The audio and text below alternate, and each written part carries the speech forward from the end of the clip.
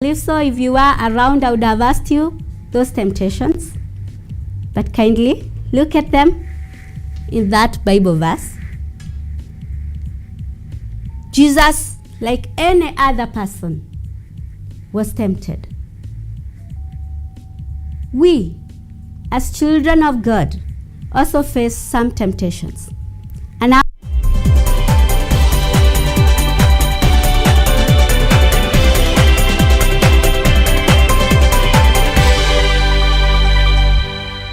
this program is rated PG. Content carried in here may be watched by everyone. However, parental guidance is advised.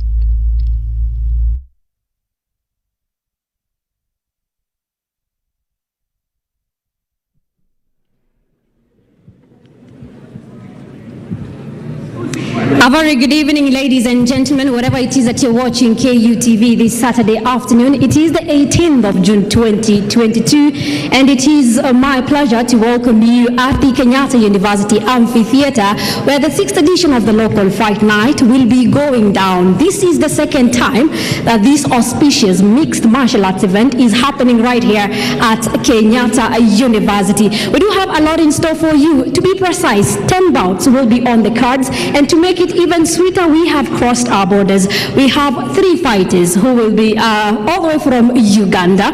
They come from the Uganda police team, and we just hope they're not here to arrest our fighters, because I know the coaches have worked so hard to ensure that they are ready to give us not only an entertaining night, but also to showcase their talent and showcase what they are made of. I will be introducing my commentators, that is Sagini and Elisha Okech, as well as my able co-hosts, that is Stanley Nyaringita, as well as Mtoto wa Maria, Mtu wa Shamra Shamra. He's here and he's going to be introducing the fighters for us this Saturday afternoon. I believe that all of you guys cannot wait to enjoy tonight, but I can tell you, mimi napenda vita and everyone knows it, and I can tell you for free, tonight it's going to be amazing. But before we take this show on the road, I'd like to request all of you to be upstanding so that we can take in the first national anthem. Ladies and gentlemen, kindly let's all be upstanding for the national anthem of Uganda.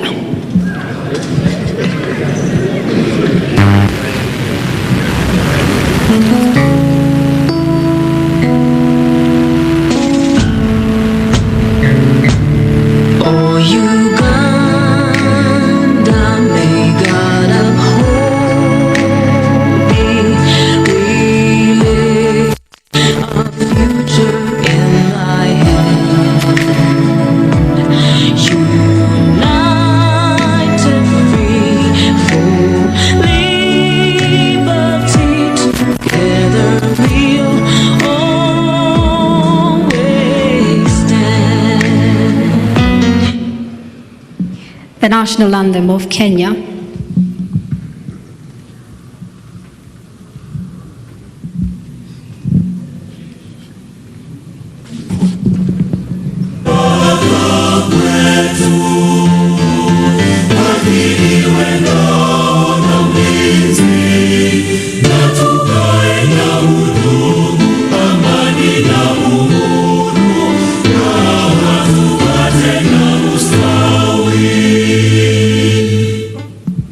The national anthem of Kenyatta University.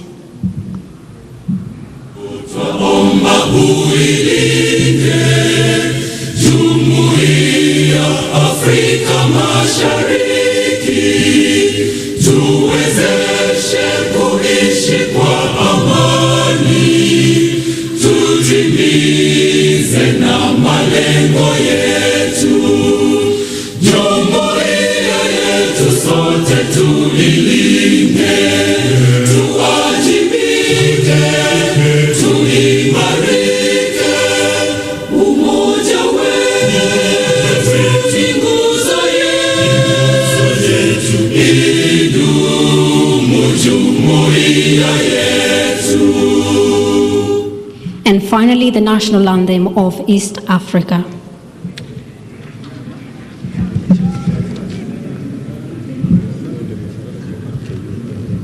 Renowned fountain of knowledge.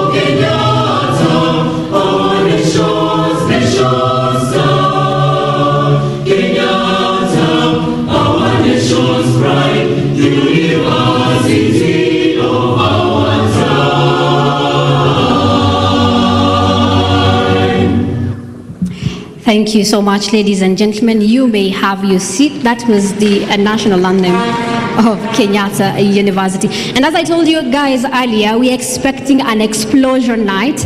We want to see what our Ugandan counterparts have to offer.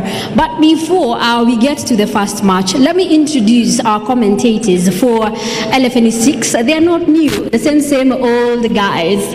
Elisha Okech and Sagini. Good evening, our able commentators. I know you guys are expecting fireworks, but starting with Sagini, well, LFNE5, we were here. We are now at LFNE6. What are your expectations tonight? 7 months since last we were here, and I can say it's been a good journey since LFNE1, 2, 3, 4 in Meru, 5 here in November last year, and again now we are here once again for LFNE6. I can say that it's going to go down, it's going to pour down. As the sun sets, always stars shine brighter, and expect an exciting show tonight. Elisha Okech, you have been around giving us blow by blow of what is happening inside the cage. I know you also have expectation. What do you think, first of all, will be the great difference between LFNE5 and LFNE6? Thank you, Flo. The main difference between LFNE6 and LFNE5 will be that this is the first time we have a more diverse audience. We also have a more diverse lineup of fighters because we have people from Ultra Fitness participating and competing. Their champ Martin Achebi is in the house to see their people. And we also have fighters from Uganda representing the Uganda police. And of course the LFNE fighters who have been fighting for a while are always here to put up a challenge. So it will be exciting to see whether the belts stay in the LFNE camp or they go to Uganda and to Ultra Fitness. You know, I saw the Ugandan fighters. Well, they look calm, but I know, well, I know they're expecting fireworks from Uganda. But let's talk about that never happened in LFNE5, where I've seen the hammer around. Hopefully, I'll get an opportunity to talk to him. But that bout never happened. What is your expectation? Which of the 10 bouts do you expect to live up to the billing tonight? Wow. Of course, everyone looks for the belt, the bout which has the title. That is the female bout and the male bout. That is Danish Oko coming to challenge against the current defending champion, that is Wafula Osodo, Julius. And the second bout, which has a title, is the female bout. It's a Kenya versus Uganda affair. I think here it's going to be a tough bout because the Kenyans who are here in the cage or in the arena don't want the belt to go out of the home soil. So I expect those two to be one of the toughest, but then again also the fights like Zuhair Bakar, whom are new entries in this LFNE, I expect also them to put up a showdown. And with the foreigners also, 3 foreigners in this edition, I think that one also is something to look up for tonight.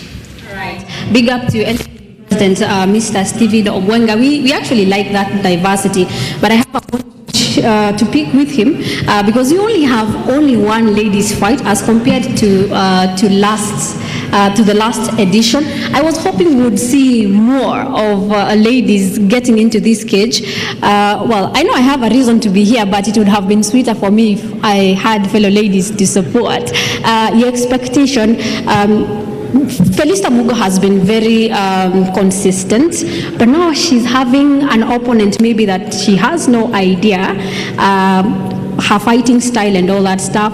She's from an institution, the police. What sort of competition are you expecting to see in the ladies' fight? Mugo has been putting up great fights against very able competition. For example, she was able to beat Paris Gidiga twice, and Paris Gidiga is a Taekwondo champion in her own right. So I feel like the challenge from Uganda, the Uganda police, people from the discipline are usually very good at their work like that when it's this kind of work. So I expect a hard challenge, but as you said, if we had more female fights, we would see contenders who would challenge Felista in the future. future. But then even now, we know they're in the crowd. I've seen Lfne Kinya is in the house. Lfne Kinya is a potential challenger for the title. So it's interesting. We have contenders in the house, even though they're not fighting. Hopefully, they will participate in LFNE7. I know these guys can talk and preempt what you expect. I just want to say you actually enjoy your work, your commentating, and I believe you also enjoy what you do. I can't wait to listen into what you guys have to say during the vote. Sure. So yes. So I let these guys go back to their booth as I engage Nyaringita. Nyaringita is going to be my co-host this Saturday evening, and it is the second time, Nyaringita, we are here. I know you had an amazing experience last time, but I also know you did engage a couple of these fighters during the LFNE6 press conference. What was the mood? What can we expect according to what they told you? Well, definitely. According to the impressions, actually now for the Ugandan fighter, Amongi, Isaac Rebecca, she basically didn't have words. She said less words in the cage, more action. Mm-hmm. So most of them apparently, if you actually look at a fighter like Kennedy Attila is one. I'd probably say a joker. If you meet him, face to face, he'd probably joke with you, but then the kind of action that he brings into the cage is one interesting one. So when I was engaging them during the press conference, it was most of them were they really say that they will bring a lot, and they have learned actually a lot. Another key interesting thing to actually note is that a good number of the fighters today will be making their debut. Talking about some particular new faces, and this actually shows the whole consistency of LFNE, now for 6, this particular bout. And a key fighter also, Isaac Chomba, the 5, if you remember, he was an exhibition fighter, so he obviously learned a few skills here and there, how this particular cage feels like, because I'm pretty sure getting into this cage and actually just feeling it, and looking around, feeling the environment, and now coming back to actually fight. I feel like mentally it prepares you. Yes. There are fighters, I don't think they have actually been here, so their mentality might the few seconds, the first few minutes, actually feeling the room and everything before they actually realize that they're fighting. Mm-hmm. Looking at this particular LFNE6, I'd say congrats to Mr. President. Mm-hmm. The fact that when you look at LFNE, it is late fight night entertainment, and actually it is we are living to the name tonight. It is living to the name tonight. Correct me if I'm wrong. The past 5 editions, they haven't really it has always been in the afternoon. So from 2 actually. Yeah. By this time would be going home. Indeed. But yes, watu wako na mpango tumempea mpango, and I know Nyaringita will be discussing more and doing interviews with you guys, and also doing interviews after the fight with those who have won. Another gentleman who need little introduction is the one and only mtoto wa Mariam, lakini najuanga hiyo si jina yake ID, but mtoto wa Mariam, good evening. I'm so happy to see you. You're always happy. Your expectation, shamra najua unangoja. Wao wanasema tabasamu jina langu la 3. Mm-hmm. And I'm feeling so nice. Kiwa ni another night. Sasa ni night. Local fight night ni night. And one thing Flo is that watu wenye wako make kufika hapa hivi bado wana watch the whole of East Africa, courtesy of KUTV Kenya on Facebook and on YouTube, tuko live. So it will be a very good fight, I'm sure. Kuna and they are proud of themselves. Umeona sijui kama umeona exhibition fulani pale ya watoto wadogo 47 kgs, 45 kgs, the future of LFNE and NMMA hapa nchini. Itakuwa tamu tena zaidi. Umesema 47 kg ni ya watoto. Alright, so well, I almost said pia mimi basi ni mtoto. I can see the likes of Coach Kopala is here, and I know they are doing a lot to ensure that we not only nurture talent but also ensure that these talents do not fall through the cracks by ensuring there is continuity and that we still continue having talent. We also have talent coming from Kenyatta University. We have mixed martial arts fighters, and some of them will be here to showcase their talent. And well, I know Bwana Ojwang will be our ring announcer, and he will be heading to his position about now. But remember, as Ojwang said, we are live on all our social media platforms. On YouTube, you can share that link with your friends and let them know what is happening. That is KUTV live on YouTube, KUTV Kenya on Facebook. Remember to share that with your loved ones. Let them enjoy what is happening. And remember, we do have 10 bouts on the card. I don't know whether unashabikia nani, I don't know who you're routing for, but I can see a lot of guys at this amphitheater, and that is enough testament that mixed martial arts is loved by many, and well, they can't wait. This is not a wasted night. It's going to be amazing. And I know the first bout is about to begin. That is the featherweight. We'll be having Lfne Mahindi in the blue corner and Jackson Kiriki, who will be in the red corner. These guys weigh 63 kgs. And right about now, I'll hand over to our commentators to take us through. Over to you, Sageni.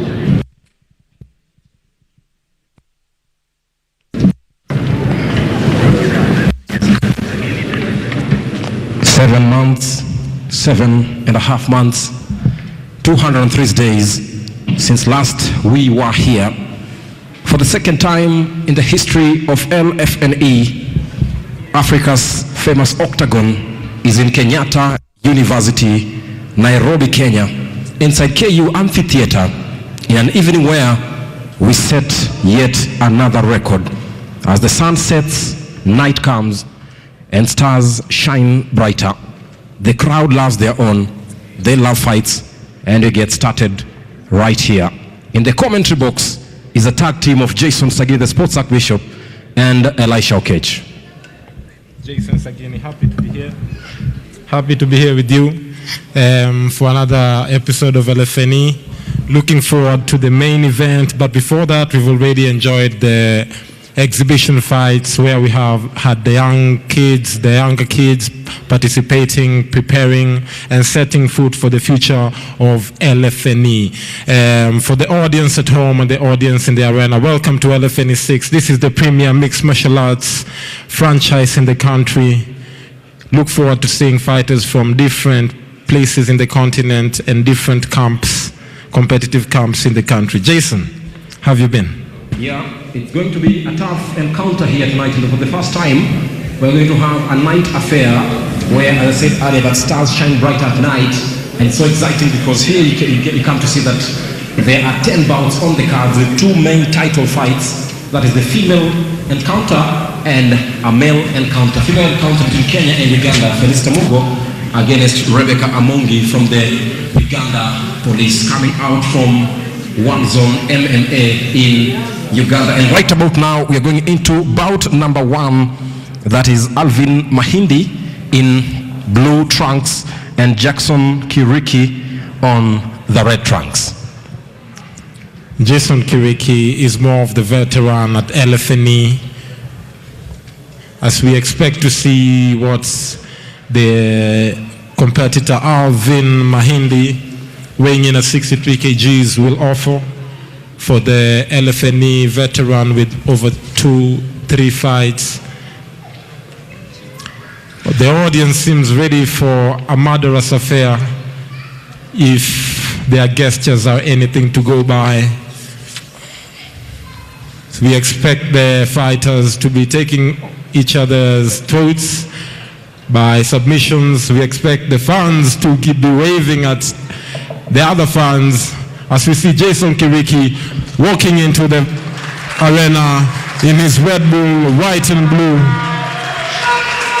Jackson Kiriki making his 3rd appearance after LFNE 4 and 5, 2 years now, with a 3-year experience in mixed martial arts, hailing from Meru under coach Eric Mugambi, very good at Shotokan Karate, Taekwondo, judo, kickboxing, and boxing. And remember, at LFNE4, he lost to Victor Andere the Panther via a KO in round 1, and then won via decision at LFNE5 in round 1 versus Moses Gidiji. He's also a former footballer, a volleyball, and also currently a farmer.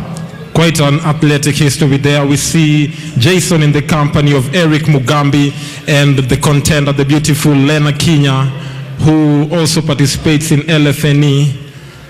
And now they're in the ring. Mugambi there watching over his fighter as Lena Kinya plays sister, preparing his brother Jason Kiriki for a fight. Hailing from Meru, where we had LFNE3, quite an exciting affair, but happy to be in the KU amphitheater this time. I see the president there, ready for the first fight. The president of KU here, KU TV also, Daktari there, ready for the fight as we see the second fighter. And here comes Alvin Mahindi, also known as Alvini, who is making his debut at local Fight Night Entertainment at the 6th edition here at Kenyatta University, coming in to challenge out for Jackson Kiriki, who is also, I hope, and I know that he's also aiming for the title, not only for Alvin Mahindi, the Alvin here, who is now currently making his debut at LFNE. I expect a good challenge from the young man. The young man looks very fresh and ready, looks like he's been working out, hitting the gym, as we prepare to see him in the ring now. Jason. Alvin Mahindi, younger by 7 years to Jackson Kiriki, with the same weight, but also with a 1-inch height advantage. Jackson Kiriki with 3 games, having won 1 and lost 2. And now, before we get into the fight, let's get the official introduction from the cage from Ojwang Mariam.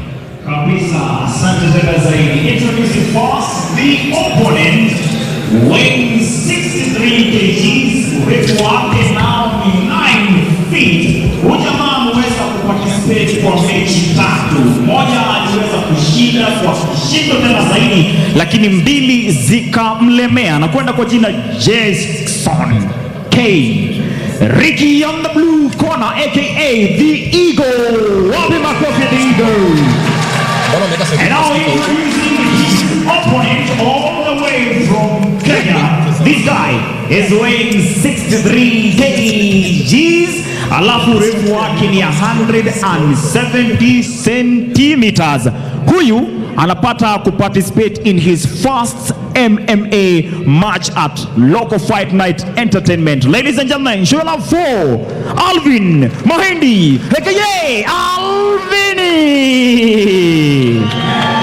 And the center referee is none other than the ever competent, the international James Ouma. James Ouma.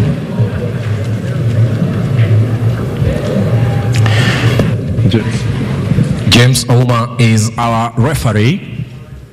It's Alvin Mahindi in blue trunks, red trunks for Jackson Kiriki.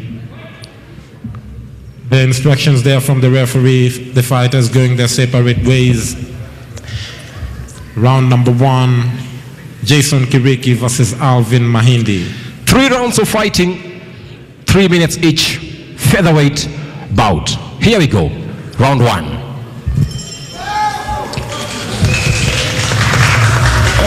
With a 1-inch range advantage for Jackson Kiriki, a good takedown there in the first round with some nice lower kicks from Jackson Kiriki, and a good takedown here now into a triangular choke here, looking out to finish in the first 10 seconds of the game. Jackson Kiriki so powerful here, looking out to finish with a nice clinch, but then Alvin Mahindi trying to fight back here.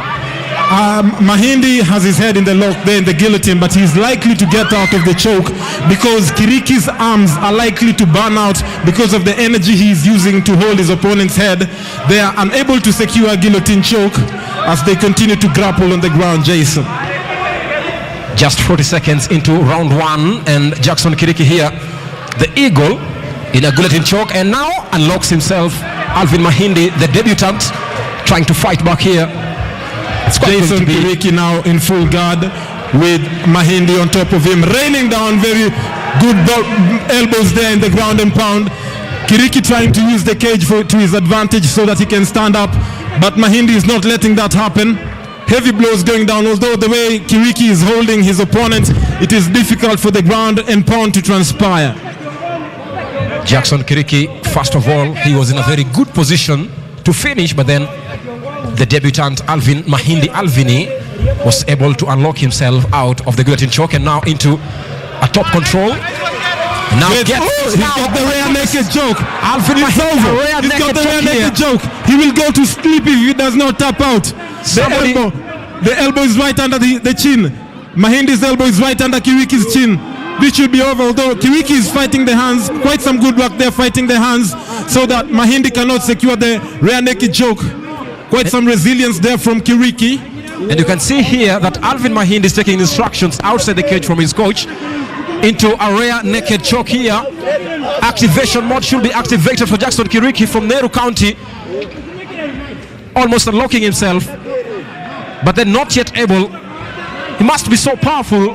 Lfne. Mahindi has the rear naked choke secured, although his elbow is not under the chin. He can use the neck crank, famously used by Khabib. Jackson Kiriki turning into red from white.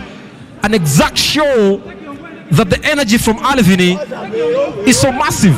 And Mahindi there will not be able to get the submission, but he seems to be taking instructions from his coach as he fights there. He's got a good body triangle on his opponent, which has now turned into a full guard. Kiriki is gone on top of his opponent. Great reversal. 20 seconds out of round one, and still Jackson Kiriki in danger here now. Unlocks themselves, both men. Great fight in the first round with 7 seconds left.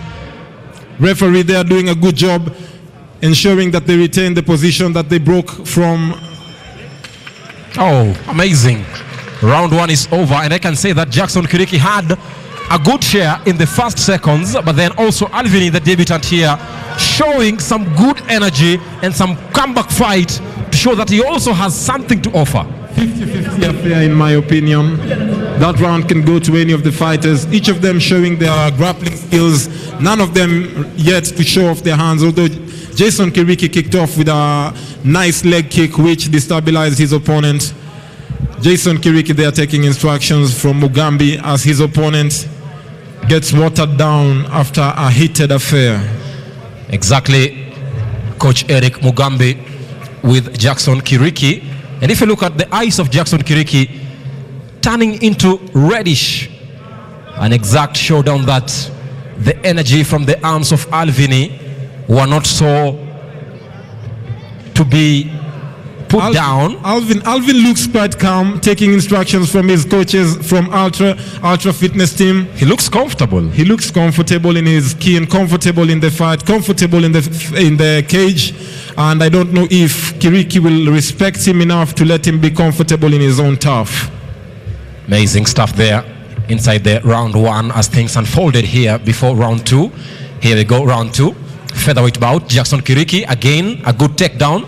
That was in the first round. Things unfolded so massively. Round number two. So head into round number two in the featherweight bout. Lfne Mahindi against Jackson Kiriki, the eagle. Both of them choosing to stay on their feet in the earlier seconds of round number two. Nice Jason Kiriki sizing his opponent. Great job nice there head from movement Jackson there Kiriki. from Alvin. A good lower kick, almost putting him down, and there goes down now. Jackson Kiriki now on a side control on Lfne. The low kicks from Kiriki seem to be powerful enough to take Alvin off his feet, which is leading them to fight on the ground. Ultra Fitness fighters are known for their stand-up game, so Kiriki is taking a great approach by taking this to the ground, nullifying the kickboxing attacks that would come from a very able Alvin Mahindi.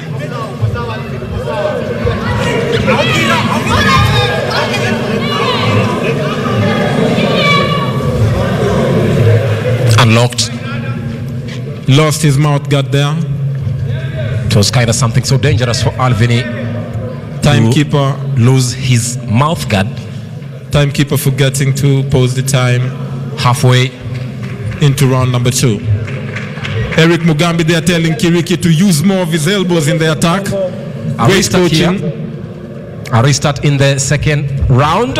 Great flying kick from Jackson Kiriki, but then Nice also powerful. powerful. Great hand movement from Jackson Kiriki. Alvin Omoni with some nice good head movement. Looking for Telegraphing. Jason Kiriki is telegraphing his punches so Alvin can see them coming from a mile away. Great head movement again from Alvin, getting out of the way of the straight punches. Kiriki throwing randomly and not actually setting up his kicks and his punches so that Jason Kiriki, Alvin looks ready for him, although the clinching and the takedowns are nullifying any attacks that Alvin would do. looking out for another guillotine choke for Alvini. The debutant gets a takedown. Side control from Jackson Kiriki inside with some nice right hands and left hands from Jackson Kiriki here, the Eagle. Both men look to be so tired in the second round. It's a tiring affair. 6 minutes of fighting is not an easy affair. Jason Kiriki making good use of side control, trying to get a guillotine choke under the instruction of Mr. Mugambi there. And this could be a moment of finishing here for Jackson Kiriki. Not likely, because Alvin has both of his hands on Kiriki's hands. So although Kiriki has him secured, Alvin seems very comfortable in that position, waiting for the time to run down at 18 seconds into round number 2. 18 seconds away from the end of round number 2. 10 seconds now. Final 10 seconds here in the featherweight bout in the second round. Who will emerge top of the other? They seem to be Both still in a clinch, and time over in the second round. Heading into the third round, we can say 50-50 still? Still a 50-50 affair, Jason. You know, it had skipped my mind that we are dealing with Jason Sagini and Jason Kiriki. Oh my goodness. A namesake.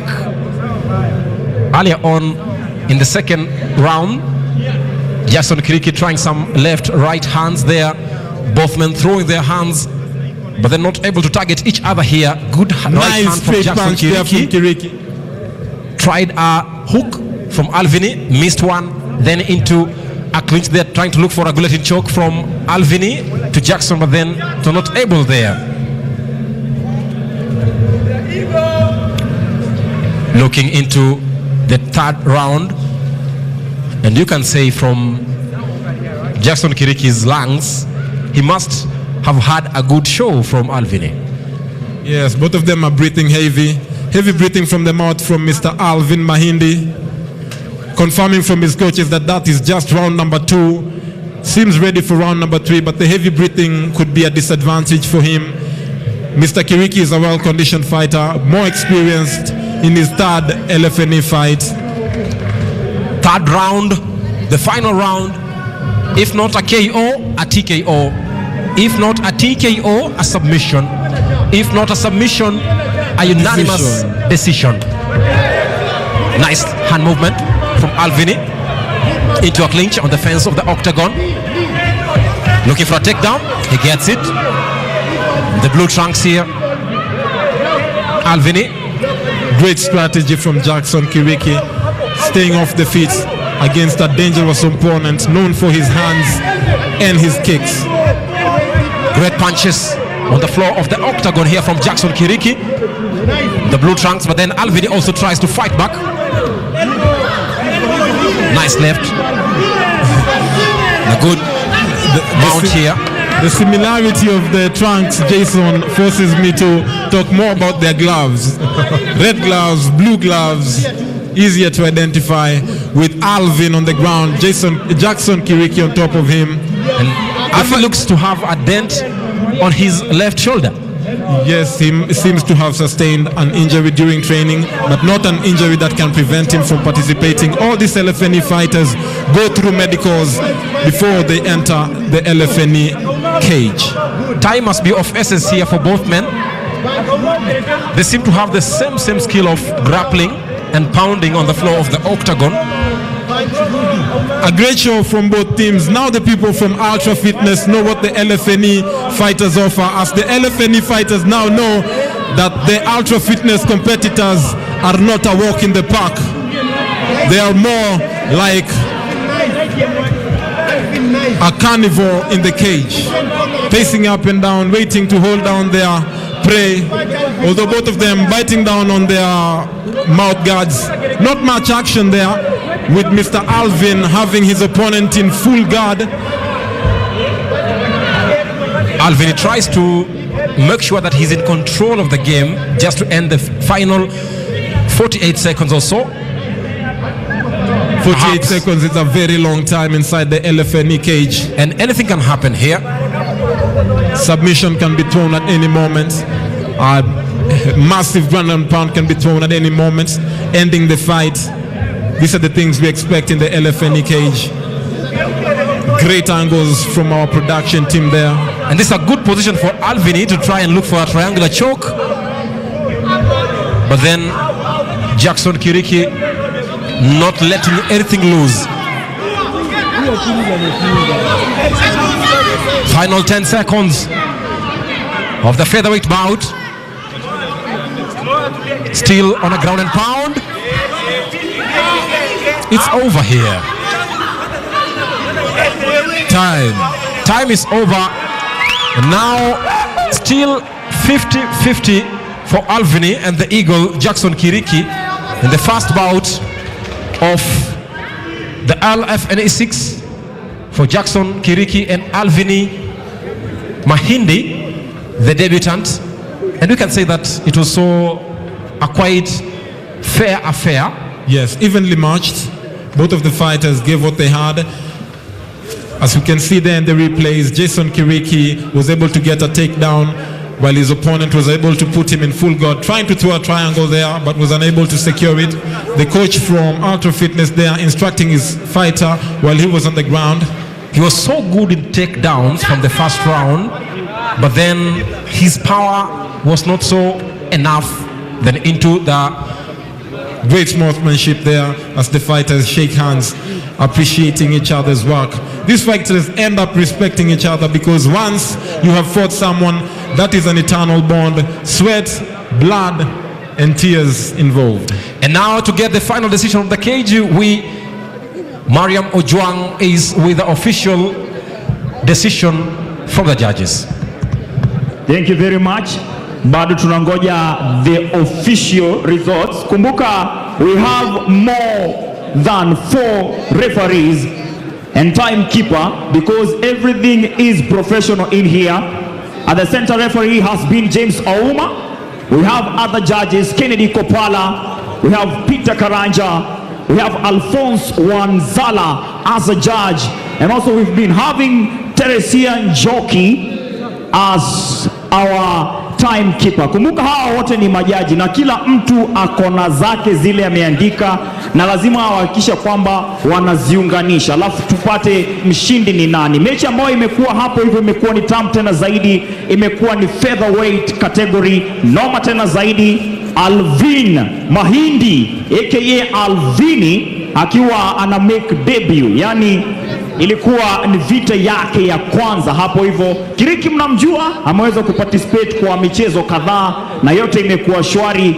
Wote hawa wanawania kupata kujua nani mnoma. Hawa ndo tunaangalia siku zijazo ambao watakuwa wakipigana pale hivyo, wakinona kidogo waingie heavyweight. Alafu hiyo heavyweight ni ile ambayo niliwahi kuwa nikicheza nyakati nilikuwa Cambodia. Usisahau ya kwamba pia Jackson Kiriki akona uzani wa kilo 63 all the way from Meru to Nairobi. And then huyo mwingine pia ako na kilo 63 anakwenda kwa jina Mahindi ukipenda hapo hivyo. Na imekuwa shwari tena kabisa. Bado nangoja akina Kopala hapa hivi, our top judges wapate kunisaidia na zile ambazo zinajulikana kama official results.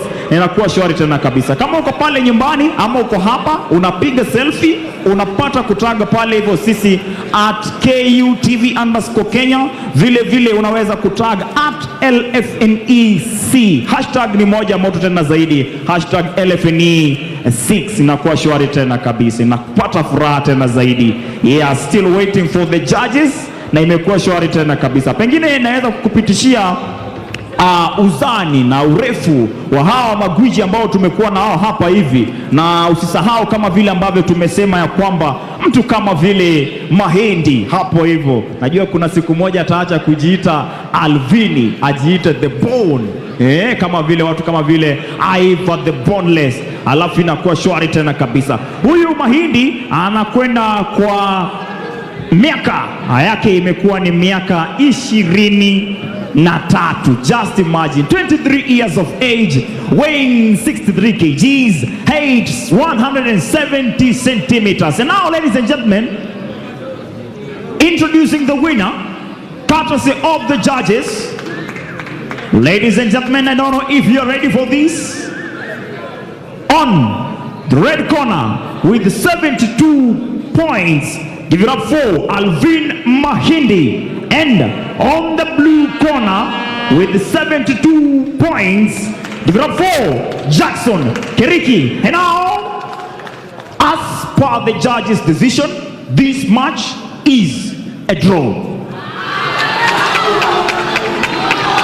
A draw, 72 points for Lfne, 72 points for Jackson.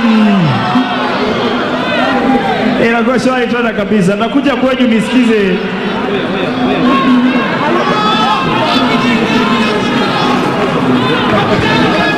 It's a draw. I can see the fans are hyped up right here at the Kenyatta University's amphitheater. At the Kenyatta University's amphitheater. Yes, asante sana John Tito Mariam. Mapanzo anasema hapana. Mapanzo anasema hapana.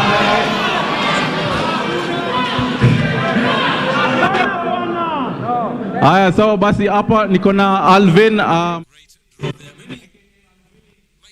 Do you think it was a draw or it was not? The judges got it right this time because the fighters were equally matched. Each of them offered enough offense and each of them offered enough defense. So I think for this one, that's a good start because the judges have decided that it is a draw. Maybe it would have been better if Mr. Ojwang Mariam would have told us the scorecards from each of the judges. Exactly. Looking at the repeat here, you can see that everything is going out well and that things unfolded so well and things were so okay. And let's now get what each of every fighter there has to say after the draw, while their coaches protest. Right, thank you, Sagini and Elisha. I do have here Lfne Mahindi. Lfne, this is your first time being on the cage. Let's start. How are you feeling right now? I'm actually really tired, but I've enjoyed. It was a good fight. Yeah, first time, loved it.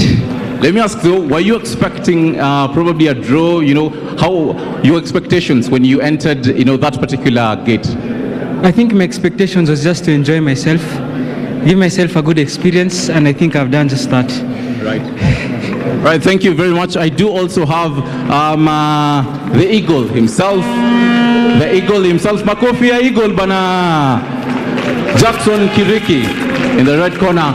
Jackson, 3 games so far. You have won one.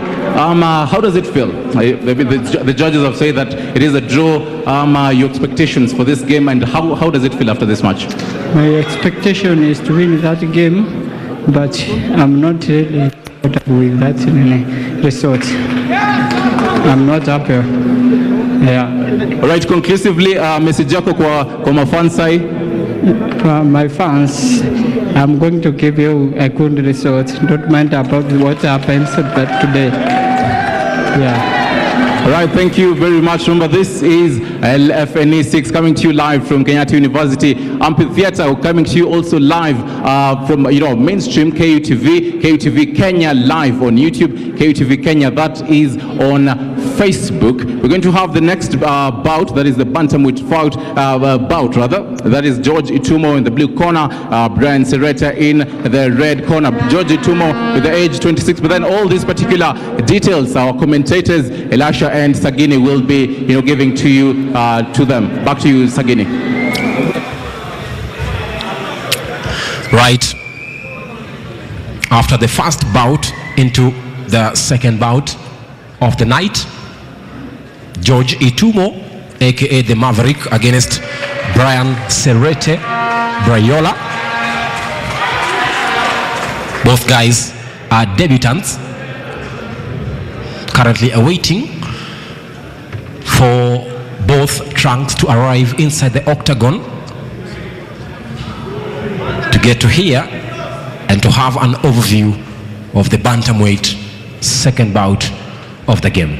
Maybe an expectation from both guys because they're both making their debut at the LFNE. Well, it's very hard to predict what the fighters will do when it's the first time they're participating in the cage. But usually the debutants set up their fights better because they are unaware of what their opponents will come to offer. So we look forward to what Brayola will present against Joji in the second fight at LFNE6. The crowd loves it here. They enjoy it as they wait for the stars to shine brighter. Scam Cardinali in the house. And also the emergence of new stars. And now getting the first fighter of the night in the second bout is George Itumo, the Maverick.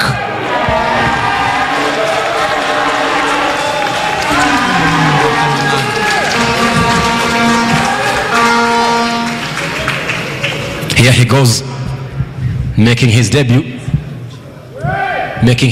inside LFNE. We expect also a great showpiece from him, just as Lfne Mahindi aka Lfne. And here is George Itumo, the Maverick, coming in with some good showpiece. And he has also a crew, a cheering squad is so active and so mouthy outside the cage here as George Itumo Maverick makes his entrance into the cage on blue trunks. George Itumo was looking very healthy and strong during the weigh-ins, standing his ground during the face-offs. As he walks into the cage, looking still ready, looking still able. We have his ultra fitness team behind him. He has his people from Umoja and his clans behind him. Great support for the fighter, George Itumo in the blue corner, ready to start the fight as he awaits his very able opponent in one Brayola, Brian Serete. A debut is a good debut. And here comes the second fighter in the bantamweight bout, Brian Serete, also known as Brayola.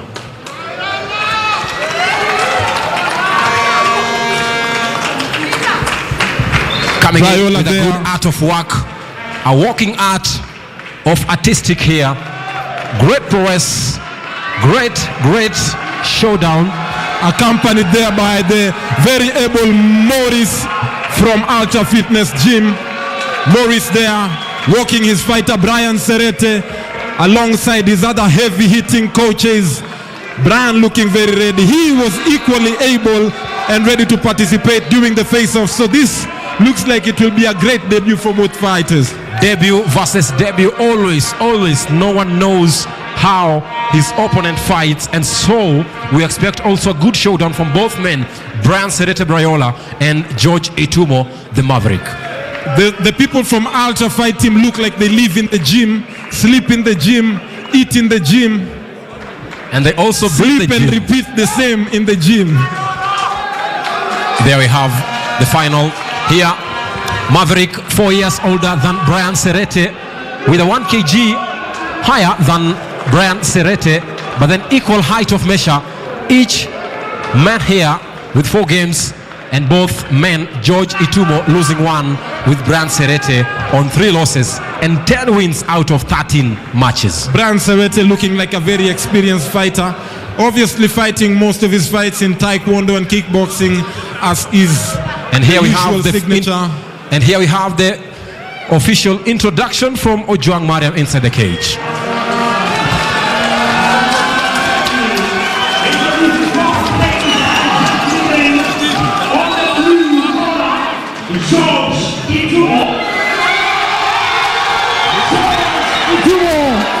aka the Maverick, is 26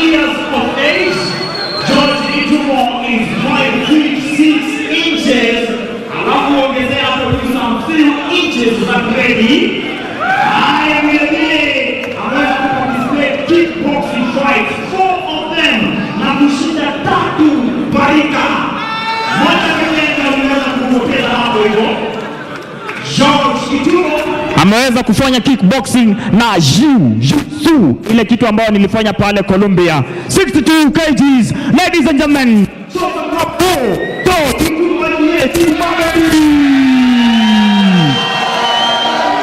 And now, ladies and gentlemen, on the red corner, introducing his opponent, Brian Serrete. Brian Serrete is 22 years of age. Brian Serrete is 61 kgs, height 5 feet 6 inches. He has participated in over 10 games, that is 13 games to be precise. Has won 10 and lost only 3. Ladies and gentlemen, kama unapata kuwekelea bet, unajua ni wapi. Kumbuka, on the blue corner, George Itumo. On the red corner, Brian Serrete aka Brayola. On the center, referee is Alphonse Wanzala. Mechi anze, vijana wakaangane.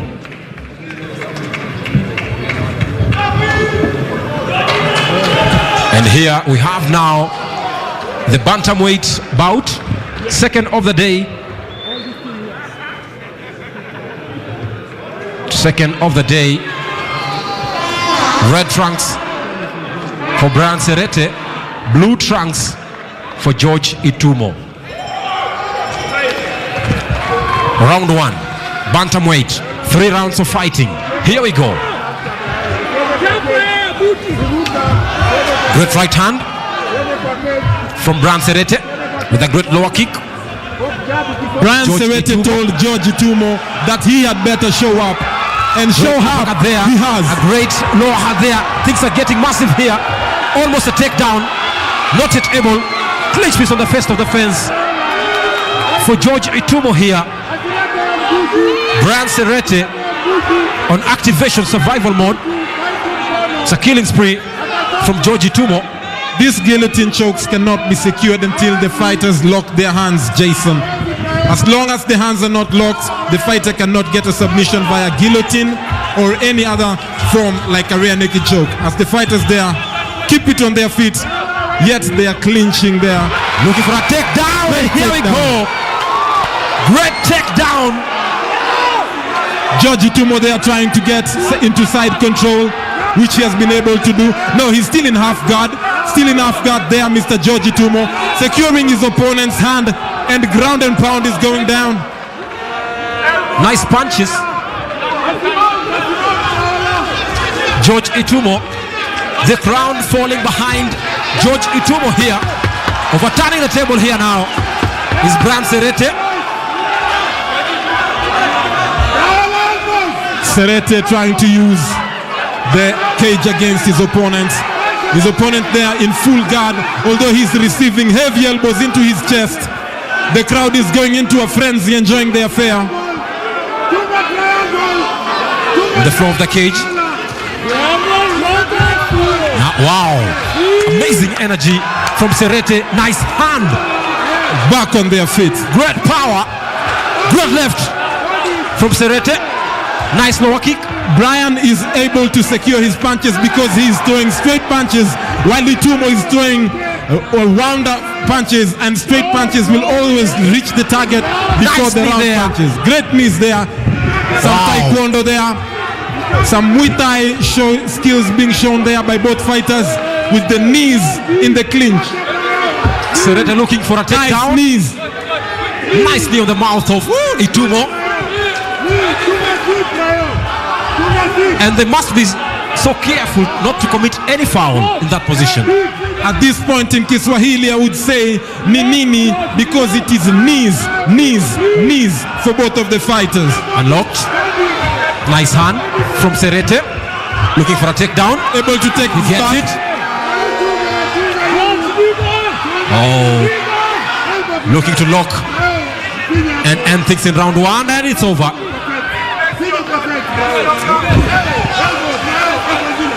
The bell should go. Here it goes.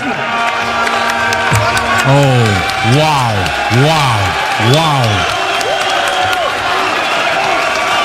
Great first round from both men, Itumo and Serete. Blue trunks, red trunks, both on equal active measure. The crowd loves it. They enjoy it. Wow, amazing. As we see there, Brian was able to throw nice straight punches, but his opponent was able to negate that by getting into the clinch. Then both fighters showed their Muay Thai skills when they were fighting knee to knee, but then they also had to go on the ground where Brian was unable to secure side control. They got back on their feet, Brian with great straight punches to the body, although his opponent there, Mr. George Itumo, was resilient and was able to hold his opponent there, taking his back. Great judo flip from Mr. Itumo in the first round. Wow. You can't say that it's a debut for both men, because you must say, or if you just is a first time viewer, you will say that they have experience in LFNE. Yeah. Now into a second round here for the bantamweight. George Itumo in the blue trunks and red trunks for Brian Serete. First round, you can say 50-50? 50-50 sounds fair, Jason, with George Itumo offering some concerns. Round 2. Here we go. Nice hand from Serete. With lower kick from Itumo. Another nice hand body there kick from George Serete. Looking out. Takedown attempt. For a takedown attempt there, but then fails. Both fighters more measured in the second round after each has tested out their opponent in the first. Nice hand movement from Serete. Great hand work from Brian. Morris there urging his fighter on. Nice hook. Flying kick, but misses there. Great body kicks in response there from Brian Serete. No one is looking out for an uppercut here. Great hook from Itumo, but misses once again. Brian is breathing from the mouth, which is a sign of fatigue. Almost but he still is in the attack with Mr. George taking a back step. Almost losing focus here. Now charging forward here. Great nice Brian is going for the finish. Great uppercut. Brian is going for the finish with his great hands. Although these muscled fighters get tired fast, Brian is showing quite some great cardio, which we can attribute to the work he does on Gong Road at Ultra Fitness Gym. Nice left and right hand consecutively. Charging forward. Lower kick. The fighters are both tired, Jason. No target. Nice body kick. He's looking for... Oh, wow! Nice head kick. Nice head kick there from Brian Serete. A nasty one here. Shakes the hair on his opponent's head. Wow, amazing. Nice hook from the right hand of Serete. George Itumo seems to be offering nothing in this round. He seems to have lost his focus. Not throwing his hands, only in defense, on his pedal, moving away from his opponent. No attacks, no defense from Itumo. Missing with the left hand there, missing with the right hand there. Still nice, great body kicks from Serete. Brian is in beautiful form on this lovely Saturday afternoon in the second bout of LFNE6. The crowd is loving this affair, urging on their fighters as Brian attacks the body there. Nice left kick. Briola very consistent with the attacks there. Nice and measured, precision beating power. Taking his time there. Brian, they're going for the finish. Jason Itumo seems to be one and done. 1 second to the end of the round. Almost down. Will he finish? Nice right hook. Another one from the left. From the right again. Finish here It's a killing spree from Serete here now. Time was not just on his side from Serete here. You must say that things were so fair until that moment when the second on the clock. That was not a 50-50 affair, Jason. Brayola put a great beating on his opponent. He was able to push him to the edge of the cages. He hit him in the body. He hit him in the head. He kicked him. He punched him. In this round, we'll give it to Brian on account of great attacks. Here we go once again. Serete in the second round.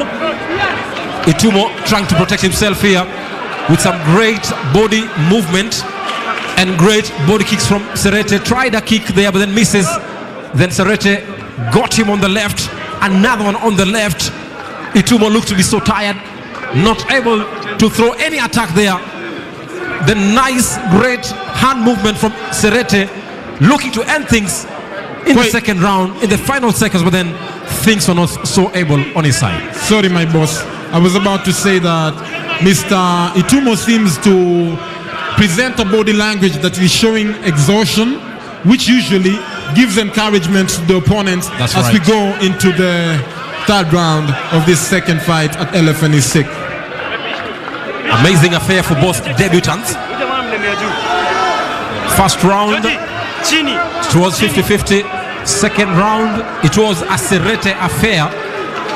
And now into the third round to find who will emerge victorious in the bantamweight second bout of the night. Marvin Jr. closing the cage. Round number 3. There seems to be some concerns from the fighters. Maverick seems to be a little bit confused here, but then keeps his focus inside the bout. A nice right hand from Serete. Straight right, straight jab there. Seconds of the third round of the second bout of the night here. Nice trial from Itumo. Still looking out for some great body movements. Nice left head kick from Serete with a great left hand. Serete into a charging mode here. Serete seems to be charging, but he's charging recklessly, Jason, because Brian keeps his eyes open. He stays in the correct position for his body to attack, while his opponent's great takedown attempt there, secured. Wow. His opponent seems to be distraught and he seems to be overwhelmed by the situation. Brian is calm even in the events where he's under attack, which gives him an opportunity to make a transition from a position where he's being attacked to a position where he's in attack mode. So far, Brian doing a good job, even although he's on the ground under the bottom with half guard on Brian by one George Itumo, who has been on the receiving end of this fight so far, Jason. This is a good time, or it's a good tactic for Serete to try and close in on the gap and try to make things to unfold in a slow motion mode. And you can see here Itumo in the blue trunks with some great lower body kicks on Serete. Serete, a good takedown. Great reversal there from Mr. Brian. Great reversal there from Brian Serete. Now on top in half guard. A good control. Although he's in half guard, no, he's actually in full guard, and his opponent has a body lock on him, which makes his opponent safe, although he's on the ground. But Brian there trying to control his opponent's arms so that he can drain some heavy ground and pounds from his well-muscled body. Great elbow. Another one. Great wrestling from Serete. A ground and pound here. Our diverse audience loving it, cheering on in every language. Here we go. Quite a great tension from the fans outside the cage, and great elbows here. God. On the ground of the pound here. Oh my. Over 20 seconds. Oh, final is all over here. Brian Serete Brayola with a TKO, with a technical knockout via ground and pound. Amazing stuff, great energy. The whole team is in the ring. Martin Achebi, Morris in the ring, Ultra Fitness taking over the cage there, the LFNE cage. Great decision by the referee there, because The fighter's safety is of utmost concern. Jace, the left elbow, right elbow from Brian Serete, they were heavy. That Georgie Tumo couldn't keep up with the pressure. On top of the cage there, Brian looking like a python. Amazing stuff. More like a boa constrictor. Great mode of celebration. His ground and pound looked like a bear's work. You must say it's a good debut. They are now trading words with the fighters from LFNE. And he can't keep his calm. He should not keep his calm after such a performance. Wow. He is within his rights to make as much noise as he should, because he said, Itumo, if you can come to the ring, I will finish this fight. Beautiful work there. Beautiful, Brian, beautiful Brian. Left and right elbows from Brian Serete here. That took off. Wow, amazing stuff from Brian Serete. Good work from Brian. He knew when to release opponent. As soon as the referee touched him, Brian knew that he had won the fight, got back to his feet to celebrate his victory alongside his animated team of fighters and coaches. Great stuff. And now to get... Wow. The crowd always and actively, without any measure, going and falling behind the winner, Brian Serete Brayola. And now, let's get the final decision in the cage with Ojwang Mariam. Sana. Wapi mafans wa Georgie Tumo? Mafans wa Brayo? Kabisa. Hizo results ikiingia niko nafana hapa hivi. Unaweza simama, usiogope. Hiyo mechi unaitwaje? Umetoka wapi na hiyo mechi imekuwa vipi? Mimi naitwa Roba Manchui hapa. Nimeshukuru sana kwa hii support ya LFNE na in combination na Ultra wanafanya game poa sana. Thanks Morris. Ninadhani next time ninakujoin. Na pia tuwapatie pia challenge, so nimefurahia sana. Asante sana. Haya sasa, ladies and gentlemen, niko na official results. Iwapo tuko tayari, niko na official results. George versus Brian. Kumbuka center referee amekuwa Alphonse Wanzala. And the winner is, all the way from Nairobi, Kenya, Brian aka Brayola. Asante sana. Brayola, the winner of this bantamweight category.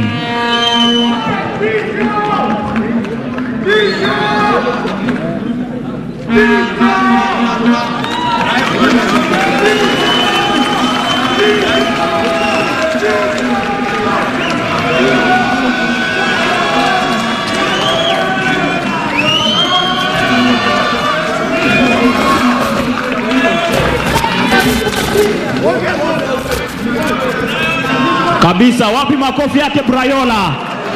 Nyaringita, unaweza uliza Brayola hapo hivyo vile ambavyo anajihisi. Naona ako na joto jingi, ameingia pale kwa mafans. Nakwambia lazima chote mafans kidogo. Ukweli kabisa. Unaweza mfuata, usimuogope, mfuata hadi hapo hivyo. Ashukuru mafans kabisa. Brayola, naomba kama unaweza kuja hapa. I'm telling you, Ojwang, he walked in style. Uliona akikuja mosmos. Kabisa. Pole tu. Na akasema red ni ya ushindi. Na huyo hapo hivyo ningependa kujua vile anajisikia ama vile anahisi. Alafu he fought in style. And you know, interestingly enough, in the third round, he was calm, if you ask me. Brayola akimalizia hapo hivi, age 22, weight 61 kilograms, 5'6", 13 games, win 10, sahi imekuwa 11 10s, and lost 2 games. Lost 2 games. AKA Brayola, how does this, your reaction, how unafilaje sahi by the way? Niko tu sawa, hiyo ni normal. Nikapata hizo wins zingine, hiyo fight ilikuwa fight kama hizo fight zingine. So, hiyo ni first step. So, pole tu. Target yako ilikuwa gani ukiingia teme in the first round?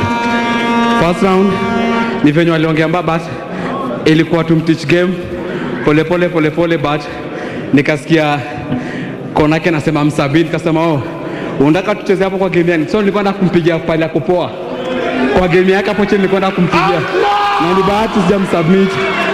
So shout out to my coach. Amekuwa na mimi for a long time. Alinitoa for level 1 kutoka nikuwe 0 everything, amenifikisha mpaka hapa nimefikia. Tena mwenzangu hapa Alfi na partner wangu ndio huko hivyo. Na thanks sana. And finally, Brayola, confidence unatoa wapi? Probably hata mafans unaweza dai kujua confidence. Hii confidence ya kupigana hapo unatoa wapi? Ako lucky sana, kadi yangu ilikuwa kiasi. Otherwise that is all. Ojwang sijui mafans unasema nini? Confidence natoka kwa champ hapa. Confidence natoka kwa champ hapa. Kwa champ Morris hapa coach wangu. Hapo ndo pale confidence natokea. Pale inaanzia. And also tomorrow is Father's Day. Probably father figure wako nini, probably hata mzai nyumbani ama maybe coach hapa hivi anakaa father figure. Wewe nimekwambia undo everything undo budo undo mother undo everything undo coach undo friend undo everything. Bila singefika singekuwa naongea na hivyo naongea hapa. All right. Thank you very much, and congratulations to you, Brayola. Sagini sijui Elisha, commentators, talk to us on our next bouts and the statistics that we are expected to have.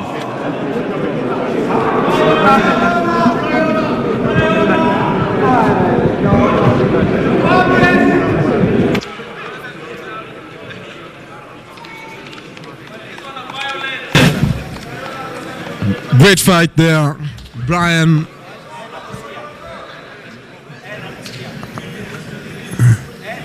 That's how the things unfolded there inside the third round and the second round and the first round.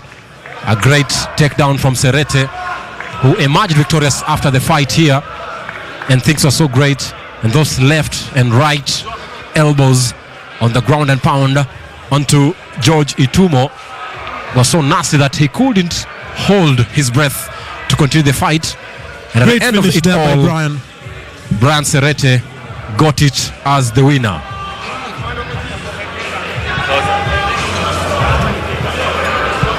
Here we are now. Here we are now.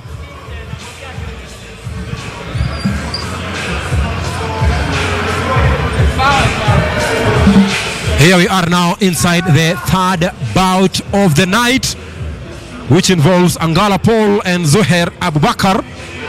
Angala Paul from Uganda and Zuhair Abubakar, the roadest from Nairobi, Kenya. And now here we have the first fighter from Kampala, Uganda, Angala Paul.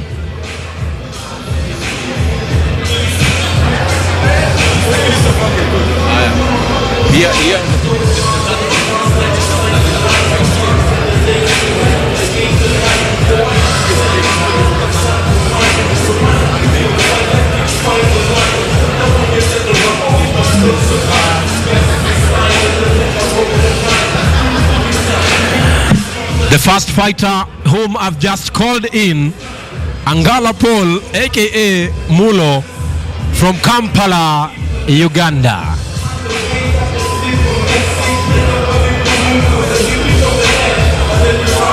Like Ziggy with the dreads.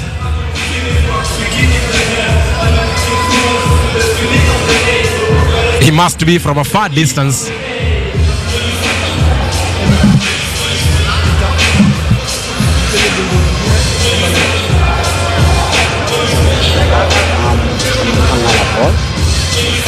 I'm ready for the fight. I play bantam, that is 60, and for sure I've been preparing. I've liked the sport and I want to gain more and more and more. I'm not saying that I'm the best, but I'm trying to push it on, because we don't start from up then down. We start from zero to get where you are. So I want to thank my manager who has promoted me. That is Bout Talent that has brought me here. So I want to thank him for promoting talents like the way it says Bout Talent. What experience, because when I played, it was my first time to play and I played it in Kenya. I learned a lot and it gave me a lot of things to do, to work on, and I've tried to polish them out. So we shall see come Saturday.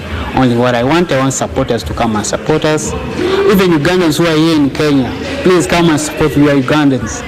Come and support us also. Come and support our fellow Ugandans who have come to show the Kenyans what we can do. Alright, so ladies and gentlemen, you can see the energy, you can see the gist, you can see the power.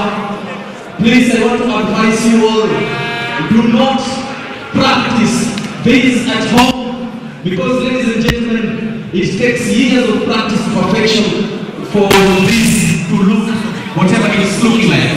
So if you are at home, if you are in your schools, hostels, if you are wherever you are, do not try this unless you try with a lot of training to do. So ladies and gentlemen, we are live on KUTV.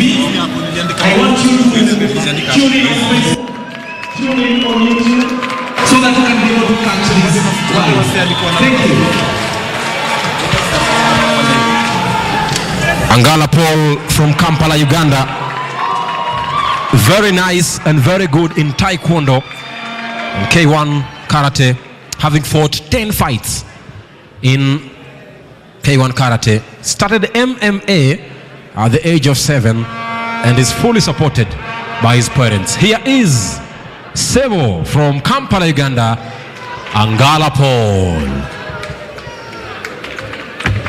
Angala Paul is in the police force in Uganda, paying homage to his supervisor and his superintendent. Great homage to Madam Rita, who he said is a woman of strength and power, who has always supported the Ugandan MMA team. And here comes Zuhair Abubakar, the Rodast, second fighter. You've never seen this before, making his debut inside LFNE. Zuhair Abubakar in the blue trunks. Great support from Zuhair Abubakar, there from his coaches and his fans. Great showing from the fans today in support of their fighters as we continue to make better, bigger shows here. Abubakar walking into the ring, his gentleman coach ushering him into the dangerous LFNE octagon. 1 year younger than Paul Angala, but then also 1 kg heavier than Paul Angala and 8 centimeters taller than Paul Angala. 9 games for Zuhair, 12 for Paul, and 8 wins for Zuhair, 9 for Paul, 3 losses for Paul Angala from Uganda, and Zuhair Bakar 0 losses with a 1 draw inside the bantamweight third bout of the night. 3 rounds of fighting. Zuhair Bakar and Paul Angala. And now, ladies and gentlemen, all the way from Uganda, Kampala, Banandi. Ladies and gentlemen, introducing Angala Paul, weighing 60 kgs, 160 centimeters. This guy has fought in 12 matches, winning 9, losing 3, hence the AKA Mulo, all the way from Kampala, Uganda. Show some love for Angala Paul. And now, from the United States of Kenya, Nairobi, aka Kanairo, aka Gigi Lamata, introducing on the blue corner, Zuhair Abubakar,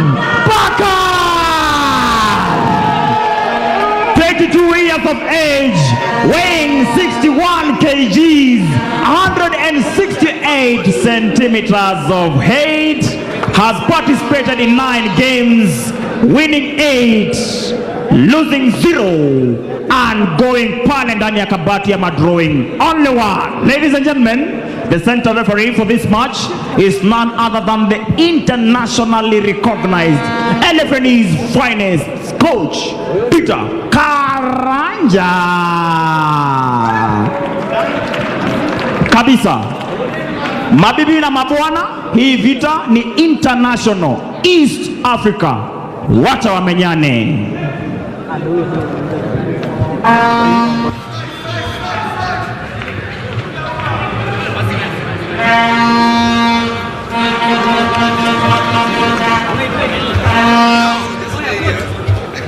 Peter Karanja is our referee. Bantamweight bout, Angala Paul, Zuhair Abubakar. First round, 3 rounds of fighting. And there seems to be a conversation from Zuhair Abubakar here with the referee. Perhaps Zuhair having a problem with his mouth guard. Maybe Right. too big, maybe too small. He will need to bite down. Things are okay. Angala Paul looking serious and ready. Fair game.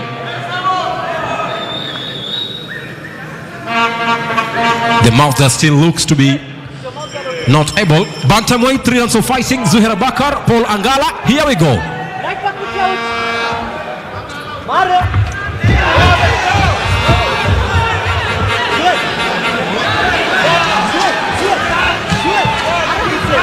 Nice right hand movement for Paul Angala. Here we go. Still looking out for a good showdown. Nice hand movement there, charging forward from Zuhair Abubakar, but then returns them here. Things are heating up. Great body movement. Nice left kick from Angala Paul. Now on a clinch, looking out for a guillotine choke in round 1. Wow, amazing here. Kind of DDT. Zuhair's mouth guard still not quite comfortable. It has to be checked here. There seems to have been a foul. The fingers of Zuhair might have poked Paul Angala's eyes. Restart. Nice left and right lower kicks. On a clinch here.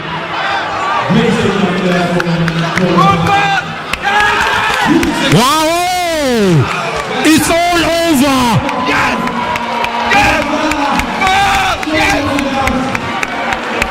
Submission! Lfne. Mission!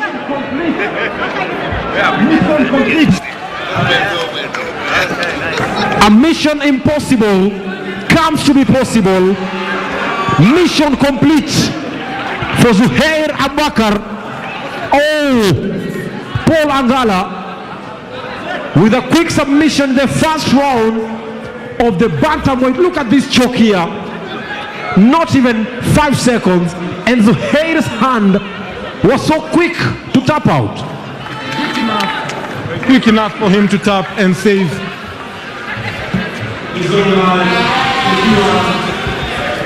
his health, to help walk out with his passport. Nothing to shake the shingle. While Paul Angala with his first victory is something to be very proud of in this very exciting LFNE. And now let's get the final decision from the cage with Ojuang Mariam.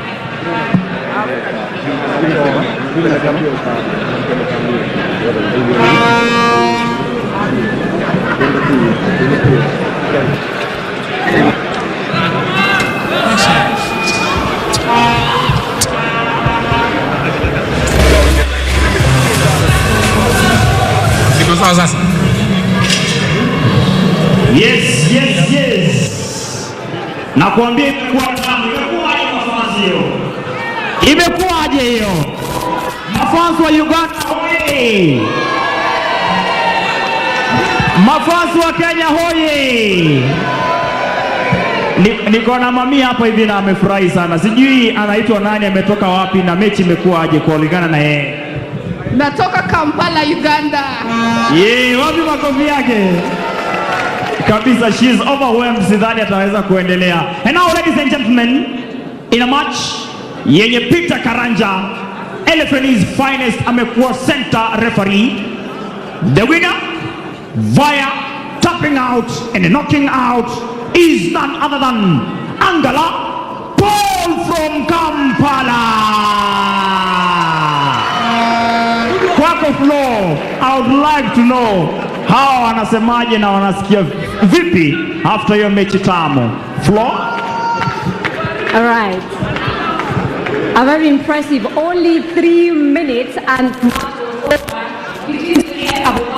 was corner and Paul.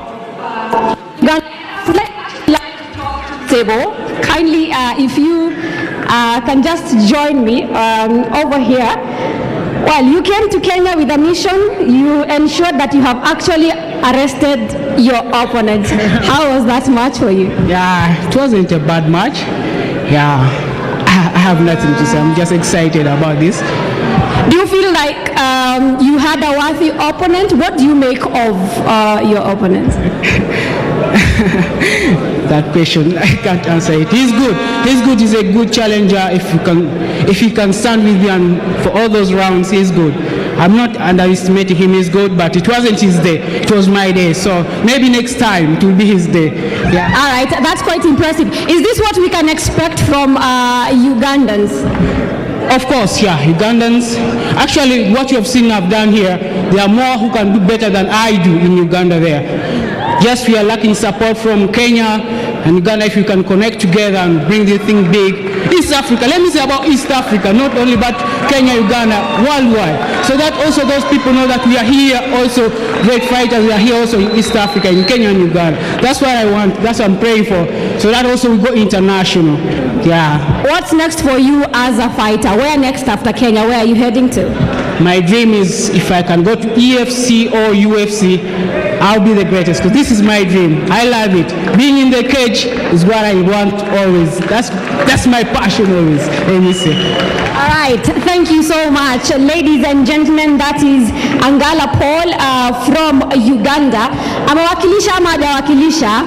I know Ugandans are happy, and we are happy to see the level of competition that they are bringing into tonight's LFNE6 championship right here at Kenyatta University Amphitheater.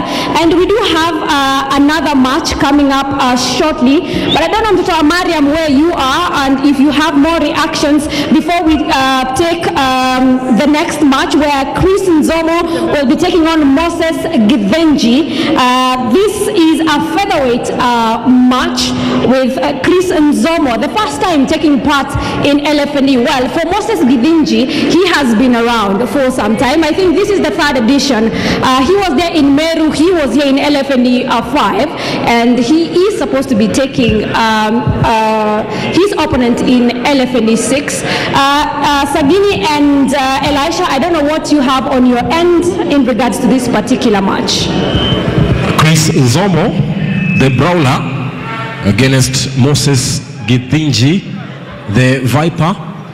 Moses Githinji has a 6-year experience and very good in karate, kickboxing, street fights, and freestyle. He emulates the likes of Floyd Mayweather and Conor McGregor. Trains karate in high school, and he's also making his second debut or his second appearance at LFNE after making his first appearance at LFNE 5 and lost to Jackson Kiriki by decision, and also lost to Mashada Bernard via submission at round 1 and LFNE 4. Hailing from Meru under coach Eric Mugambi. What?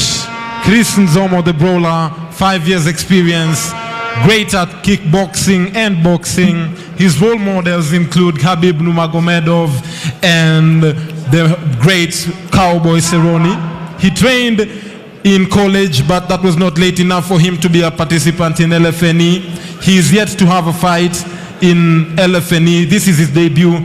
Hailing from Nairobi, Chris Nzomo, ready for a brawl against the Viper Moses. And you must say, from the injury that Moses Githinji has just sustained, this could be a great fight, but then it might not go as expected. Yes, with Moses Githinji sustaining an injury during the preparation yesterday, he might not be able to participate and fight against Chris Nzomo, which might force the referees and the judges to give a walkover to Chris Nzomo, considering that both of the fighters already had shown up And once the fighter has shown up, he has no choice but to walk into the ring. The fighter that is ready to fight will be the fighter that is ready to win. Yes, Chris Nzomo, they are looking comfortable, knowing that he will not have to throw a punch, but he will still walk away with a victory. He has nothing here to come to do, just to respect the calendar of the year.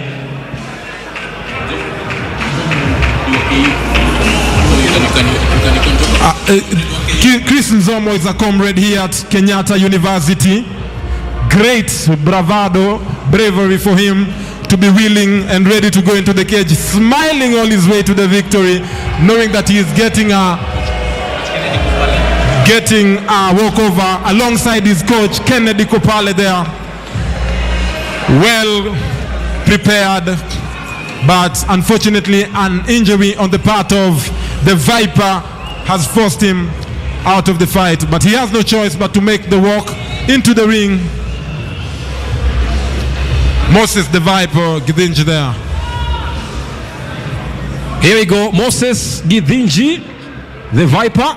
You can see clearly in his right leg sustained an injury and not able to fight here, because it would need to be fair for him to fight under such conditions. But then he has to make that official appearance at LFNE just to ensure that he came, but then things didn't unfold as he expected because of an injury. In the blue trunks, we have Chris Nzomo Brawler, a KU comrade. In the red trunks, we have Moses the Viper, who hails from Meru, under coach Eric Mugambi inside the cage here.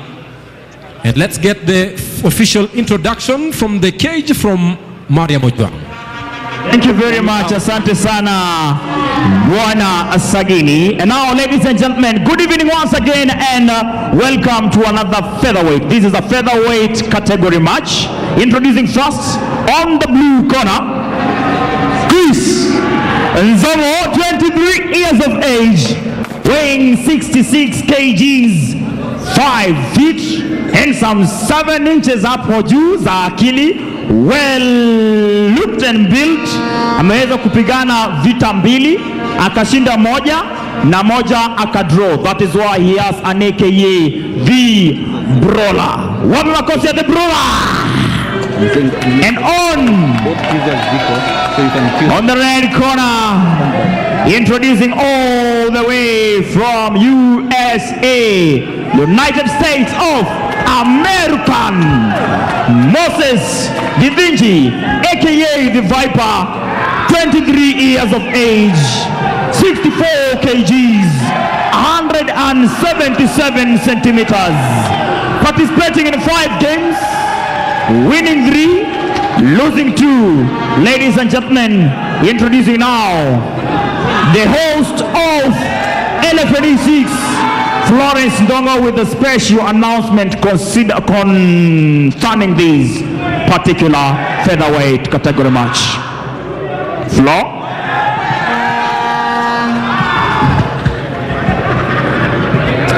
All right. Quite unfortunate. That's a match I wanted to see, especially for Moses Githinji, who I would actually request to join me here.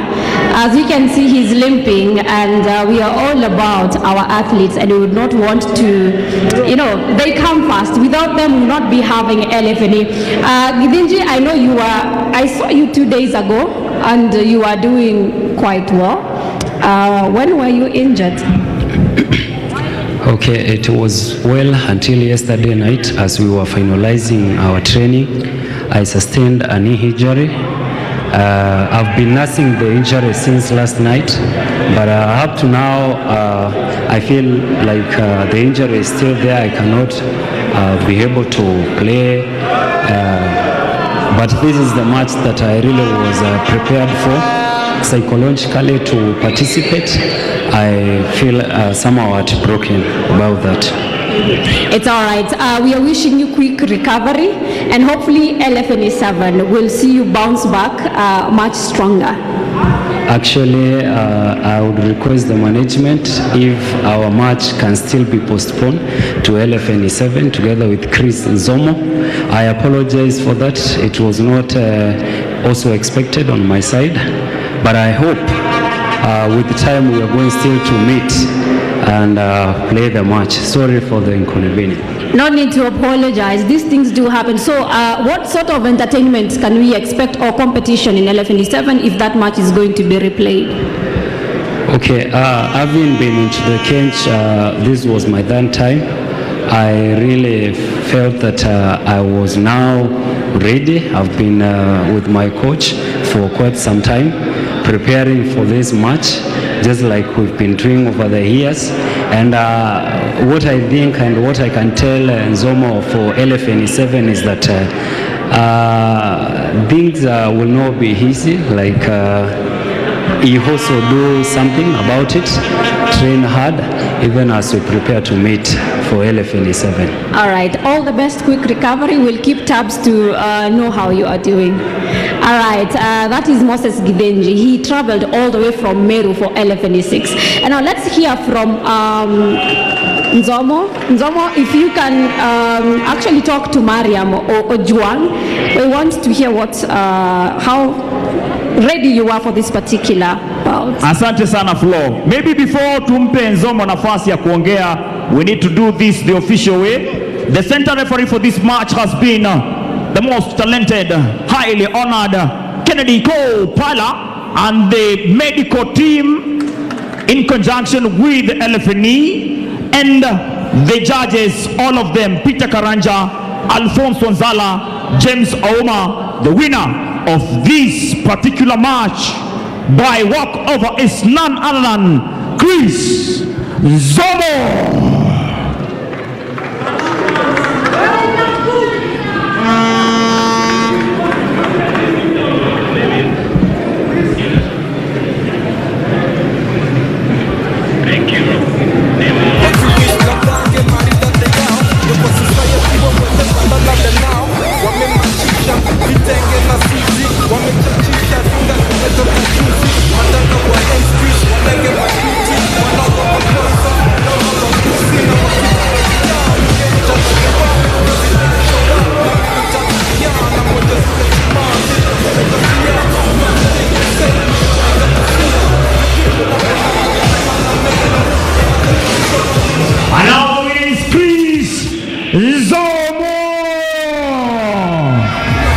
Asante. Nzomo, tafadhali kama mshindi utakuwa hapa hivi mkiongea na flow, mueleze unavyohisi kwa sababu hujapigana. My DJ tafadhali, level music DJ. Asante sana bwana DJ kabisa. Now kabla flow ajiongea, niko na special announcement. Hii ni kwa mtu ambaye ana own gari kama mimi. Kwa hivyo kama gari lako ni KBU 656L aina ya Toyota Harrier, najua umepark karibu na Mercedes yangu, tafadhali naarifia kwamba umepark vibaya. Kwa hivyo dereva wa KBU 656L Toyota Harrier, yeye iko hapo karibu na gari langu, enda upark vizuri. Thank you very much. Flo, tuko kwako. All right, ladies and gentlemen, I'm now joined by Chris and Nzomo. Nzomo, tuambie, how ready were you? I know this is the first time you're participating in LFNE, and I know you are eager to showcase your talent to this amazing audience. How ready were you? Crazy ready. Yeah. But it may happen when it may happen, so mimi niko tu sawa. Nasikia uko na mafans huko, kwani ulikuja na familia mzima? What would you like to tell your fans? Mimi mbaya, so I guess amebatika. Yeah. Like ameumia tu sahi. Let's say ameumia, ni akili imemuumiza sababu ningemuumiza. Yeah. So amesema anataka bado hii mechi happen LFNE7. Maoni yako kwa hayo ni yapi? Akitaka happen hadi saa hii inaweza happen. Akitaka happen kesho 6 inaweza happen. Anytime ananitaka ya come true. Yeah. All right. Basically what Chris is trying to say is that he was born ready, and when he faces Moses Gidinji next, it's going to be fire. Now, thank you so much, Chris. I also cannot wait to see you in LFNE7. Thank you. Sawa, sawa. Quite impressive. Well, we'll be having a banter weight match where Isaac Chomba and Josiah Lumunya will be getting into the cage in a short while. Now, we did have an opportunity to talk to them, and before we, actually we did have an opportunity, Bwana Director, to talk to Isaac Chomba and Josiah Lumunya. Let's just listen in to what they had to say.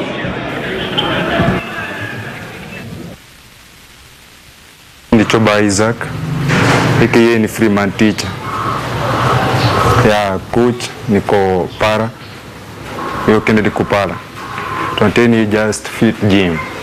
Hapa hivi wedani. Kitu ya kwanza ni just train like the partner is best than you. Hiyo kitu ndo sasa da ukigio lini. Da unajua yule partner mko naye the best than you. So you rely on tactics. Yule mwingine anakuja kwa sababu mwenye alikuwa bado alikuwa trained na mwenye anakuja ni trained. So hakuna kitu ida affect psychologically. It's only that the thing that is new. The first one was from within the country, the other one is crossing the border. That's the new thing. You cross the border or the new thing. Lakini vita ni ile ile. That octagon is the worst demon, I know. Sasa lazima mtu awe fit do kuikonka. Kwa sababu hapo panahitaji. By the names Lumunya Josiah, the K1 material from Uganda, Team Black Lions, Team Babu Talent, Team Police, and I'm in bantamweight, that is 61 kgs. Yeah, and I'm ready to face my opponent, and I promise you a good show, because I don't know if we will last 2 rounds. Yeah, I'm betting on that. The preparations have been quite good and organized, especially from our manager Babu Talent, Mr. Joshua Senengo. He has been there for us, so everything is in place and we're ready to rumble. Allahu Akbar. All right, that's what the fighters had to say. And now I want to hand over to the commentators booth to take us through the next bout. Over to you, Sagini and Elisha. Here we are in bout number 5 of the night. It's a bantamweight bout. Chomba Isaac, Freeman teacher, against Lumunya Josiah from Uganda. Joshua Kimaterial here. And introducing the first fighter in the bantamweight bout, Chomba Isaac, Freeman teacher.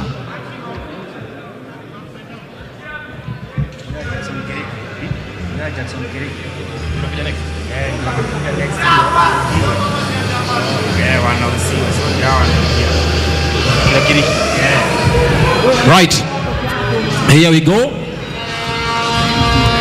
Wow, great theme song in the back, one of the favorites. There we go, waiting out for the bantamweight bout. Competitors.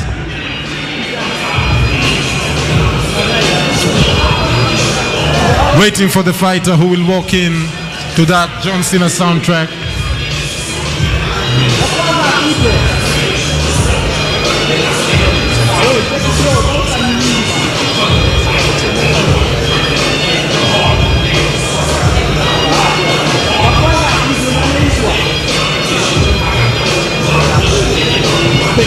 Here we are, Lumunya Josiah from Uganda, Joshua Kimaterial, hailing from Kampala, Uganda. Very good in K1 Karate and Muay Thai, Roman Greco wrestling, and also Brazilian Jiu-Jitsu. He has participated in 16 pro bouts and has a numerous amateur fighter under coach manager Senengo Joshua, who also works under Babu Talent.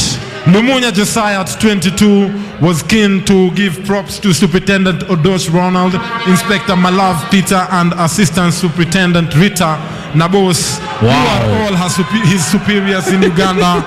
showing his flex there in the ring, looking ready, draped in the Ugandan flag. Crawling motion, and a nice, exciting, beautiful, entertaining entrance from the Ugandan Lumunya Josiah. And now we get his opponent in the bantamweight category, Chomba Isaac Freeman Teacher. Freeman Teacher, a Kempo karate practitioner, standing at 20 years old. He was disrespected during the weigh-ins, hailing from Kayole. He said that all he will do is revenge inside the cage. We have here behind him Mr. Chomba, who is his supporter. Isaac Chomba, they have the Freeman Teacher making his way into the cage in the blue gloves, blue corner.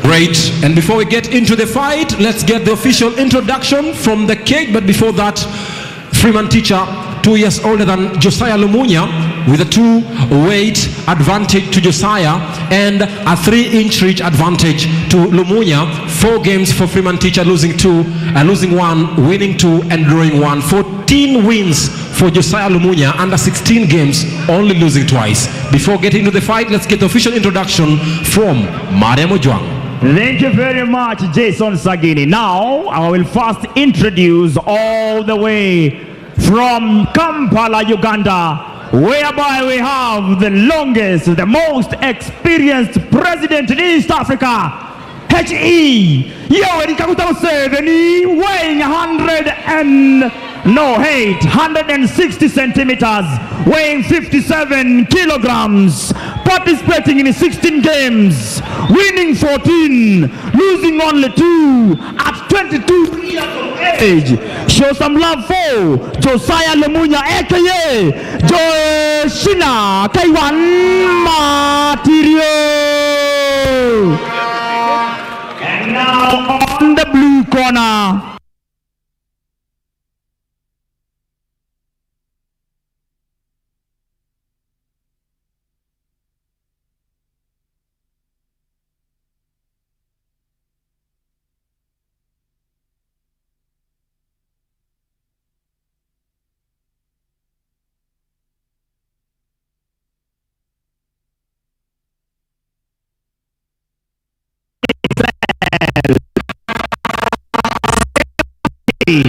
we are having center referee.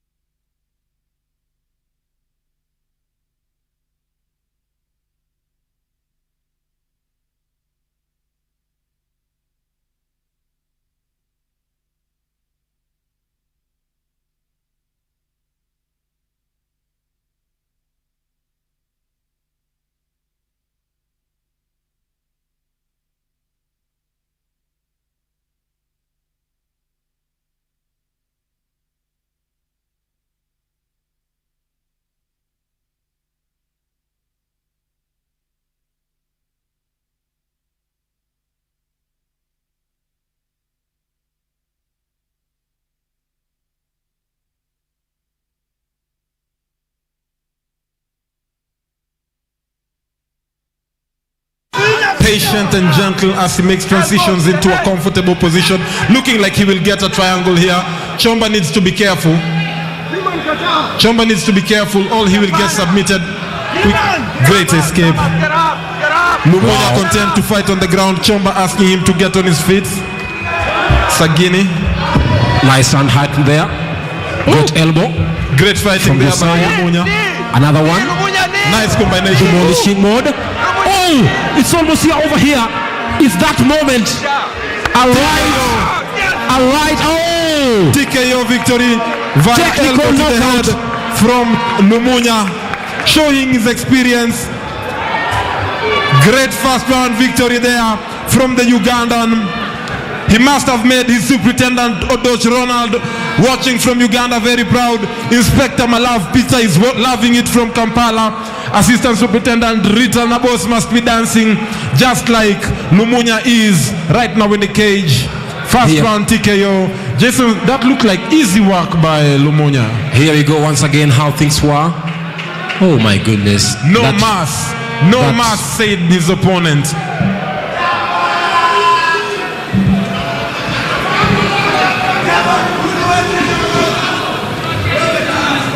That left elbow from the Ugandan police was nasty, and I can say that. Sanctioned police brutality. Sanctioned police brutality there by Lumunya.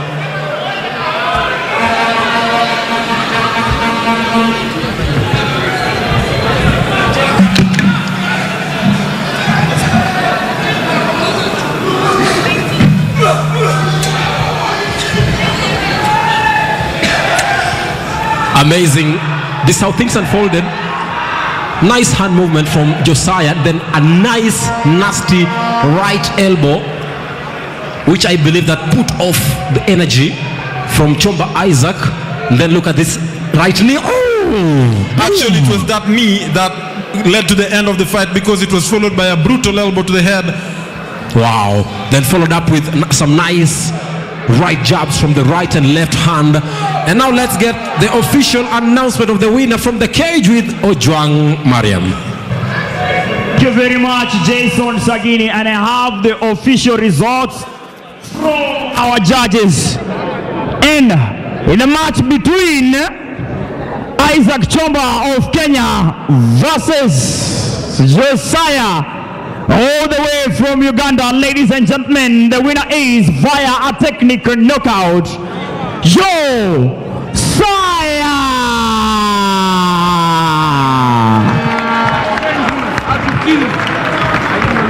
A well-trained person by the Grand Master himself, who is an expert in Muay Thai, the Grand Master himself. Kila human being. Koja hapo uniambie unajisikia aje Grand Master. Yeah. Thank you very much. Tunangoja kwanza center referee Alfonso Zala. No mercy. No mercy, no favor. Asante sana. And right here mahali niko karibu na stand ya Lola Up all the way from KUTV. Lola Up ambayo inawapa watu mafunzo tofauti na kuenjoy. Siko peke yangu, niko na the Grand Master himself. Grand Master. Yeah. How has that match been? How did you prepare your fighter, and how do you feel tonight? I trained Joshua how to kill a human being. Me, I was trained to kill a human being. No mercy to your enemy, kill him. Okay? No mercy. Even God said, kill your enemy. No mercy. The Grand Master is saying no mercy. No mercy. But something that we have to remind these people is that whatever that is happening even here, they don't give you chance to train this guy. They don't give you chance. They never give you a chance to train this Kenyan. Okay. So ladies and gentlemen, whatever that is happening on this ring, tafadhali, do not try it at home, at school. It takes years of practice. They're saying no mercy. Kena kujaribu hapo hivyo utakufa. Over to you, Stanley Nyarengeta. Wacha nisikie, how are these fighters feeling tonight after that kind of TKO match? Indeed, asante sana Ojwang mtoto wa Mariam. And it is Uganda and Kenyan affair. Most of the Kenyan fans were actually anticipating that this particular, bout, the bantamweight, will be, this particular, belt will actually stay right here in Kenya, but then it is going all the way. Lumunya, congratulations for your win. How does it feel? I feel okay, though this was just aspiring. So I call upon all the bantamweights. This is my ocean. Come on, we dive. Right, Lumunya, just at the age of 22, when did you start, fighting? I started fighting long time ago. Ilikuwa muda mrefu. And how has the preparations for LFNE6? How has it been for you personally? Together with the coach also. It was just a piece of cake, and I thank Coach Kamau and Coach Danny for what they have done for us. Yeah. Right, and now for LFNE7, probably we're expecting to see more of Ugandan fighters, and also more of Ugandan fans coming on board to actually support the fighters. Yeah, this was just a piece of cake. So this is my ocean. Yeah. Right, thank you very much, and congratulations to you. Ojwang mtoto wa Mariam, there's a particular information that I'm being told, concerning the first bout. There was a technical error, so we are going to, repeat that particular announcement. Back to you, Ojwang. Thank you very much. Thank you very much. What we've been telling these people is that whatever that is happening here is somehow something that everyone has to be listened. And now, because of what people complained about, the fans, the coaches, about the first bout that was between Lfne Mahende, aka Alvini, and Jackson Kiriki. Remember, even the fans on our Facebook page complained about it. The referees had to go back to their scripts and look again and tell us who the winner is. That is why I have conclusive results. Maybe if possible I can have the two fighters on the ring with me. That is Lfne Mahende. Lfne Mahende, as he comes, tafadhali mbio mbio. Lfne Mahende is 23 years of age, weighing 63 kgs. 170 centimeters, ndio huyo hapa on the red corner. Thank you very much. Thank you very much.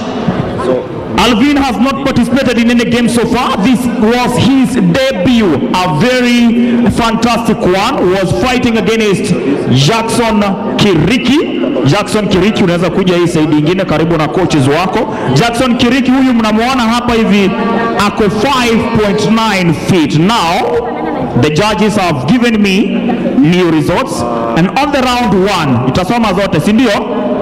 Ndio tujue mbona watu walikuwa wanasema ni draw. Round 1 Lfne Mahende alikuwa na point 9 na mwenzake point 8, na ikaendelea hivyo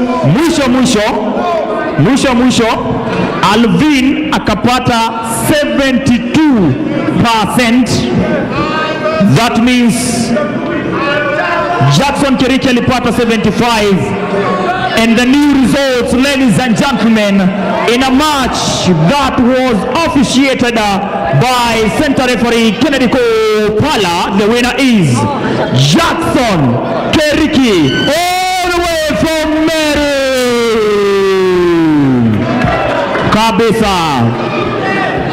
Kabisa wakisalimiana. Kiriki ameweza kuwa mshindi baada ya kuangalia VAR, na tuko live pale katika ukurasa wetu rasmi wa KUTV Kenya.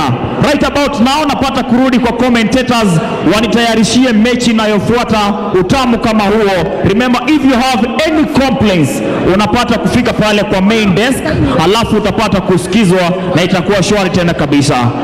Alright. Sagini.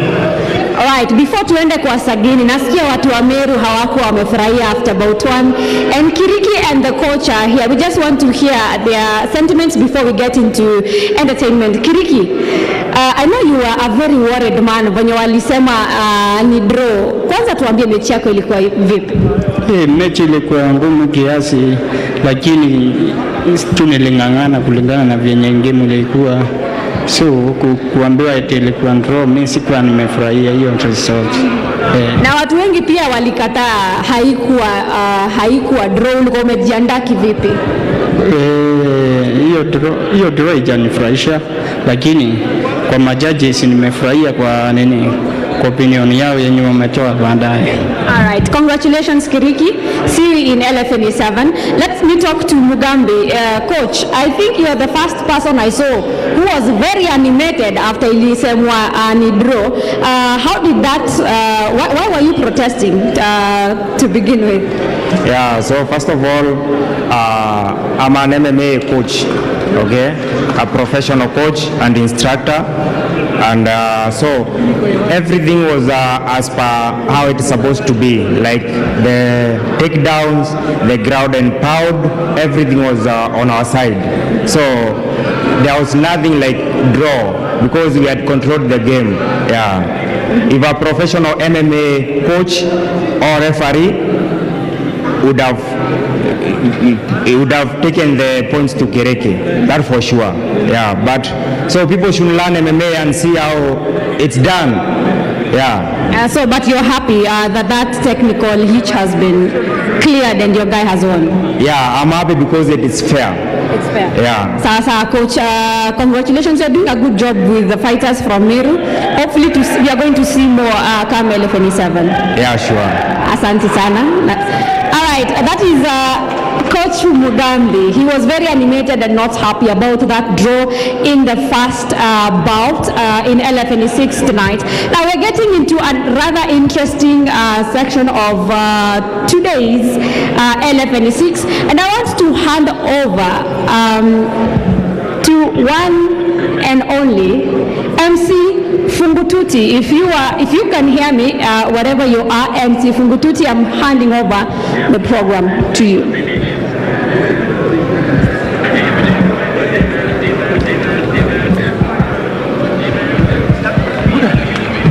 All right.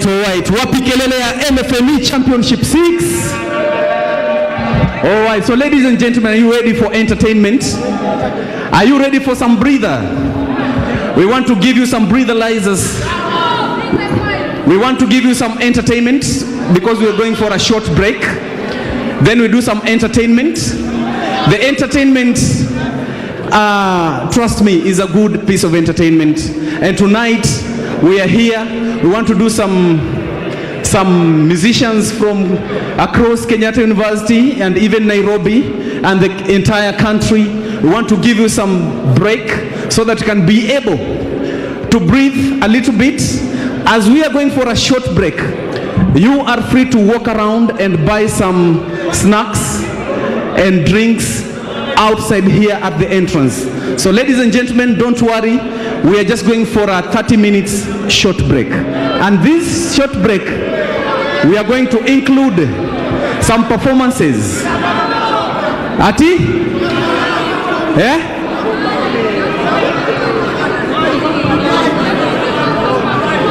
Time. Tulieni. Tuko na mtaratara ya show. Sawa sawa. Tulieni. The more you stop me from introducing the entertainment, the more we buy time and the more we waste time. But so ladies and gentlemen, are you ready, Mr. DJ? Mr. DJ, are you ready? All right, so ladies and gentlemen, to open us up, the first piece of entertainment is a dancer who goes by the name K-Pose. Wapi kelele ya K-Pose tafadhali? All right, so K-Pose, take the stage, is yours. Wapi makofi yake tafadhali? Show some love tafadhali Nairobi. This is a dancer by the name K-Pose. Yeah.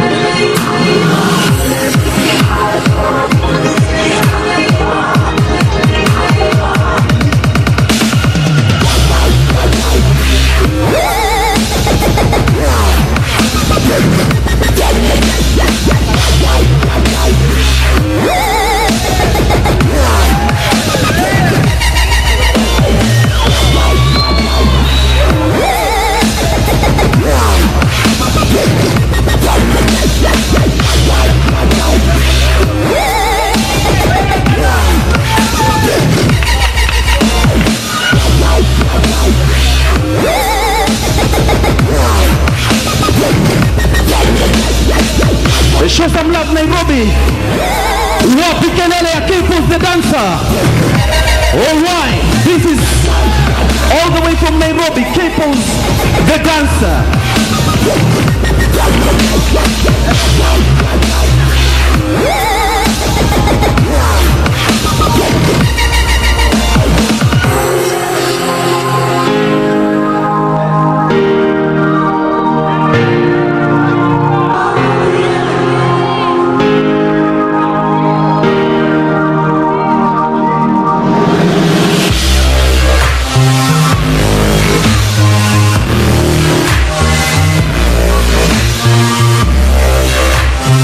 Look at the moves. Wapi shangwe na nderemo. Show some love, Nairobi.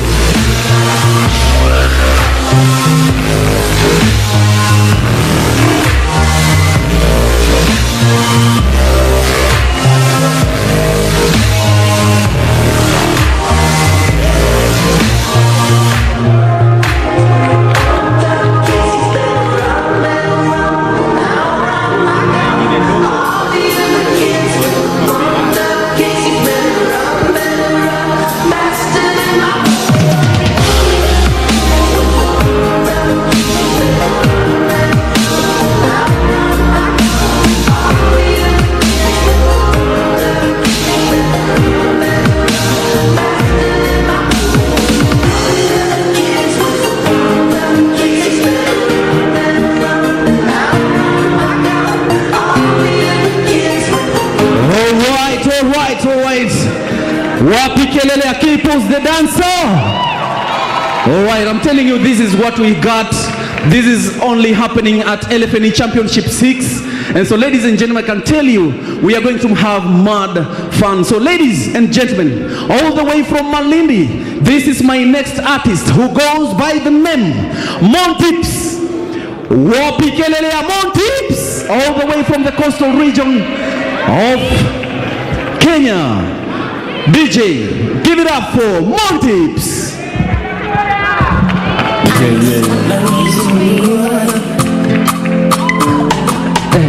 When you see you, my baby, oh. I like your body, come dolly, and that's my baby, oh. I like your fashion, fashion, fashion, fashion. You see me like a passion, passion, passion, passion, passion. I like your fashion, fashion, fashion, fashion. You see me like a passion, passion, passion, passion, passion. Fatima, Fatima, Fatima, Fatima, passion, passion. Passion, passion. You know I'm getting to passion. I'm nice and passion. Taking my passion, baby. Passion. Baby, I like you. I like you. I like you. Baby, I like you. I like you. I like you. Dubai, out Nigeria, Canada, out India, baby, America, out Italia, China, out Libya, Fatima, Fatima, Fatima, Fatima.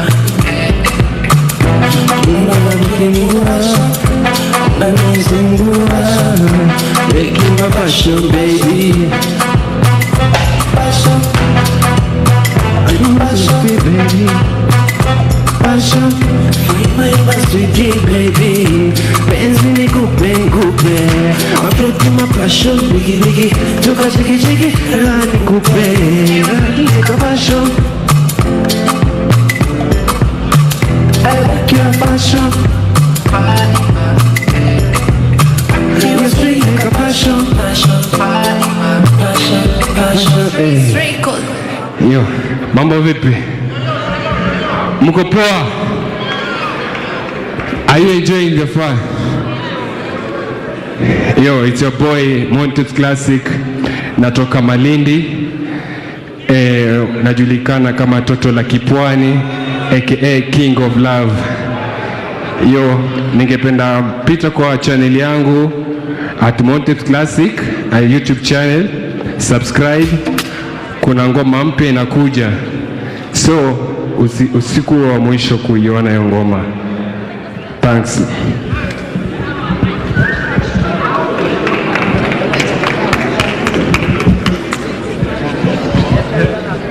Wapi kelele ya Montips, all the way from Malindi, the coastal region of Kenya, to Nairobi and to LFNE Championship 6 is Montips from Malindi. So ladies and gentlemen, we now want to cross borders. We now want to move to all the way to Nigeria, Calabar State.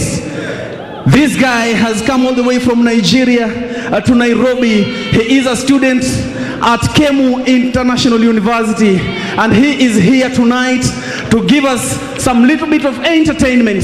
So in a round of applause, 1 time, 2 time, 3 time, ladies and gentlemen, welcome Samba Fresh!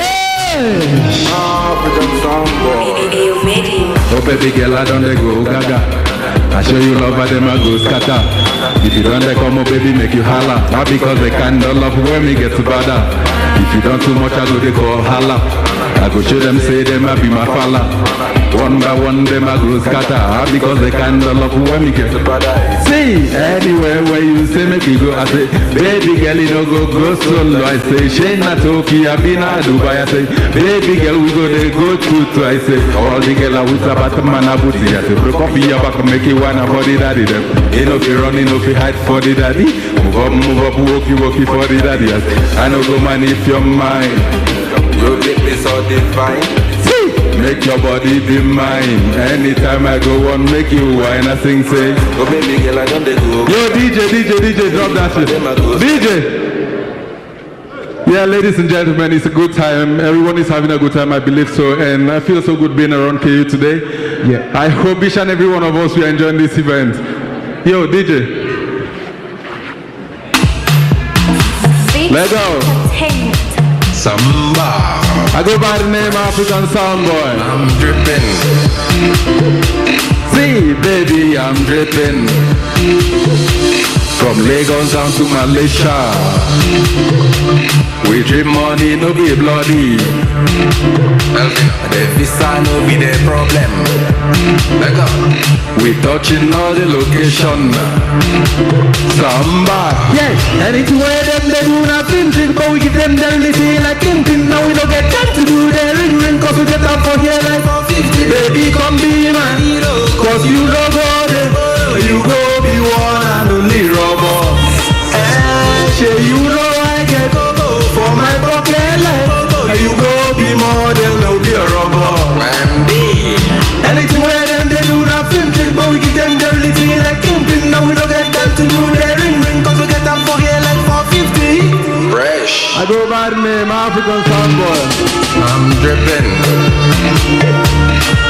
Baby, I'm dripping. Go. From Lagos down to Malaysia. We drip money, no be bloody.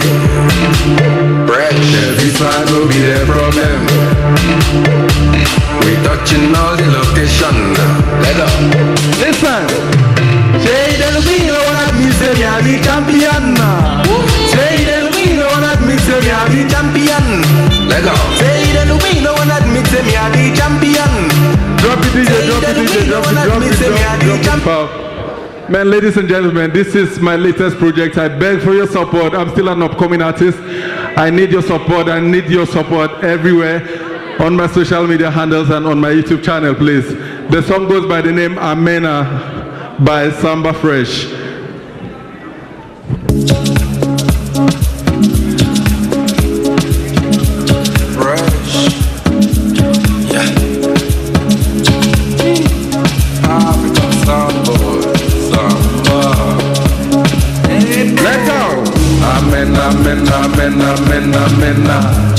If you want them and make you send us all my picture.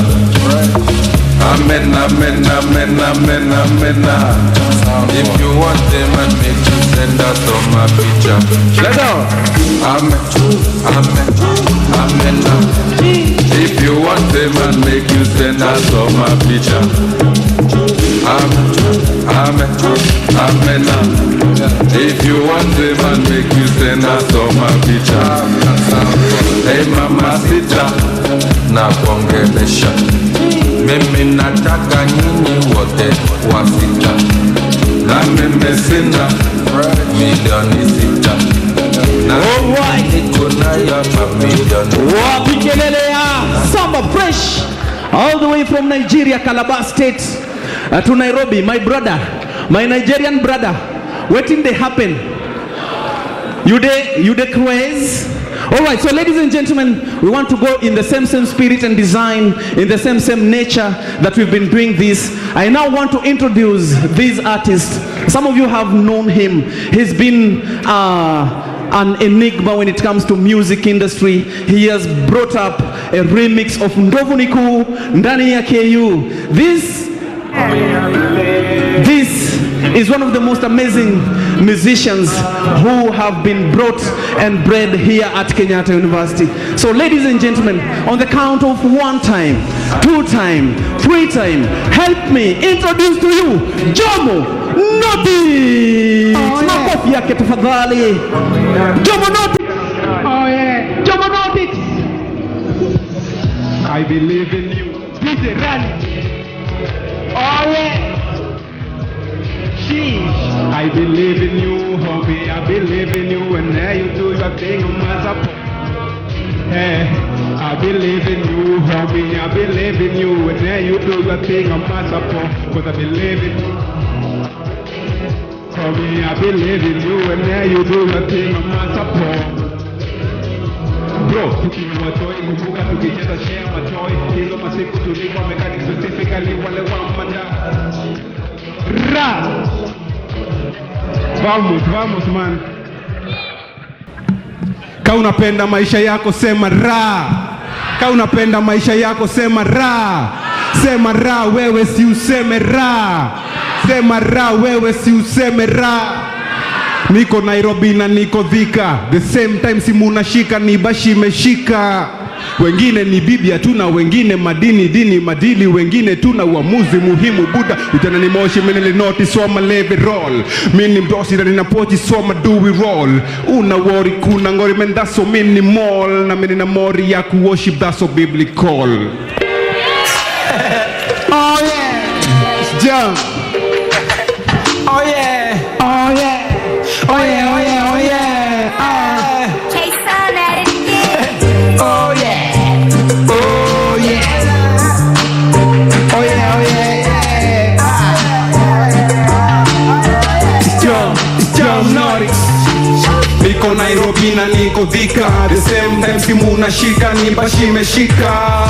Wengine ni bibi hatuna, wengine dini madili, wengine tuna uamuzi muhimu buda. Ujana ni moshi mimi noti soma leve roll. Mimi mdosi na nina pochi soma do we roll.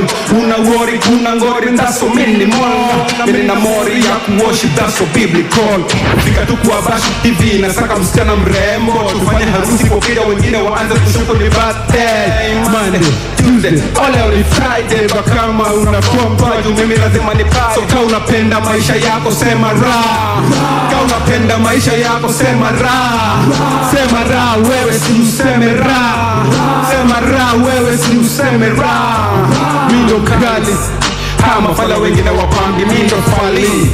Hao wengine ni pupa na bangi J Kush Z Misoba mind form ni kujipamba nite bashi pure mind. Ni kunje na Uber ama Kalesa bado na arise. Kufika tu hivi madem kibao nishaanza ku-vibe. Form ina jipa hata kidogo siwezi kulala. DJ nashika buda huku form ni rara. So ka unapenda maisha yako sema ra. Ka unapenda maisha yako sema ra.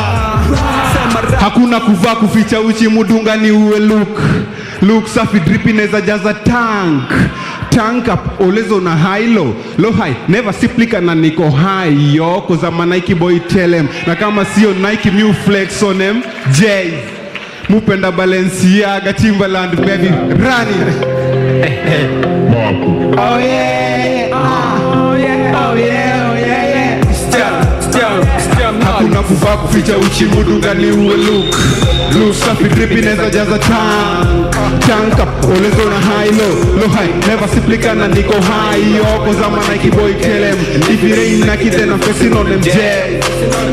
I love Balenciaga, Timberland, baby Vans, don't shake the band. Hey, me I'm living like hey, I'm living like a boss. Hey, me I'm living like hey, I'm living like a boss. Hey, me I'm living like hey, I'm living like a boss. Hey, me I'm living like hey, I'm living like a boss. Oh yeah. When you with the flossing, me my one noise so easy we ain't flossing. Hey, I'm living like a lady. I'm a young nigga so I'm living like a honey. Kalendani uko na jua na hiyo miaka yote bado mimi na detule mmoja tu. It's full like our own. Skinny nigga, I'm a lame line, meditating true. Now I'm in the shajifunza kujinai. Clubbing, but I'm just doing what I like. We don't really that here, okay? We do it big. Kwenye Kenya hata kuna uhuru. I'm living like a boss. I'm a living like a boss. Hey, me I'm living like hey, I'm living like boss. Hey, me I'm living like a boss. Hey, I'm living like a boss. Hey, I'm living like a boss. I'm living like a boss. I'm living like a boss. Of course. Choice, I'm living like a boss. Of course, yeah, my voice. I'm living like a boss and I don't play. Hey, wezi nishika ucheze na mimi, no I'm not tall. I'm moving like a boss and I don't force it. Drip on me, maji toka force it. I'm moving like me, I'm moving like offset. Hata kali watu, I'm still gonna offset. Tell me one person in the game who's a better bet. I don't wanna floss, but I bet I'm the best. Mazaro nganalia the USA with chest. She don't wanna talk to me, but she said yeah. I'm living like hey, I'm living like who? Kaboom. Oh yeah. Wapi kelele ya Jomonorics? Alright, nakwambia ndio shughuli noma, shughuli kali sana. Tunakwambia ndio tunaenda na mtaratara. Tunaenda na hiyo design, tunasonga na hiyo rieng. Ndio shughuli inakuja ndani ya chuo kikuu cha Kenyatta, yani Kenyatta University. We are live on KUTV. We are live on KUTV Facebook page. We are also live on KUTV Kenya live on YouTube. We are also live on KUTV Kenya on YouTube. So ladies and gentlemen, if you are not here, you can be able to catch us on those social media platforms. Remember ladies and gentlemen, we still have a piece of entertainment. Jomonotics. Jomonotics. That was a very good performance. Come on stage. Yeah. So, nikiwa namuita Jomonotics, nataka kwanza nijue Lieutenant Kanali ama Warrant Officer 1 mtoto wa Mariam mko wapi? We want to move to the next level. Like, Buddha, niambie. When is student wa KU? Mimi ni student. When is student? Unatoa wapi time ya kuandika mistari noma hiyo design? Kwa life ni kubalance tu yani. Ni kubalance. Mimi am a night guy. So usiku naandika alafu mchana niko class. Haya, beef yako na Octopizo ni nini? Mbona unapigana na Octopizo? Octopizo amekukosea? Hata niliamua niachane na beef juu siku hizi napenda pork. Unapenda pork? Wapi makofi ya Jomonotics? Alright. Haya basi, Jomonotics akiondoka kwenye jukwaa, ningependa kumwalika kwenye jukwaa Lieutenant Kanali Warrant Officer 1 mtoto wa Mariam, anajulikana kama Ojwang Mariam, anakuja kutupatia the next item. Inajulikana kama tutakuwa na exhibition fight. The next item ni exhibition fight. Inakuja sahi ili tuweze introduce another item in this LFNE Championship 6. Nakwambia ndio shughuli kali tu. Ojwang Mariam, are you ready? Alright. Bongo Tuti. Are you ready Ojwang Mariam? I am ready. Haya basi. Usitoke hapo hivyo. Karibu hapa. Usitoke hapo hivyo. Yeah. Wewe na ni kijana ambaye anakuaga na zawadi kila wakati. Mbona leo sijaona? Kuna mtu amepewa zawadi na Fungu Tuti leo? Iko? Kama hakuna sema ra. Kama iko sema ye. Unasikia? Alright. Yenye unasikia. Mimi nitapatia mtu t-shirt ya KUTV LFNE. Kama huyo mtu ataingia kwenye YouTube live kwanza apige picha. Selfie. Yes. Aingie either Facebook ama Twitter ama Instagram. Akiingia Twitter aweke hashtag KUTV LFNE Championship 6 na apate kutag KUTV. Si ndio? Nitampatia t-shirt branded mali safi kabisa. Mtu wa 5. Yeah. Mtu wa 5, post ya 5. Post ya 5 inakuwa awarded. Tunampatia award. Si ndio? Yeah. Ama pia anaweza ingia kwenye YouTube live link alafu a comment kitu ambayo anaona pale tu kwa live subscribe na subscribe. Afinyi ile screenshot. Exactly. Screenshot ikikuja hivi mimi nampatia t-shirt. Anaenda nyumbani akiwa ameng'ara. Akiwa ameng'ara na mali safi ya LFNE KUTV. Great. Kabla hujaenda, yes. Kuna exhibition match hapa hivi. Noma sana. Mmoja ni mtu kutoka Meru. Mwingine ni mtu kutoka Nairobi. Mtu wa Nairobi na Meru. Tukiangalia jinsi watu wamepigana na mambo kama hayo. Huyu wa Nairobi amewahi pigana na Calligraph Jones. Na Calligraph Jones. Haya. Amewahi pigana na Harmonize. Alright. Nje ya police station. Yes. Na tumai watu waliona hiyo video. Na huyu mwingine kutoka Meru ni coaches pia. Ni coaches. Ni watu hawa wawili ni watu ambao wameiva hizi mechi.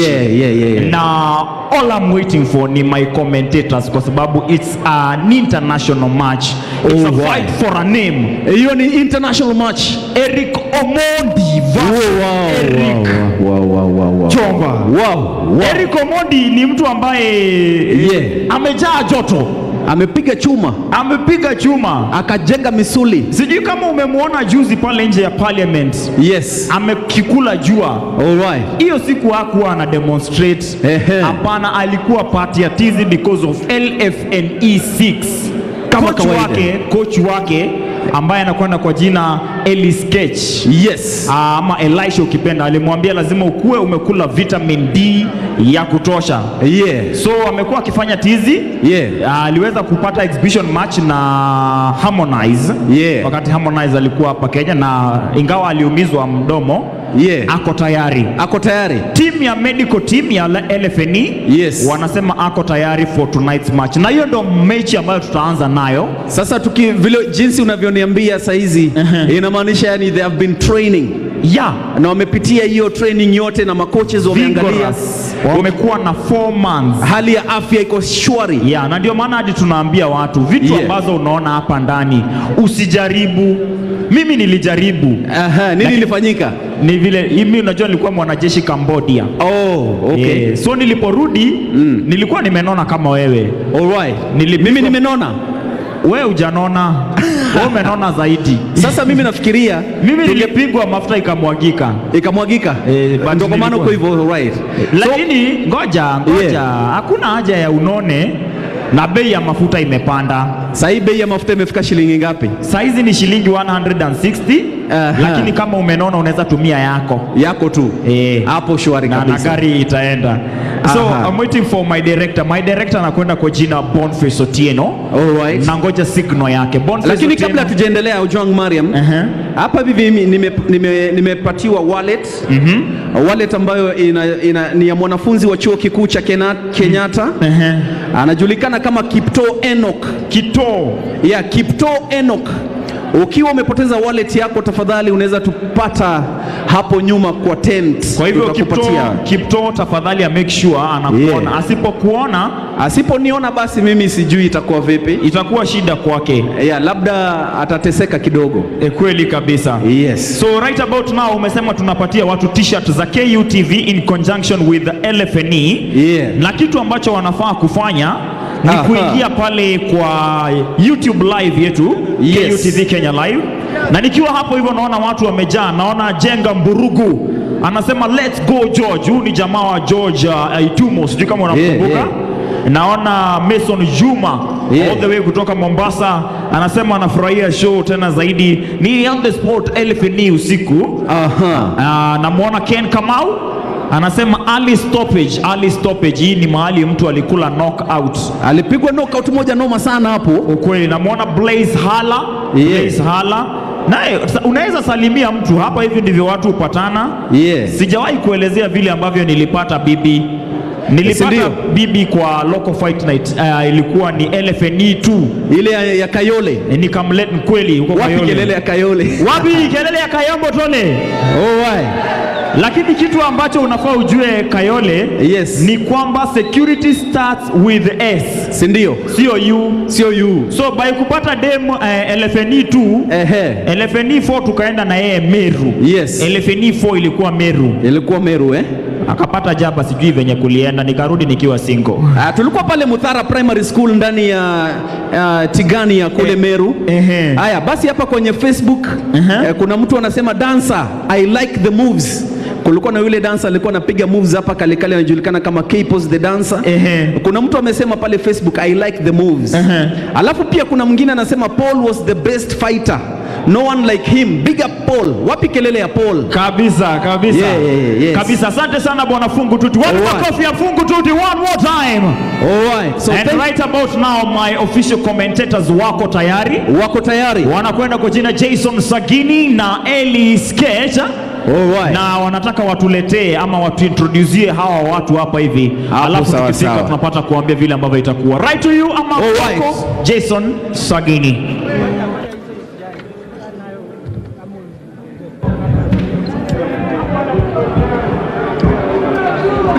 Kabisa, asante sana. So introducing the ladies and gentlemen now.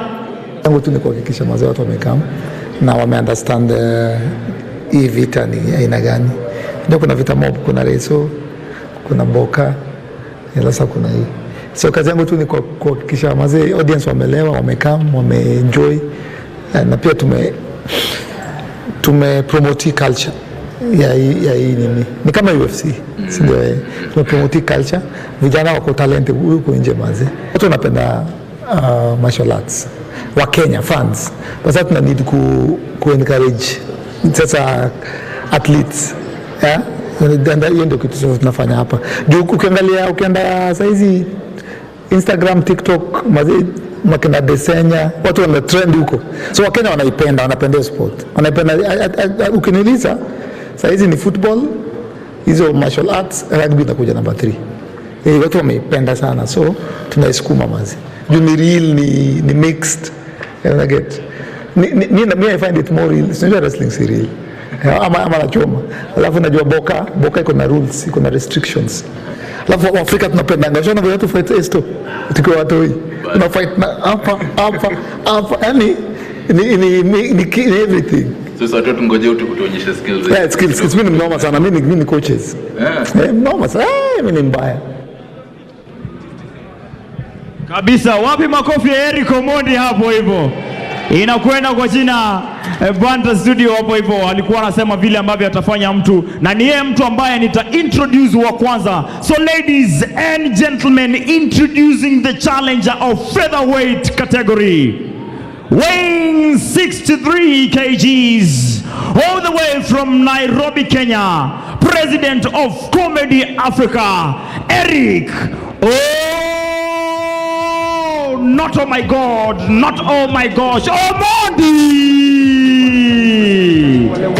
Eric Omondi ndiye huyo anakocha, ready to fight on the blue corner, mwingi wa mawazo, kubwa wa misuli, Eric Omondi, President of Comedy Africa, akiwa na makoches wake hapo hivyo, all the way from Wololo TV, Julius mwenyewe Eric Omondi. Ladies and gentlemen, Eric Omondi anashtua pale mpaka kolo ule wa Arsenali, anamwambia nitakufinya kama timu ya Ateta. Eric Omondi, ladies and gentlemen, 63 kgs, 6 feet some inches. Wendo ni wa madaha, amekuvalia Red Bull hapo hivyo. Eric Omondi na coach wake Julius all the way from Wololo TV, anapewa mawaidha mawili matatu.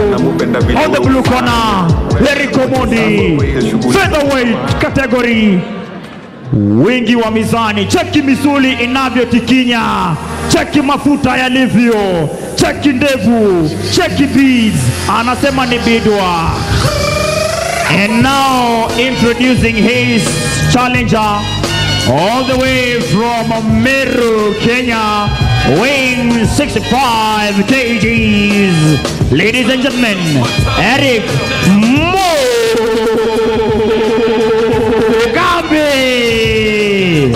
Eric Mugambi, huyu na yako na jeshi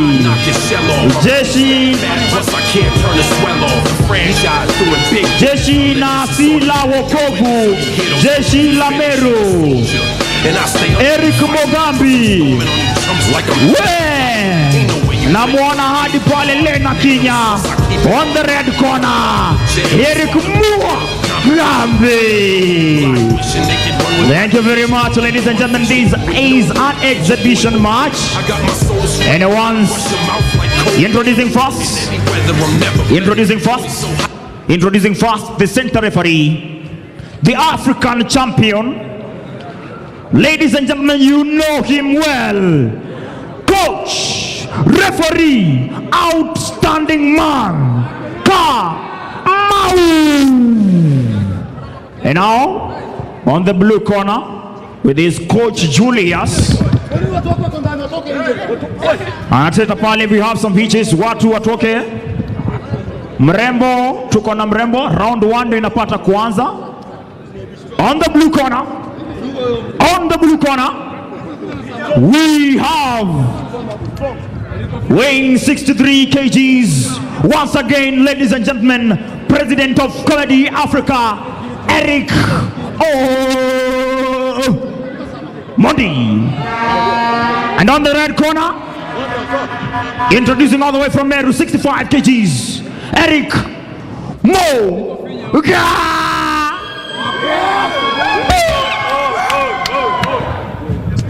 First round.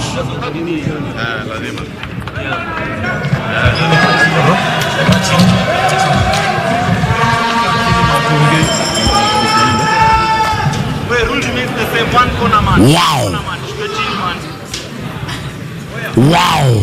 You sound surprised, Jason. Boom. You sound surprised, Jason. Eric Omondi. Who's that? What is this? Is he a champion wrestler? Unbelievable. What does he do? Is he incredible?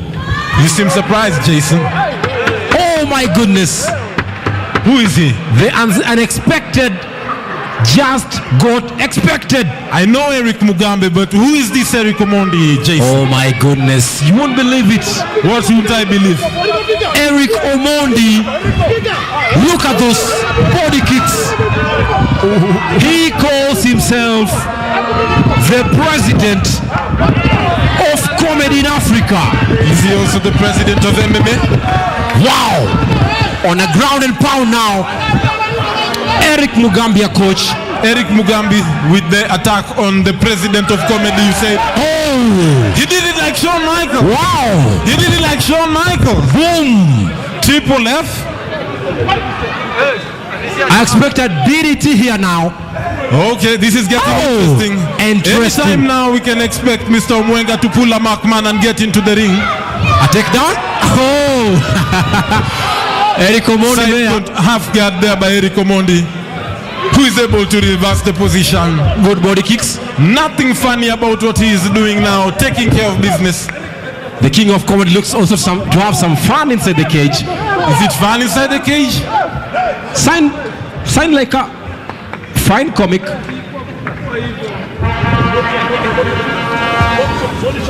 Is that round 1? Round 1 over. 1 minute 23 minutes into round 1. And you can say 70% of the fight that has gone to Eric Omondi. Is this an examination? What do you mean 70%? Kind of seems like 76%. Oh, attempted trial from a right. The referee seems to be favoring Eric. He must be a fan of Eric Omondi. He's favoring Eric. Oh, there, round 1 is over. Can't say a tight affair. 50-50. No. Lena Kinya, would you mind going into the ring and assisting your coach to handle business? I like that guy outside the ring Lena with Kinya, Eric Omondi. Who's this one? Seems to be taking instructions from him. Is he a champion coach? No, not really. But just an exhibition-like fun affair between Eric Omondi and Eric Mugambi. It's Eric squared. Eric Omondi having his hair done in the same style as Hiri Poaska, the current light heavyweight champion of the UFC. Maybe he is inspired by the same. I don't know what title he's taking home, currently holding on to the title of the president of comedy in Africa, East Africa, probably the world. He must be looking out for a world title championship, but then I think it's up to the LFNE president, Stephen Omwenga, to see if he can sign him. In the words of one Andrew Kibe. Yeah, sure. Whip, whip, whip. Look at that first round, how it went. A good takedown there from Eric Mugambi. Then also still Eric Omondi, the king of comedy in Africa, with some good techniques. And then look at that. Oh, amazing stuff. Interesting. Quite some weight on Eric Omondi, formerly a very light and small-bodied comedian. But surely, with anything you can add on anything into the second round now. It's Eric versus Eric, Mugambi versus Omondi. Attempted trial there from a right leg kick from Eric Omondi. Equally with measure with from Eric Mugambi. Wow, that's a lock. Eric Mugambi. Here. Oh. Eric Mugambi is there. Sorry, Jason. A good takedown there from Eric Omondi, who tried some comic moves. And some athleticism from him in equal measure, you can say. Eric Mugambi is a champion karate technician. Eric Mugambi is known for his Kempo and K1. He coaches Lena Kinya, soon to be contender, ready to face Felista Mugo, who will be in the main event today against Rebecca Is it Israel. over? Oh! Is it over? The referee seems to be giving the signal to the judge. Yeah, it is over here. I don't think so. I think we're going to round 3. AFP. We have had those 2 rounds. It's the clash since 1900 when we had the clash of the Titans. Now we have the clash of the Erics. Hapa ndo tunapata kujua nani Eric, nani Eric Koko. On the red corner tumekuwa na all the way from Meru, the karate champion Eric Mugambi. And all the way on the blue corner, all the way from Nairobi, president of Comedy Africa, we've had Eric Omondi. And now, the unanimous decision of judges and the center referee, the African champion Martin Kamau. This has been a draw. Eric wameheshimiana sasa, imekuwa tamu tena zaidi. Nani ndo?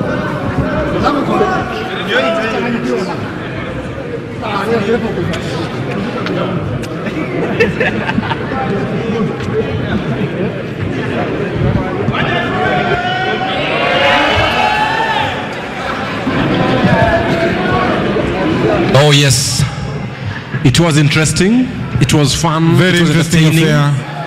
All work and no play makes LFNE a dull affair. Exactly. Tom Poe said, "Stay stronger, stay longer." Very applicable in many affairs, politics, business, love, passion, fighting. Yes, I think Eric Omondi had a very light affair inside the cage with Eric Mugambi. Should try you also.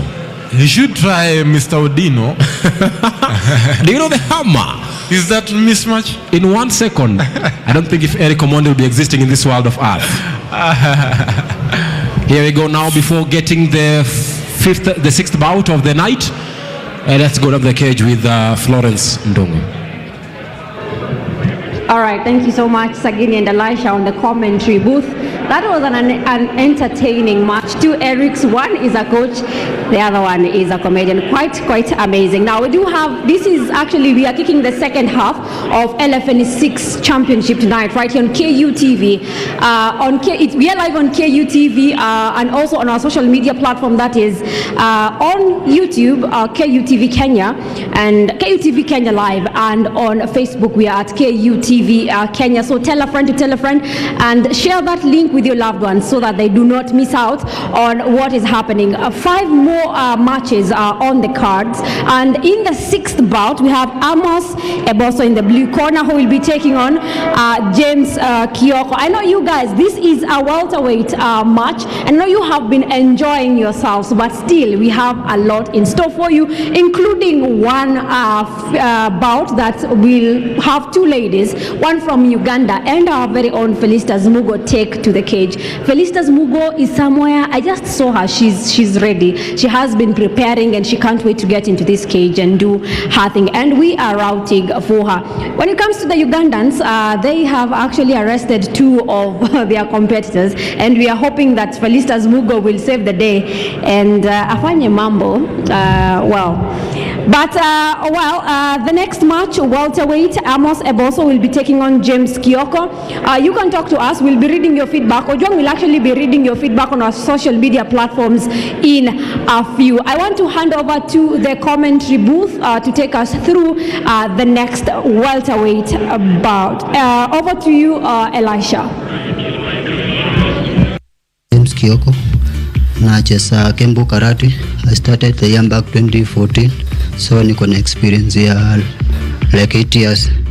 About the forthcoming event on Saturday, I've done enough preparation for my opponent Elijah.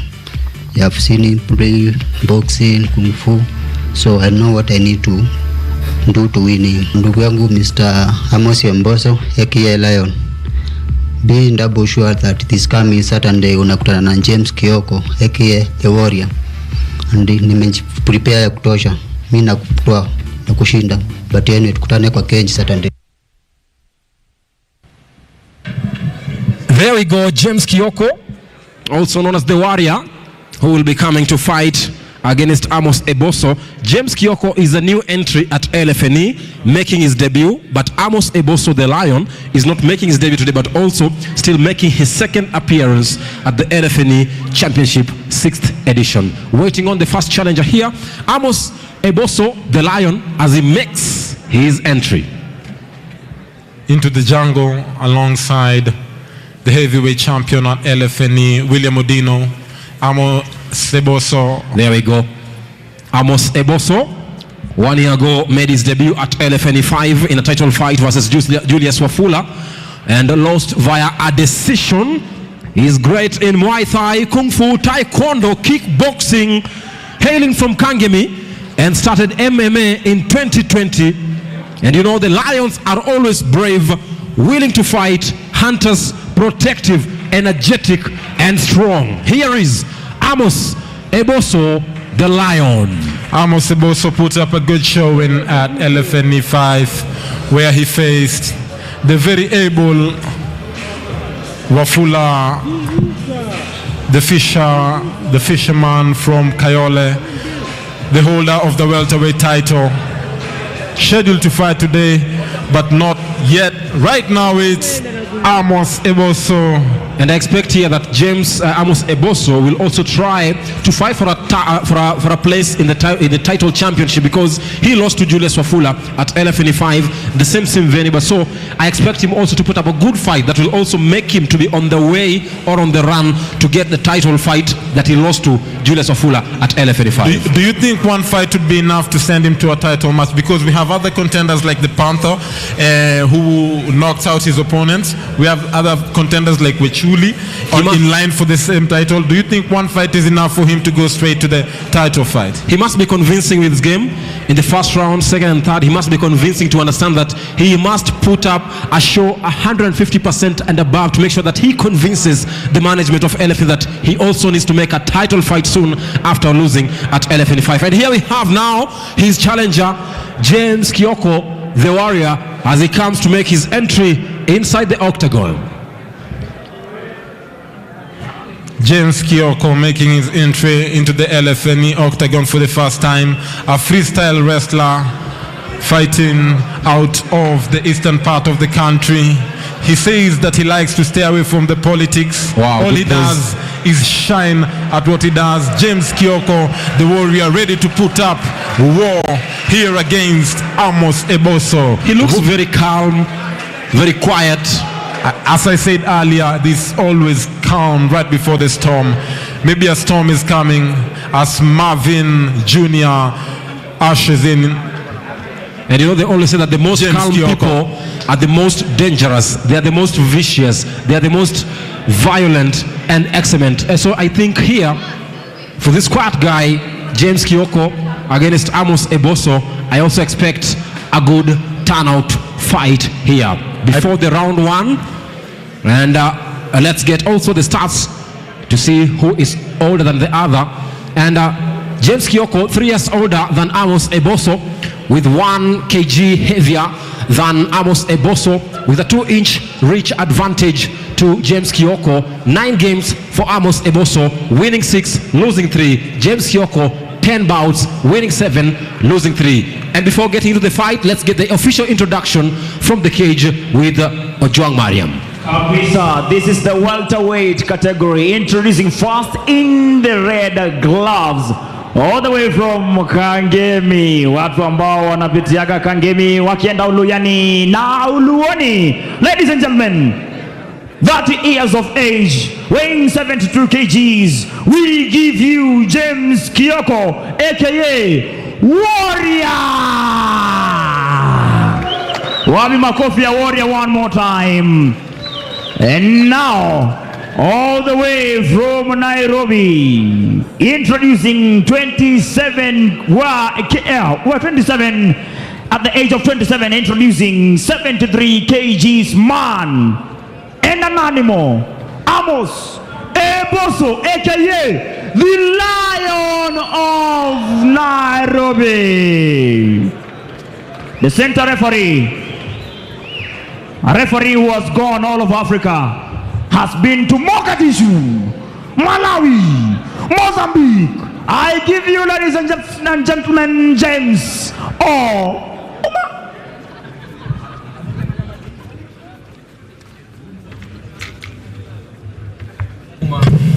James Oma is our referee. Quite a fun affair here with James Oma, our referee. Amos Eboso, blue trunks for Amos Eboso, red trunks for James Kioko. And here we go. Nice tap there. Amazing. Nice hand movement from the Warrior. The calmest of all, but then very vicious. Very excellent in attacks here. The Lion is in danger. Nice hooks. Nice body punches. No danger at all. No danger at all. No danger at all, Jason. Look at those looks. Eboso knows what he's doing. He seems to be calm. Protecting his body, protecting his head, although he's got hit in the eye.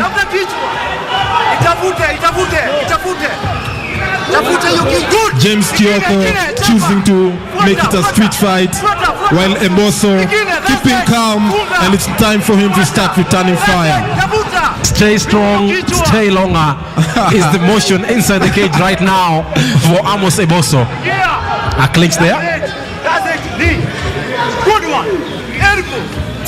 Kioko started early and he's likely to get tired have faster. lost his energy because of that. Sure. So in this case it is Eboso who stayed stronger and he's likely to stay longer as we look into round 1 here. They're now in the clinch. It's a game of tactics. Wow, great left. Another right. Another left. Great jump there from Amos Eboso. Charging forward now. A hefty one. Almost taking him down now. Kioko is going to sleep here. He must finish it now. Kioko will go to sleep here. With 1 minute. If you're a betting man, put your money on it. Kioko is receiving the hand of Eboso like a money check on his M-Pesa right account. hand. He's staggering now. his balance. Wow. Nice attack from Eboso. Activation mode activated here for James Kioko. Kioko in the receiving end of heavy punches from Eboso. Had no choice but to try and regain his balance using a clinch onto his very able, calm and resilient opponent. Almost staggering down to the ground here for James Kioko. Amos Eboso with vehement attacks, right and left jabs, hefty on Kioko, but still able to remain on his feet on a clinch here, which is a good activation mode, but now still charges forward. Amos Eboso with a great killing spree now, great right hand, another one from the left. Jason, Justin Kioko is not protecting his head at all. If you're another one, put your money on it. Boom! Kioko is going to sleep today. Good control. Great jabs there. The referee should finish this. The referee needs to stop this Another fight. elbow. Oh no, it's all over here. Ground and pound for Amos Eboso. No danger at all. Knockout. It's all over. Killing spree for Amos Eboso. Kioko unaware that this is not a street fight. Mission complete. Mission complete. Look at that. Nice right hand. In the words of a fan here, kutangulia. Look at those jabs on the ground. Nasty ones. Very quick ones. Very great show by Eboso. Who deserves a great round of applause for his work here. Then a right and a left elbow on the ground, put off completely the lights off James Kioko. The hair on Jason Moustache standing in shock as Eboso has delivered what seemed undeliverable in the first seconds of the fight. Wow. Kioko needs to understand that this is not a street fight. He was fighting a professional who kept calm while he was attacking. And I told when the gas was over, Mr. Kioko saw his opponent Amos Eboso flash his signal to the right, overtake, and disappear into thin air. Wow. Great show. James Kioko's left eye has a dent. He stayed in the fire. He stayed in the kitchen and resisted the fire. Wow. As you wait for the referee's decision, let's get down the cage to get the final decision from Ojwang Mariam. Thank you very much. Thank you very much. Tunaomba asaidiwe kusimama hapo hivyo. Mechi ambayo imekuwa moto tena zaidi. Mafans wa Eboso, Mafans wa Eboso, mafans wake Kioko, mafans wa Kioko. The referee's decision.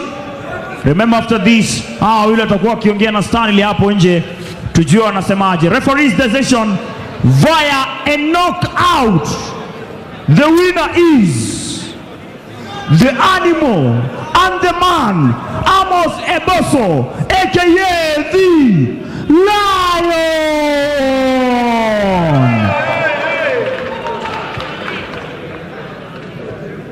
Baada ya kukula ngumi, lazima mtu akule salamu. Kumbuka, this is a match and not a fight. Naona Flo ako standby kupeana ama kuwapa hawa wawili nafasi ya kusema vile mechi imekuwa.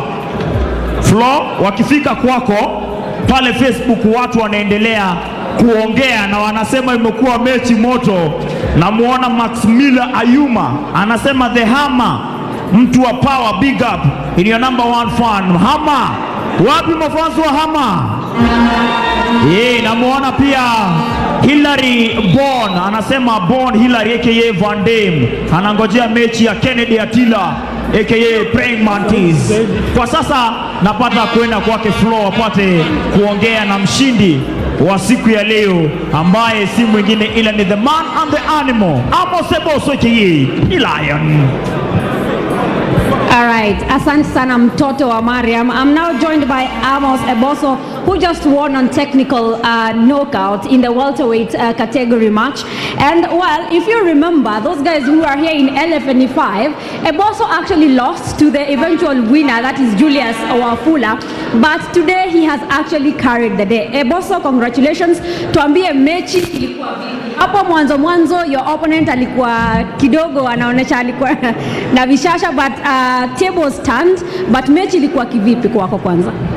Mechi imekuwa tu poa, lakini hapa karibu nipeleke kiasi, lakini busy maintain kwanza gas.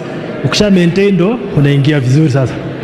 Where did the match change for you? Kwa sababu alianza let me say na moto kiasi, but you did well to compose yourself. So what do you think won you today's match, and what would you say about opponent wako? Pande wa change match kulingana na advice ya coach jana, niambia niweke stance kwanza fukwe cool. Ukishakuwa cool bas ndo at least una counter. Hafu kwa opponent wangu ako heavy na kwa sasa dharau, lakini next time I'm sure ata keep on. Yeah. So what's next for you? Umeshinda last time, ukashindwa, today is your day. What's next for you as Eboso? Da keep on training kwa sababu nataka hiyo title belt. Hiyo lazima nitaipata. All right. Well, Eboso, for you, last time he was here and he did very well. Of course, he lost to Julius Wafula, but leo ni siku yake and he has actually carried the day on a technical knockout. He was taking on James Kioko in a welterweight match. I don't know if Ojwang, Mariam or Sagini tell us more about the next bout. Remember, we are heading to bout number 7, and I know the commentary booth has a lot to say about this particular match. Elisha?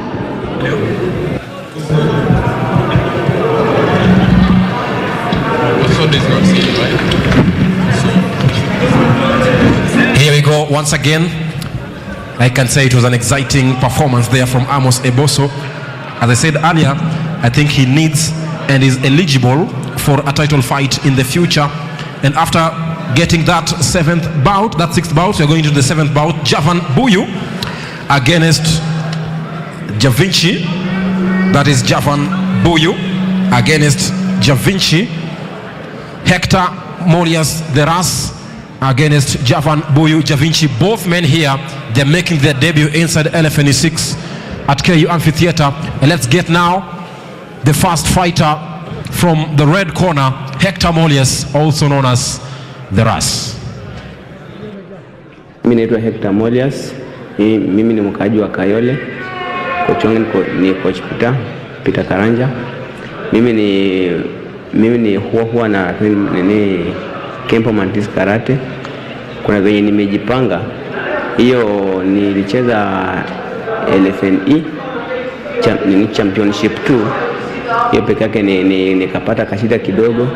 But sasa nimerecover, ndio maana nimerudi LFNE championship 6. Sasa nimejipanga. Si niko hivyo. Kuna venye najiamini kama mwanaume. Pale nikiingia, pale hakuna mchezo. Kama itawezekana, first round nichape mtu knockout, game iishe.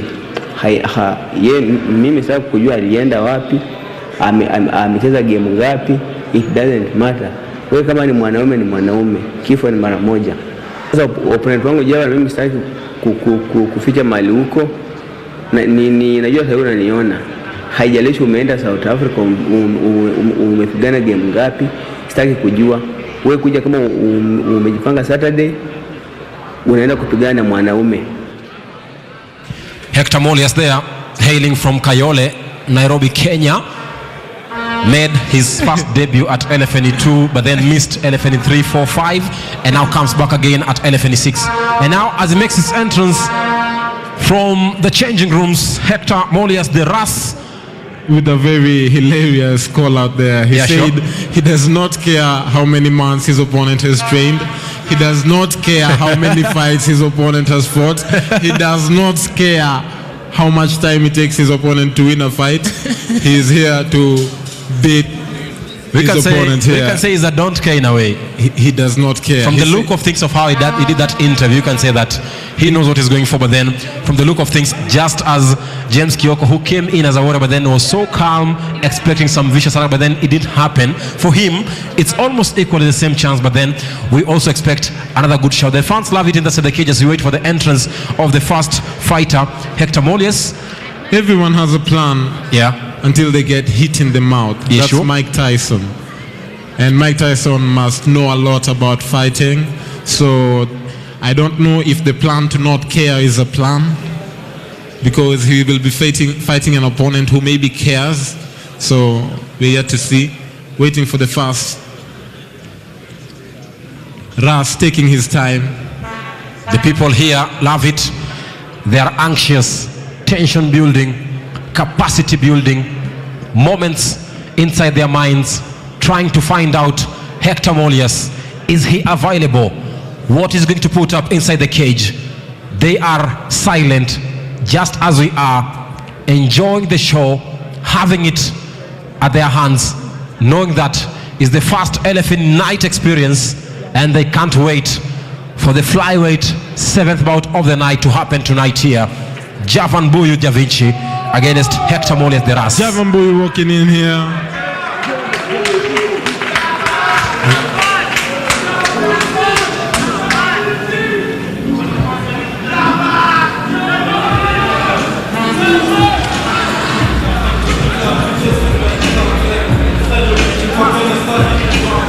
There we are, the director for KU Television with the LFNE president Stephen Omwenga. They're also enjoying the fights. Team duo there. They should also come inside the ring. What do you think? I think so. Former classmates there. They can come to the ring to talk to us, but not to compete. Sure. Paid their dues. Fighting out of Ultra Fitness team. Wow. Amazing. And here comes Javan Buyu Da Vinci in the yellow, walking out of work here with a great banner displaying the support. The fans are behind him. Ultra Fitness Gym behind him. And they going to make things happen here. We also expect a second win from the same team, from a same opponent or a second opponent under the same gym here. One thing I will guarantee you, when Javan Buyu undresses ready to fight, you will realize that he has been in the gym day and night, very well carved, with a six-pack on him, which gets him prepared to receive body punches. Alongside Morris there, Morris, one of the best coaches in the country, close to his fighters, working closely with them, providing national and international fights. Javan Buyu is fighting out of Ultra Fight team. And you can see here that Da Vinci is equal also up to measure, making his debut at LFNE now, LFNE6. I also expect a good show from all debutants. In all the past 5 bouts that we've had a great show from all the debutants. And also this one, I expect a good one from Javan Buyu. Yeah, very much welcome collaboration between Ultra Fight team and the LFNE fighters, who have enabled us to create an environment where fighters from different parts of the country meet so that we can find out who the top fighter is as the cream rises to the top. Da Vinci is the motto of the arena of the KU Amphitheater here at the moment. The fans can't keep calm, going into a frenzy inside the cage, waiting onto his opponent here, Hector Molias de Ras from Kayole, making his second appearance at LFNE6. A very good posture, great movement from the changing rooms. Inside the cage here, you can say equal to measure. He's also up to the task. Well ripped, a training fighter, a fighter's fighter, looking ready to compete, focused on the task at hand, rather patient with his approach to the octagon. Wow, even as he makes his entrance here, Hector Molias, still the crowd behind his opponent Javan Buyu. And you can see confidence is beaming inside KU Amphitheater. He looks confident. He's a fight, looking to put our fight into ascendancy here. Hector Molias, calmest of all movements, great confidence in his second appearance against a debutant. We also expect a good show. Javan Buyu, 3 years older than Hector Molias, 1 kg heavier than Hector Molias, and also with a 4-inch reach advantage to Hector Molias, 13 games to his name, Javan Boyu. 11 wins, 2 losses. Hector Molias, 9 games, 5 wins with 4 losses. It is a flyweight bout. And before we get into round 1, let's get the official introduction inside the cage from Ojwang Mariam. Shukran za dhati, kama bei ya mafuta vile ambavyo tunaomba itashuka. Introducing first on the blue corner, ladies and gentlemen, this fighter is 26 years of age, weighing 57 kgs, all the way from Ultra Fight Gym in Milimani. Give it up for mtu ambaye anasema akishika wanaume kwa ring anawatafuna mangome kama mabuyu, Javan Boyu aka Javinci.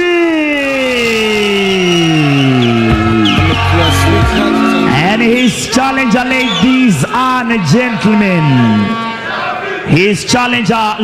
gentlemen, all the way from Kayole, 23 years of age, 160.5 centimeters. Ladies and gentlemen, from the streets of the lovely, of the most enthusiastic city, Kayambo Tole, I give you Hector Molias. And the center referee for this awesome and honorable match is none other than the internationally acknowledged LFNE's finest, Alphonse Wanzala. Technique, breathe, take your time, chase again.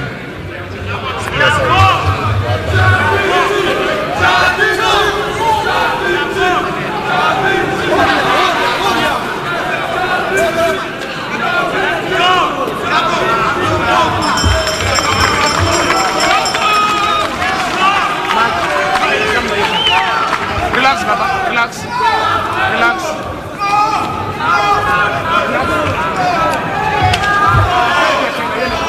Bali, relax. Don't hurt.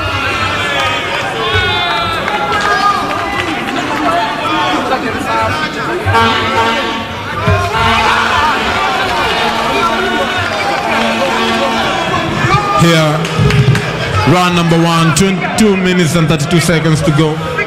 Great one. Javan Boyu. Blue trunks for Javan Boyu. Red trunks for Hector Molias in round 1. 40 seconds off. Great right leg kick.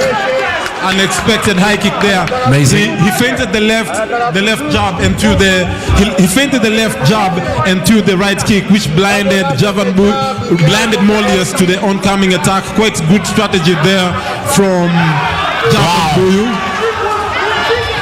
Nice right hand. Lost it there for a minute. Great right knee. I got you. Great takedown. Actually, Javan Boyu pulled guard. Nice body punches on the ground of the cage. Molias taking the James Kioko approach. Javan Boyu here on the receiving end, but then able still also to put up some good wrestling. The right hand from Hector Molias seems to be disturbing Javan Boyu. I think Javan Boyu is taking the same approach as James Kioko earlier. He's being very aggressive in the first few minutes, yet he's fighting a fighter who is very well conditioned, always in the gym. Wow! I don't know about his approach here. Sure, it's a game of tactics. However, you need also to put up some energy here. Still on the ground of the cage. Still looking for a clinch here. Still a betting man, Jason. I'd say that when Javan Boyu gets this back on his feet, he will be quick to end it. But if Molias keeps it on the ground, he's likely to win the fight. Nice left. Another one. Oh, massive power. Okay. Excellent move. Okay. From Hector Molias. Still on the ground and pound here. Collecting points on the ground of the cage. Not much damage though. He's on top of his opponent who is in full guard, but there's some damage being done, of course, but not much damage as Molias tries to get into half guard. 20 seconds of the final, the first round.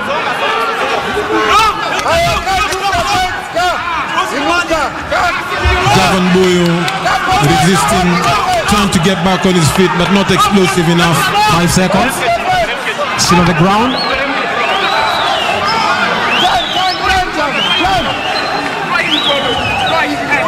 Oh, yeah.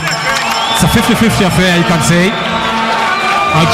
Molius dominated most of the fight, but he did not inflict as much damage as would be expected of a fighter on top of his opponents for over 1 minute and 10 seconds in the first round. You can say, look at Hector Molius. Very tactical in his moves, but then that right hand from Javan Boyu. Then a great right kick. Molius was biting. Then look at this takedown. Boom. Molius was biting on the feints. Yeah. That is why he was in a position where he had to get a takedown. Wow. Great left hands. Oh. Demolishing here. Killing spree here. Then look at that. Another takedown. Massive power. But then able to control the full first round. Inside the second round of the flyweight title, the flyweight bout. 70% of the first round goes to Hector Molius. Second round, the Octagon girls love it also. Just as the fans also love it. Just as we also love it. Fight. Here we go. Second round.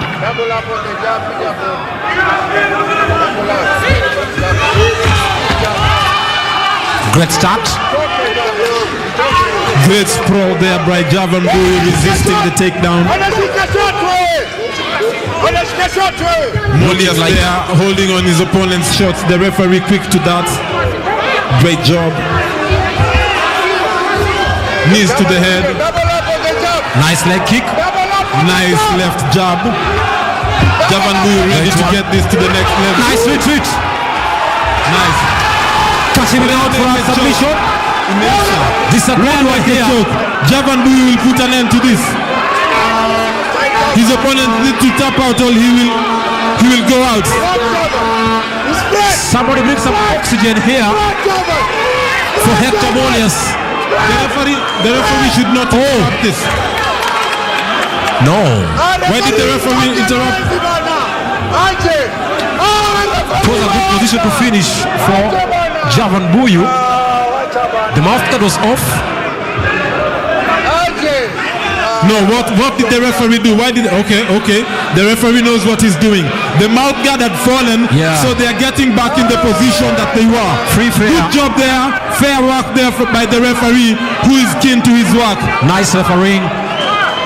A good one again. Rear naked choke here.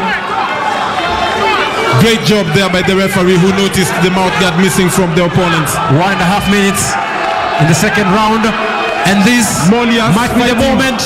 Fighting, although he's in a position where trying to fight he needs back to here. fight the hands. Molius needs to fight the hands. Oh, the veins showing exactly what Hector Molius is going through at the moment. He's a lot of pain. He passes out here. No! Submission victory there. Here. Submission victory there. The referee did not end the fight. Killing spree. The referee needed to end the fight because Molius Boyu was out. He does not know where he is. He needs some medical attention. He didn't know what to do. Tap out. He did not tap out. He went out. Molius went out on his shield. The referee was not aware to that. The energy from getting medical attention now. Molius seems like he is okay, recovering his wits, getting medical attention in the ring. The energy from Javan Boyu, Elisha, was enough to put off. It's a TKO here. Actually, it's a submission victory for Javan Boyu via rear naked choke, having choked out his opponent and sent him to sleep. Oh my goodness. Great to see that Molius is healthy and able to stand on his feet. And now let's get the official decision on the cage from Mariam Ojwang.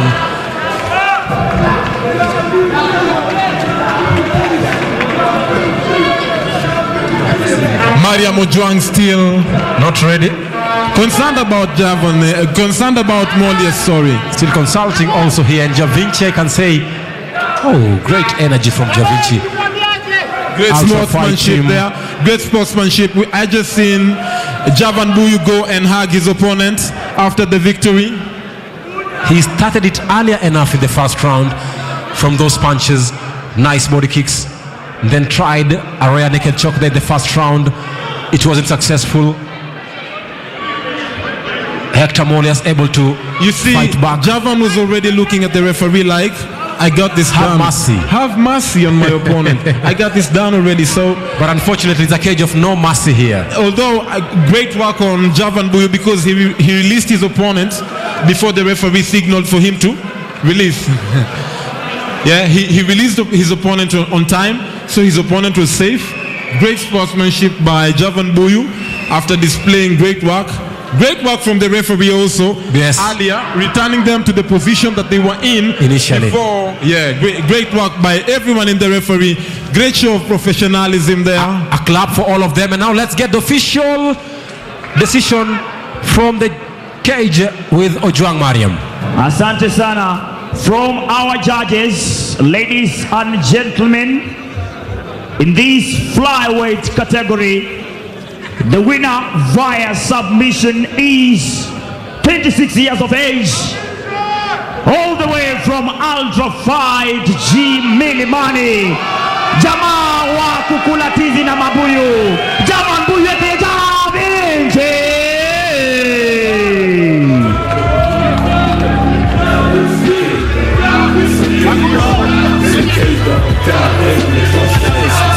After nimeshika rada akanichapia 18 fake forever, niliangalia juu alama ni favor, hata kunihug ilikuwa Friday adhuhuri, alikuwa minara hijab na buibui. Back in time ni kama watch bila battery na story kaza mina sistake kushare birthday. Mood ili change ya siku za usoni, wewe nasi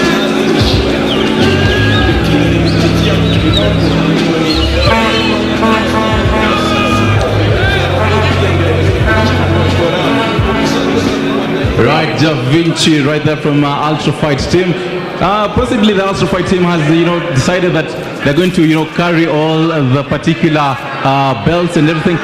Javinci, congratulations for your win, first and foremost. The first round, your opponent looked stronger, tactical, but then coming into the second round, you actually, took over, and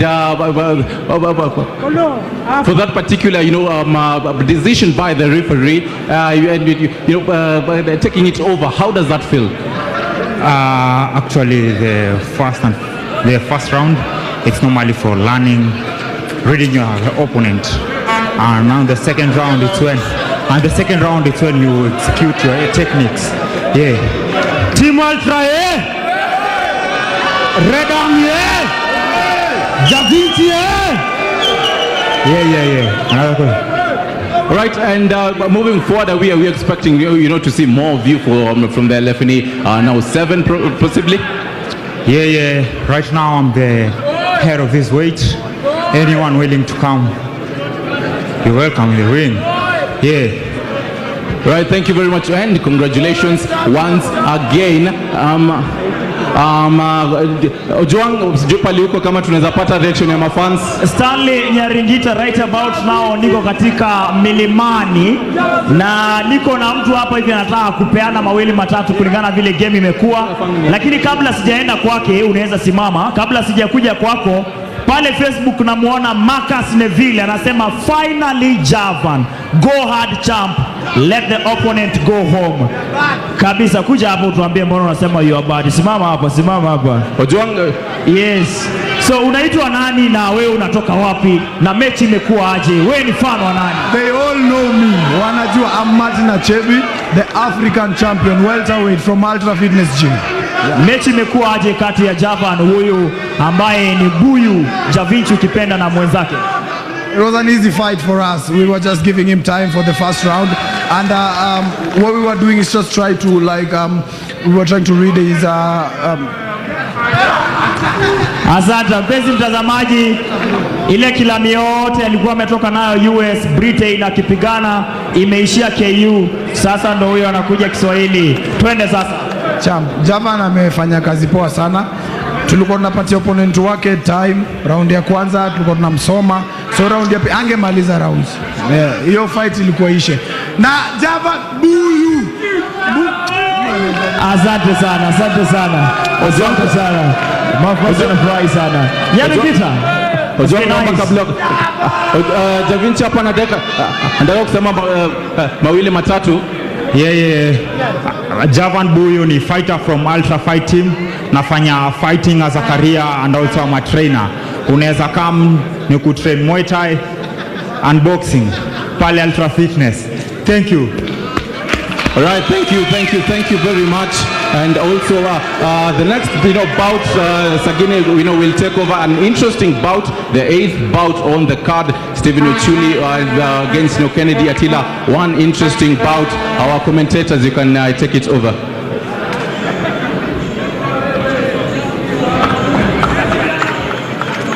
Nice, a great fight there, Elisha Okech, between Javan Buyu and Hector Molias. I know you are happy, I am happy, the fans are happy, the ones behind us are happy, and we are enjoying. We are having a fun night, a fair experience here. And now into our 7th bout of the night inside LFNE6 at KU Amphitheater, Nairobi, Kenya. We are going to experience almost and getting closer and closer to the main card title fight, that's the female fight. Felista Mo against Rebecca Amongi from Uganda. But before that, we have a great fight here also between Kennedy Attila, the Mantis, against Stephen Weshuli, the Cobra. It is a Cobra versus Mantis affair. It is also a veterans affair, as both of these fighters have more than one fight in LFNE. Both of these fighters have victories and losses in LFNE. Proper matching there by the LFNE matchmakers as we wait for the first fighter, Stephen Wechule in the blue corner, to come into the cage right before his opponent, Kennedy Attila, in the red. When the fans are happy, we are happy. When you are happy, we are happy. An exciting fun here for the fans, and you can say that they are all enjoying. If you are a couple, the individual, we are also still okay. Waiting into the 7th bout, the 8th bout of the night. Stephen Weshuli against Kennedy Attila. Nambali za Sabu County, Buhayo East Ward, Madibo area, Luanda village. Nacheza MMA. Na ile LFNE5 sikuweza kupatikana kwa sababu ya niko na matanga kidogo, so sikuweza kufika, lakini hii siku sasa nitafanya maneno. Target yangu mimi first ni kumwangalia, nijue ako namna gani, then mimi nimalize kazi niende. Hapo niko na mguu hapa, niko na punch, na niko na ground fight, niko na skills na techniques pale ground fight, na mkono niko fit kabisa. Okay, naitwa Kennedy Attila Lucio. I'm categorized in fighting, na napenda sana bout fighting, cage. My opponent pia hapo poa, hata kwa mtandao aliniambia atanimeza mzima. So what I can say, don't judge the book by its cover. Wacha tungoje hiyo siku ndo tutajua nani atamezwa. Na niko ready, nimekuwa hadi nimesimamisha mipango zangu za kazi almost 3 months because of the training of that man. So nimejipanga mbaya.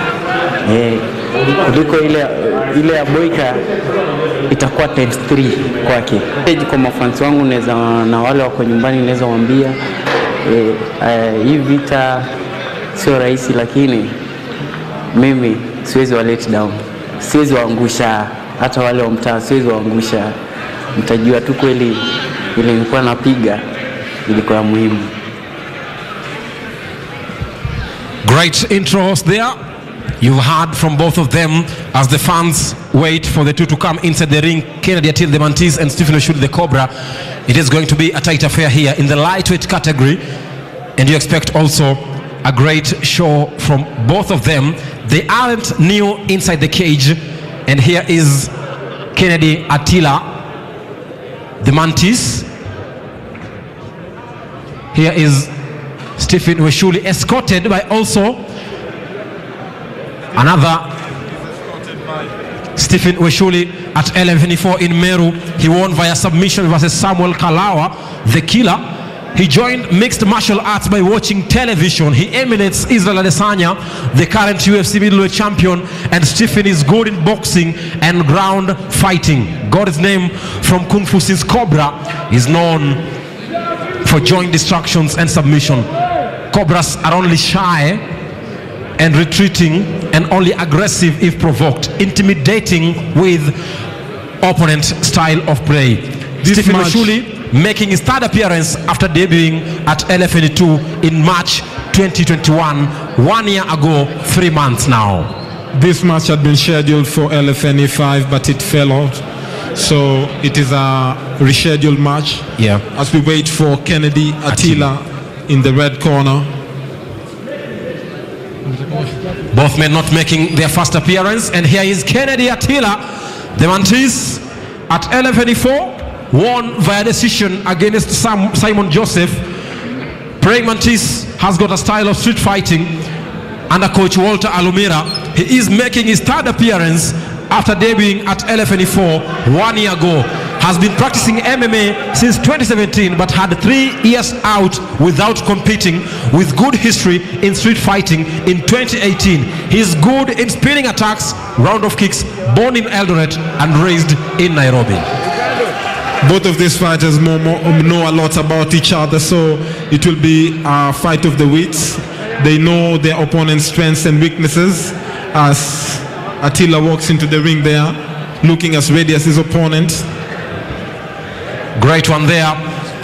2 years older than Stephen Weshuli, with a 2 kg advantage to him.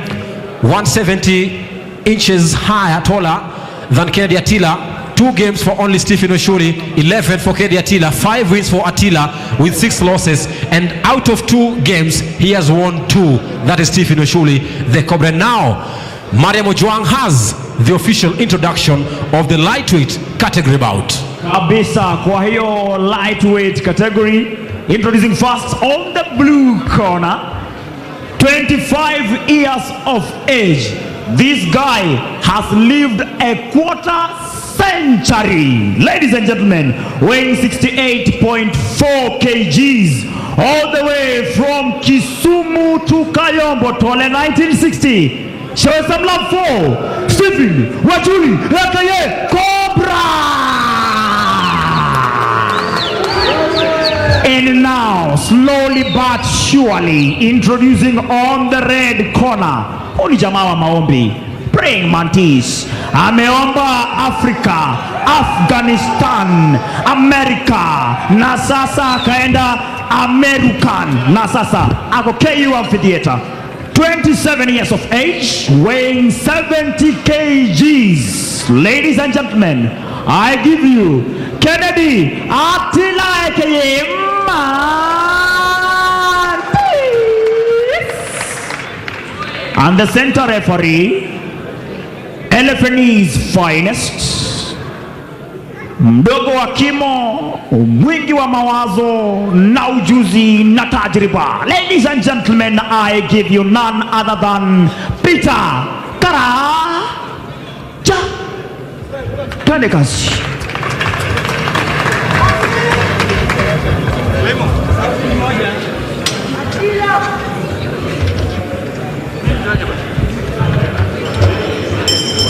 Great one. Red trunks for Attila, blue trunks for Stephen Weshuli. Fight.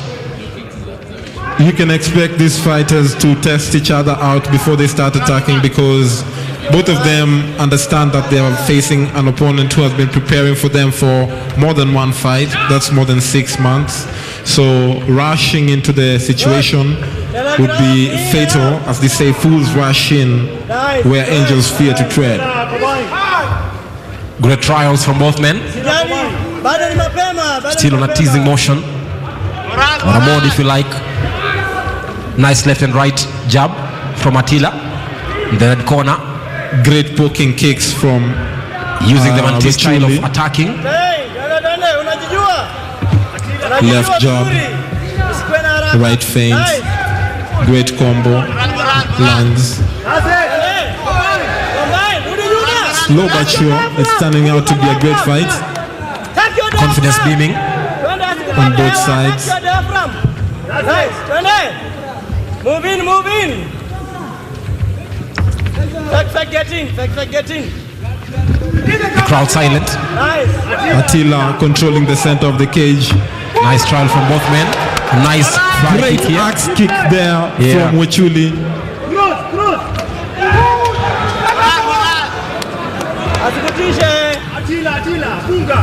When it erupts, it will be nasty, I bet.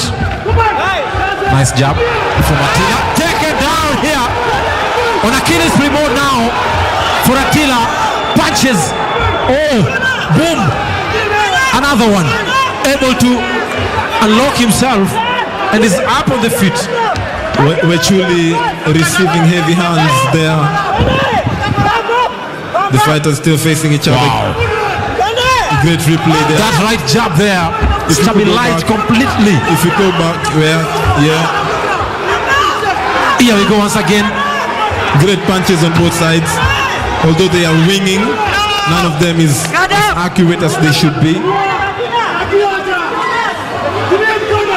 That great while standing idea there by Wechuli to hold on to his opponent and get some time to rest, because so far his head has been hit about 5-6 times, so he needs to regain his wits. It will buy some time there for him after receiving those heavy jabs. Quite an expensive venture there. Time is money. Looking for a takedown. Time. And now this might be also if Attila can get his head released from Wechuli's hands, then he will have his back. Maybe he can then flatten him out and secure a rear naked choke. On the other end, if Wechuli can reverse the situation and get his opponent on the other side of his body, to the left of his body, he will be in the side control. Ticks off, time is over, round one is over. Too late to plan. End of round one. Good plan, poor timing for Attila here. It was a great first round for both men, but we surely had the worst of it all. Immediately after the bell rang, and Attila started it with great hand movement, nice kicks. We should try to get it back. Wow, that right hand there destabilized at the that momentum point, from Wechuli. The referee was unsure whether to stop the fight at that point, but he made a great decision to move away because this action was still on and the fight on the ground, Wechuli was still defending himself intelligently. And he was also able to have a good defensive style and emotion. Eboso earlier on emerging a winner. And here Attila now will try to look for or improve his attacking styles to at least put off his opponent Wechuli before the third round starts. Second round, lightweight category, Stephen Wechuli, Kennedy Attila. Here we go. Kennedy Attila is standing in switching stances.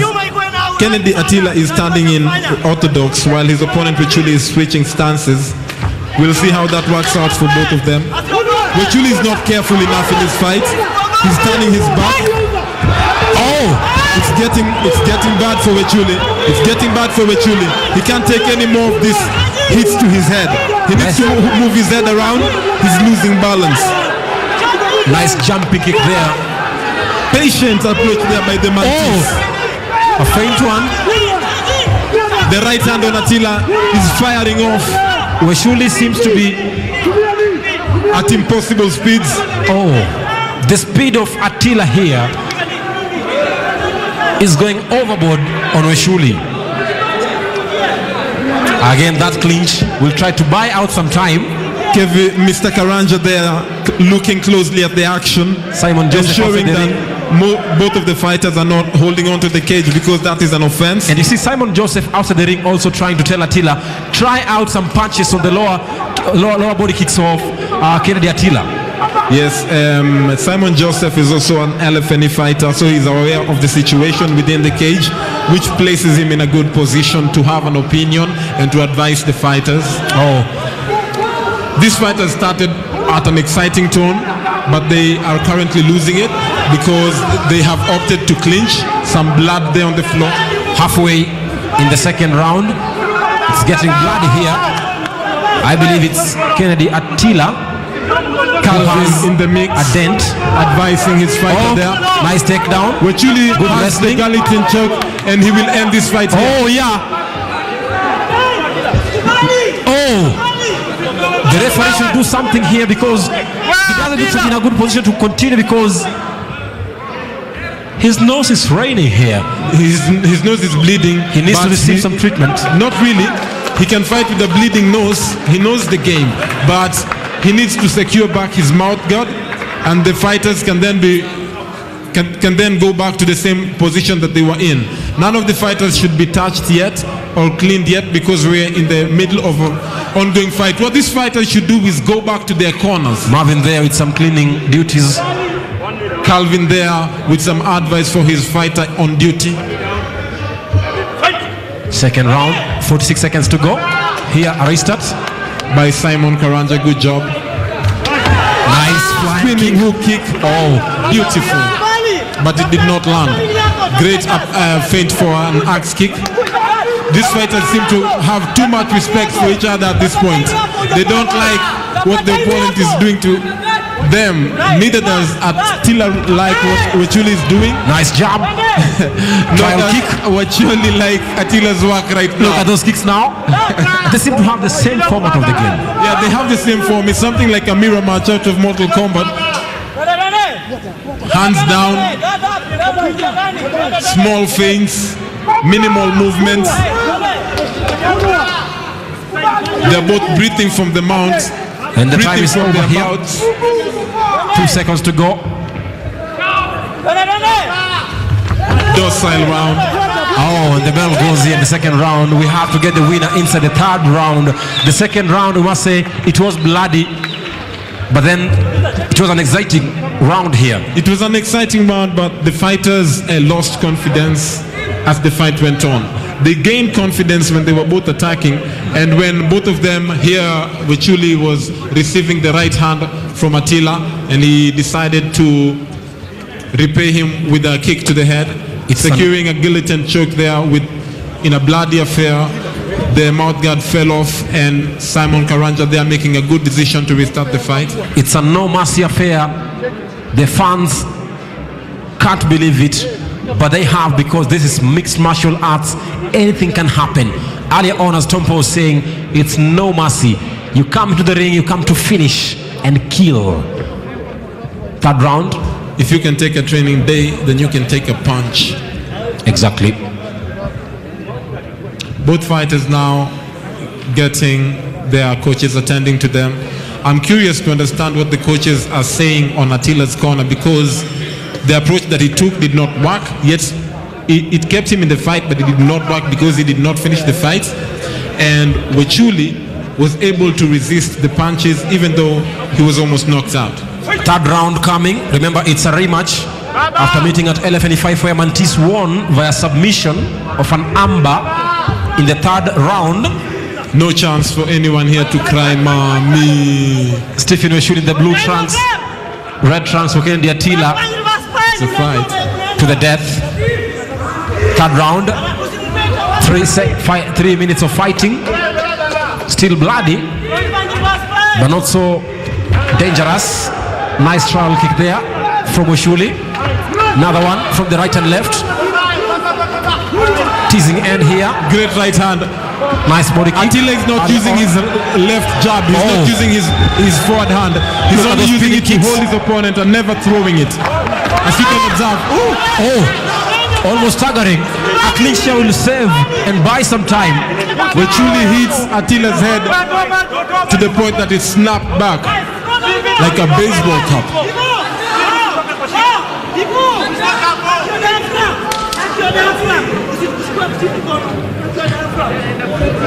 Simon close to the action.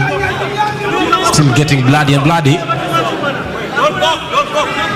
But it is safe. All these fighters have been checked. Nice takedown. In vigorous medical tests. Oh. It's a good position here to finish the fight. Halfway in the third round. What would you do if you were Attila? Would you tap out? No. Not so dangerous the moment to tap out. But maybe to wait until you get into a submission position like an armbar or a rear naked choke. What Attila is doing is not wise, because the way he is tapping his foot on the mat, the referee can mistake it for tapping. You do not only tap with your hands, you can also tap with your feet. Sure. So Wachuli should be clear on whether he's tapping or he's fighting. Back to the action. On the ground. Wachuli there actually was talking about Attila. Wachuli there going back on top of his opponent, getting half guard so far. Maybe if he can move his right leg to the left of his opponent, he can secure a full mount. No they need pounding. more action there on the ground. No pounding on the ground. Attila is open to mounting, but Wachuli is not making any move. 30 seconds in the final round of the lightweight category here. Stephen shooting the blue trunks, red trunks Attila Kennedy. The final 20 seconds of the game here. Will it be a second submission win for Mantis? That is Kennedy Attila or not? Still on the ground, no pounding. Trying to fight back in the final 4 seconds. So far, the fight has been equal as we approach the final minute of round 3. I would give it equal measure. 10:10, and the time now is 10:10 p.m. Unanimous decision has to make or decide the winner here in this affair.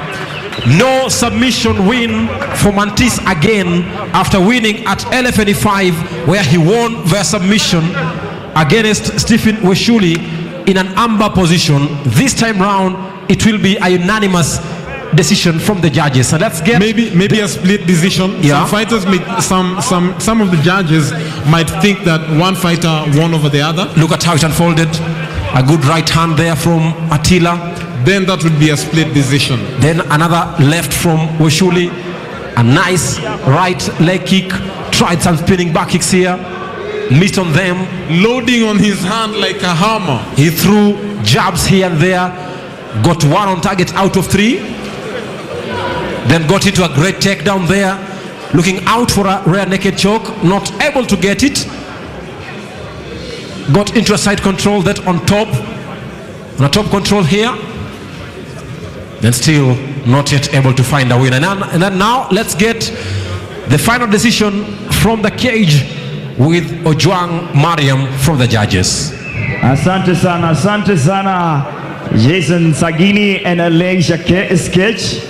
Hapa hivi ni tunangoja sasa majaji wakiwa wote waunganishe hizo results, alafu itakuwa shwari, tutakuwa tukikuambia nani mshindi. In the meantime, as I wait for those results, I would like to say thank you very much. Kama uko pale Instagram unatembea, usikae mguu tupu, unaweza kupata kiatu. Kiangalia unaona nimeng'ara t-shirt maridadi kabisa ya red, imeandikwa Fishwear hapa hivi. Fishwear ni kampuni ya kuuza viatu pale Instagram. Unaingia hapo Fishwear 2020, unaitisha kiatu na unapata kuletewa hadi kwako nyumbani. Wanasema free delivery. As I do this, bado nangoja hizo results zipata kukuja, zipata kuwa compiled. Kumbuka our center referee amekuwa Peter Karanja. Peter ni watu ambao wanafahamika, watu walikuwa na wisdom sana.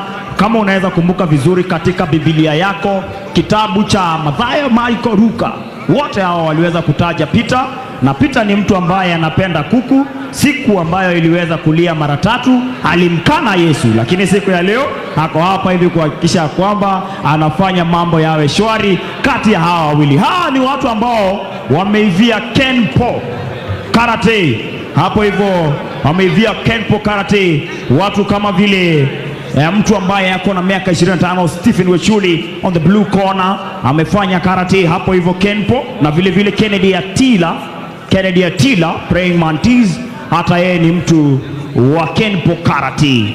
Referees, tafadhali tufanye mbio mbio. Remember ladies and gentlemen, after hii tunaingia mechi ya kinadada. Kinadada hoye! Kinadada hoye! Kinadada tukitoka hapa hivi itakuwa ni mechi ya Felista Mogo Young Queen against mtu kutoka pale Uganda anakwenda kwa jina Mami Mnoma tena zaidi, ambao watakuwa wakingangana hapa hivi. Hiyo itakuwa ni title match. My referees Peter Karanja zako bado wanafanya compiling, inafanya polepole, lazima kila point ionekane. This has been a bloody war. Kiangalia vizuri kila mtu alitoa damu, so it's a bloody war. Vita kama hii mara ya mwisho tuliona kwa kivumbi Spartacus, tukaona kwa God of the Rings, and in this ring we have the two men. Mmoja ni mtu ambaye amebobea kwa maombi, mwingine ni kijana ambaye anajiita nyoka kwenda kwa jina Stephen Wechuli. And now the judges have decided that Kennedy Atila has had 76 points and Stephen Wechuli has had 79 points. Therefore, ladies and gentlemen, the winner is Stephen Wechuli. Wechuli is the winner of this category.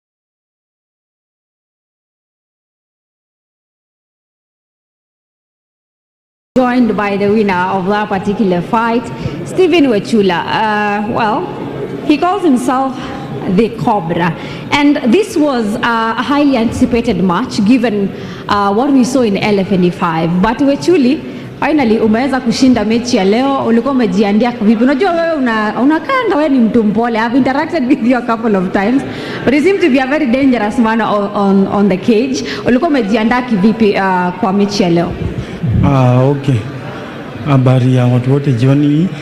Kwa majina naitwa Stephen Wechuli na nilikuwa nimejiandaa ile LFNE6 nilifanya nipata na huyu jamaa, but sasa nile nilikuwa na matanga, so hata nikajaribu kucommunicate na Mr. President Omwenga, lakini ikawa ni ngumu sana, si kuweza kuwakilisha, lakini nashukuru Mungu leo nimefika na nimefanya kitu yenye ningefanya last bado. Na nilikuwa nimetrain kidogo na kujipanga kidogo. Sasa sana nimekuwa na coach Calvin na ndio nikuje hii game ilikuwa last week, kaingia kwa coach Peter kidogo, train kidogo, na wakawa wamenipatia pale advice coach Calvin wakiwemo, na game nimeshinda. Nashukuru sana. Yeah, it's good to see you happy this Saturday evening. Tuambie, what next for you? Najua LFNE imewapea wachezaji wa Kenya an opportunity kuwa wana showcase. What's next for you? Unapanga kuwa kwa mechi ama which other competitions? Mimi ningeomba Mr. President Omwenga anitafutie at least title. Juu sasa nimecheza some games nikiwin, mimi sina lose yote. Na ningependa sana anipatie pale title, tujaribu kuangania hiyo title sasa. Na mafani wangu pia nawaambia watarajie tu ushindi, so long as niko bado na train watarajie ushindi. Alright. Before I let you go, opponent wako kidogo pia si mchache. We know what Mantis can do. Tuliona kitu alifanya last competition. What do you think won you the match? Naona it was a bit a bloody fight. Ni nini you as an individual you think umefanya ikakufanya ushinde mechi ya leo? Kitu ya kwanza siwezi sema nimefanya kitu hii na hii opponent wangu aanze kunisoma isipokuwa although opponent wangu pia ni wakali, alimekuwa mkali Mandis, lakini sasa ni ile kuna zile tactics 1-2 zenye makochezo wamenipatia na ndiye mfanya nifike mahali hapa. All right, congratulations, I'm happy for you. Hopefully Bwana Omwenga amesikia atakupea title fight kama LFNE6. All right, all the best in your forthcoming matches. Thank you. That is Stephen Wachula, ladies and gentlemen, a very humble guy but very dangerous on the cage, as you have seen. Well, we are heading into the most interesting part of today's competition. We have now two, that was the last non-title fight, but we do have two title fights on the card. One is for the men and the other one is for ladies. And well, let me just tell you who will be fighting who. Well, we have a slight change in terms of who will be fighting in the men title fight. We were supposed to be having Julius Wafula, but he will not be participating tonight. But we do have Danish Ooko, who will be taking a gentleman by the name Bernard Achoki. Well, this is a men's welterweight fight, and it is one of our title fights tonight. Also, the final fight tonight will be Kenya versus Uganda affair, where our very own Felista Mugo, who is the champion, will be taking on Rebecca Amongi from Uganda. We are hoping that our girl has done everything that she needs to do to ensure that the title remains right here at home. I would like to hand over to the commentators booth as we usher in the men title fight in the welterweight category, as Bernard Acholi, 70 kgs, takes on Danish Ooko. Over to you, Sagini.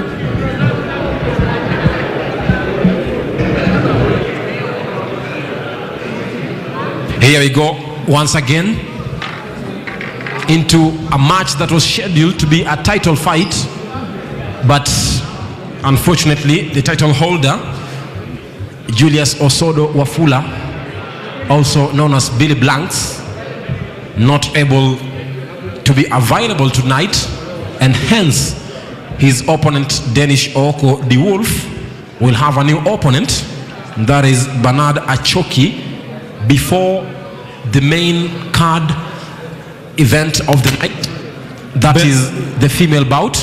Bernard Achoki has replaced the champion Mr. Osodo Wafula, and so now it is not a title fight.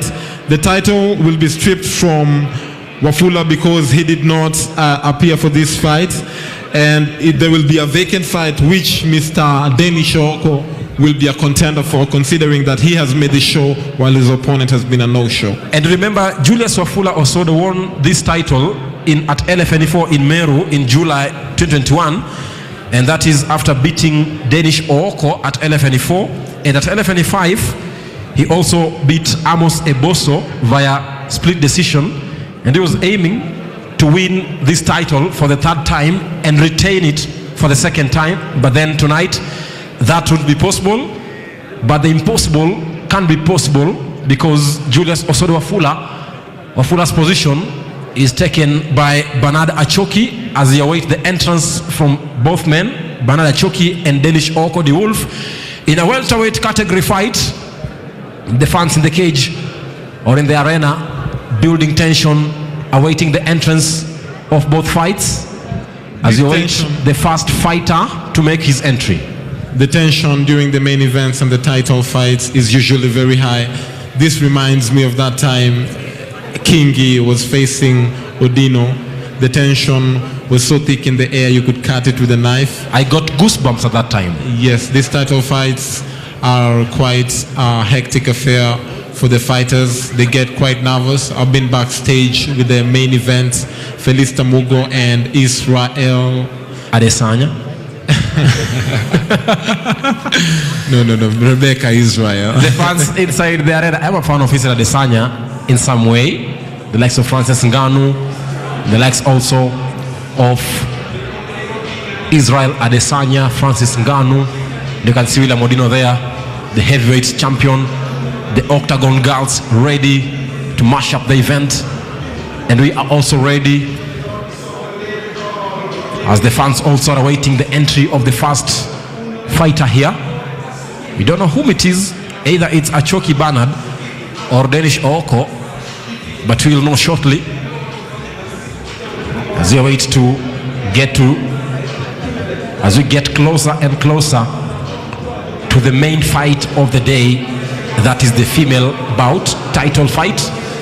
It's a featherweight category, but here we are going to have a welterweight category between the Wolf, Danish Oko, whom today will be denied an opportunity to win this title after making a trial and losing against the defending and current holder Julius Wafula Osodo, also known as Billy Blanks. Danish the Wolf deserves this fight. He has worked for it.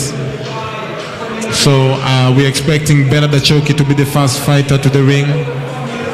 And I know that wherever Danish Oko is disappointed. Bernard Achoki there, ready for the fight, walking into the ring in his red trunks. This must be his debut at LFNE. A new face at LFNE. Brave man to step into the cage on short notice, having been told that the opponent and the title holder, Mr. Julius Wafula Osodo, is missing in action. Maybe it's a chance for him also to pass a statement to the president that he is also able to fight for the title. It takes a champ to replace a champ, Sagini.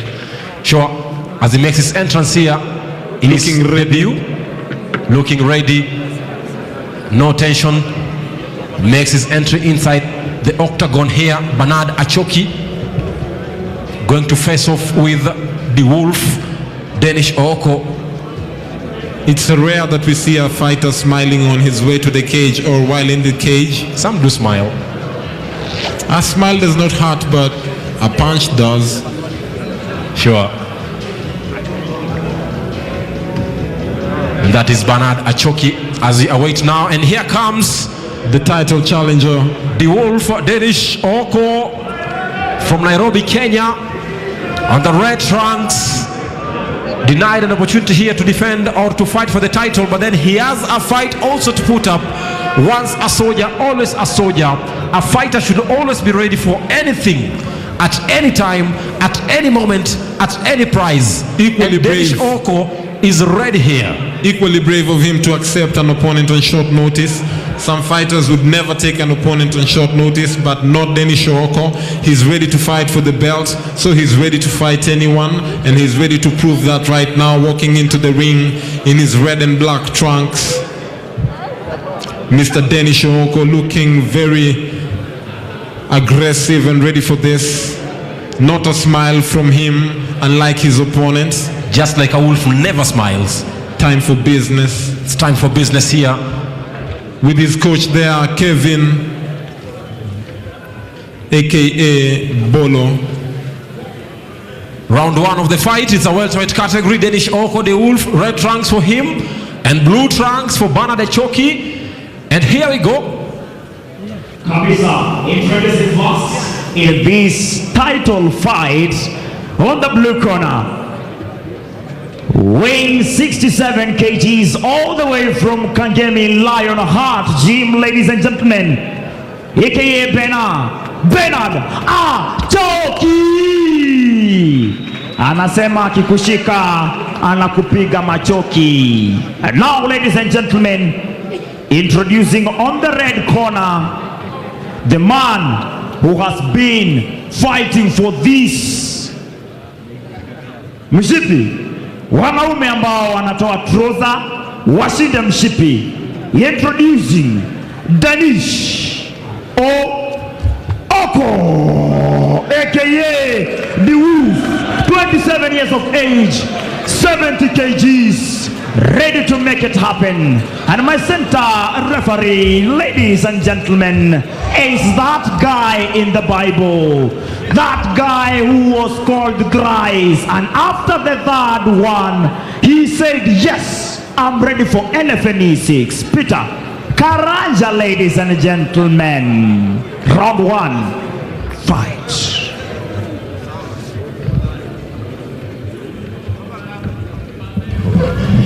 And Peter Karanja is our referee. 3 rounds of fighting, 3 minutes each. Round 1, Danish Oko, Banana Choki, welterweight category. Here we go. Choki there attacking with the leg kick early, and his opponent, Mr. The Wolf, asking him to give him one more. He must be a Jesus person as he is already turning the cheek early in the fight. Nice start there from Danish Oko. Almost put down with a staggering left jab from Achoki. Another one from the left, trying to fight back. Great takedown from Achoki. Sure. Attempting to get a guillotine choke here. Not really, because he does not have his hands locked. He didn't know him before the fight, but always as a fighter you're supposed to be ready for anything at any moment. And Danish Oko here seems to be a little bit not ready, or I can say disappointed. They need to put their hands up though.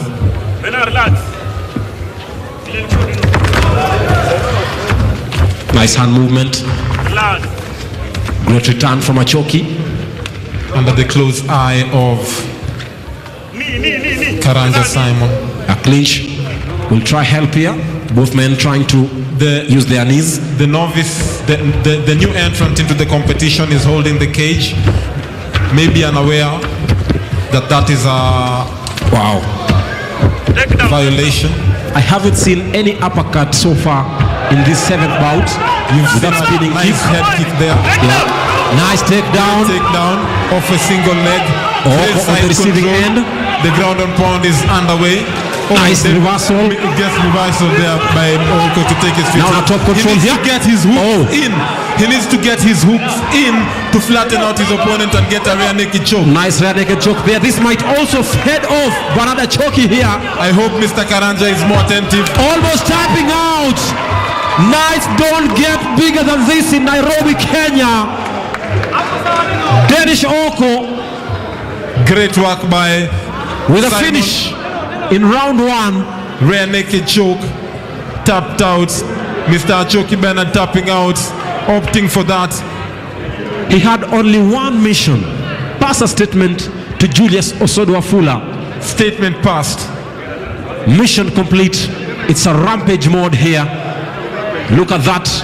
I wonder what the MMA fans will say about the rear naked choke. Oh, actually, he did get the hooks in, right? Wow, yeah. He did get the hooks in, and that is when he was able to secure the rear naked choke. There was nothing.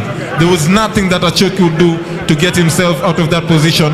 But maybe tap and get mercy from the referee, separating them before Achoki, the new entrant, lost his consciousness. Wherever Julius Osodwafula is, he has seen that his belt now is under threat, and Danish Oko might be coming for it soon, maybe at LFNE6. Now, let's get the official result from the cage with Omaria Mojwang.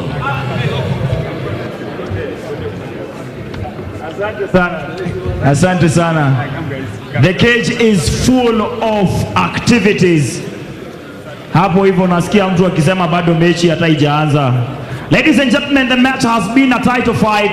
That is after jamaa wangu wa samaki Julius Osodwafula kukosa kuhudhuria. And on a very short notice, Bernard Achoki akasema atafutaye hachoki na akichoka kesha pata, na akapata kuingia hapa kwa ring, na ndio maana akaweza kumchallenge Danish Oko. And now, according to my judges na watu wote ambao wameona mechi hii, mechi ambayo imeenda sekunde chache kidogo sana, imeweza kuisha na knockout. Ladies and gentlemen, I give you the winner, Danish Oko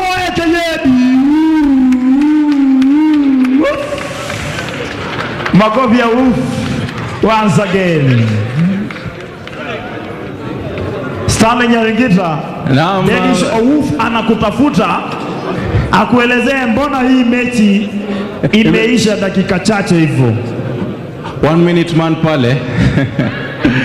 All right, the Wolf, congratulations on the win. Ilikuwa short, but then how are you prepared, for this particular fight, the last minute of it? Yeah, I was prepared more than enough, but when it happened hapa sikuwa natarajia hivyo. Game haikuwa imeanza kwangu. Yeah, hii bado ilikuwa tu warm up. Game ndio ilikuwa inakuja, but hata sijaonyesha game yangu. Maybe next time. So basically game yako ilikuwa ikuwe nini? Skills zenye ulikuwa umempangia, ama probably skills ulikuwa umepangia Billy Blanks the opponent mwenye ulikuwa naye. Ulikuwa umempangia nini? Yeah, Billy Blanks naye nilijipromise nitampiga KO. But one thing na kupromise Billy Blanks, maybe tutakutana. Na ujue I'm the Wolf and I'm the most complete fighter in Kenya. Najiamini hivyo. I'm the most, set ni joke, I'm the most complete fighter. No doubt on that. Right, tukimalizia pia unaweza ambia president hapo hivi for LFNE6 unatarajia kupata nani hapo? Yeah, Kenya naweza ambia my president, sijaonyesha game yangu. Game yangu bado.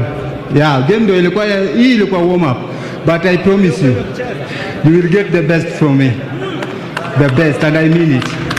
Yeah. Right, thank you very much, and congratulations to the Wolf. That was the 9th bout, the second last bout, and then we're going to have the last bout, the 10th bout, a Ugandan and Kenyan affair.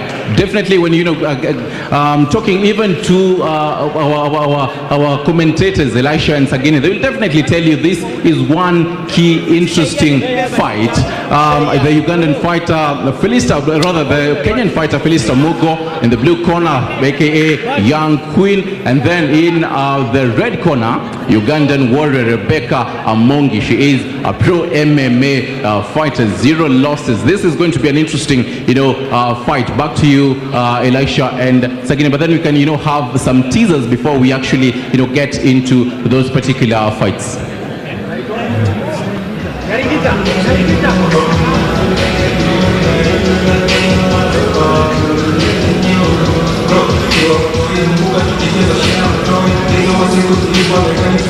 Kwa majina naitwa Coach Peter.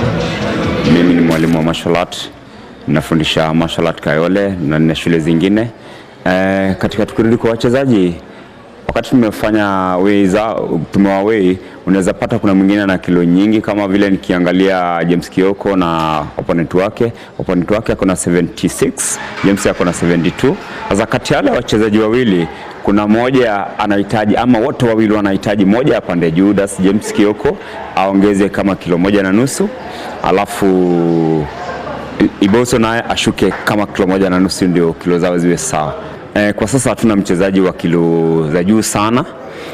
Kwa hizi game tuko nazo mara hii, wale tumeprepare wako na kilo kuanzia 57 kwenda juu. Ile ana nyingi sana, maybe ni 76 hapo hivi. Hizo ndizo ile range tuko nayo kwa zile kilo tuko nayo kwa sasa. 11-6 kile tutaona kuna mabadiliko.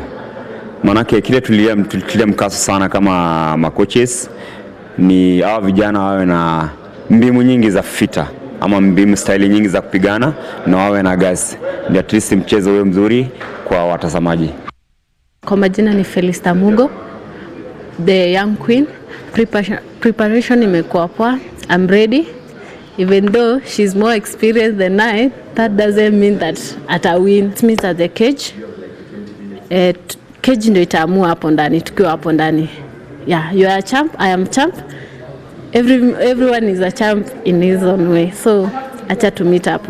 My name is Amongi Rebecca, the warrior. I'm from Uganda. I play 61 kg. Been in a ring before. I'm a world champion. We went to Egypt in a world championship last year, and I got a gold medal. And actually, this is my second fight for MMA. Before, I was playing a K1 style and taekwondo and other things, boxing. So this is my second time in in the cage, because I know this is a cage. What I like to tell her, my name is Amongi Rebecca, the word.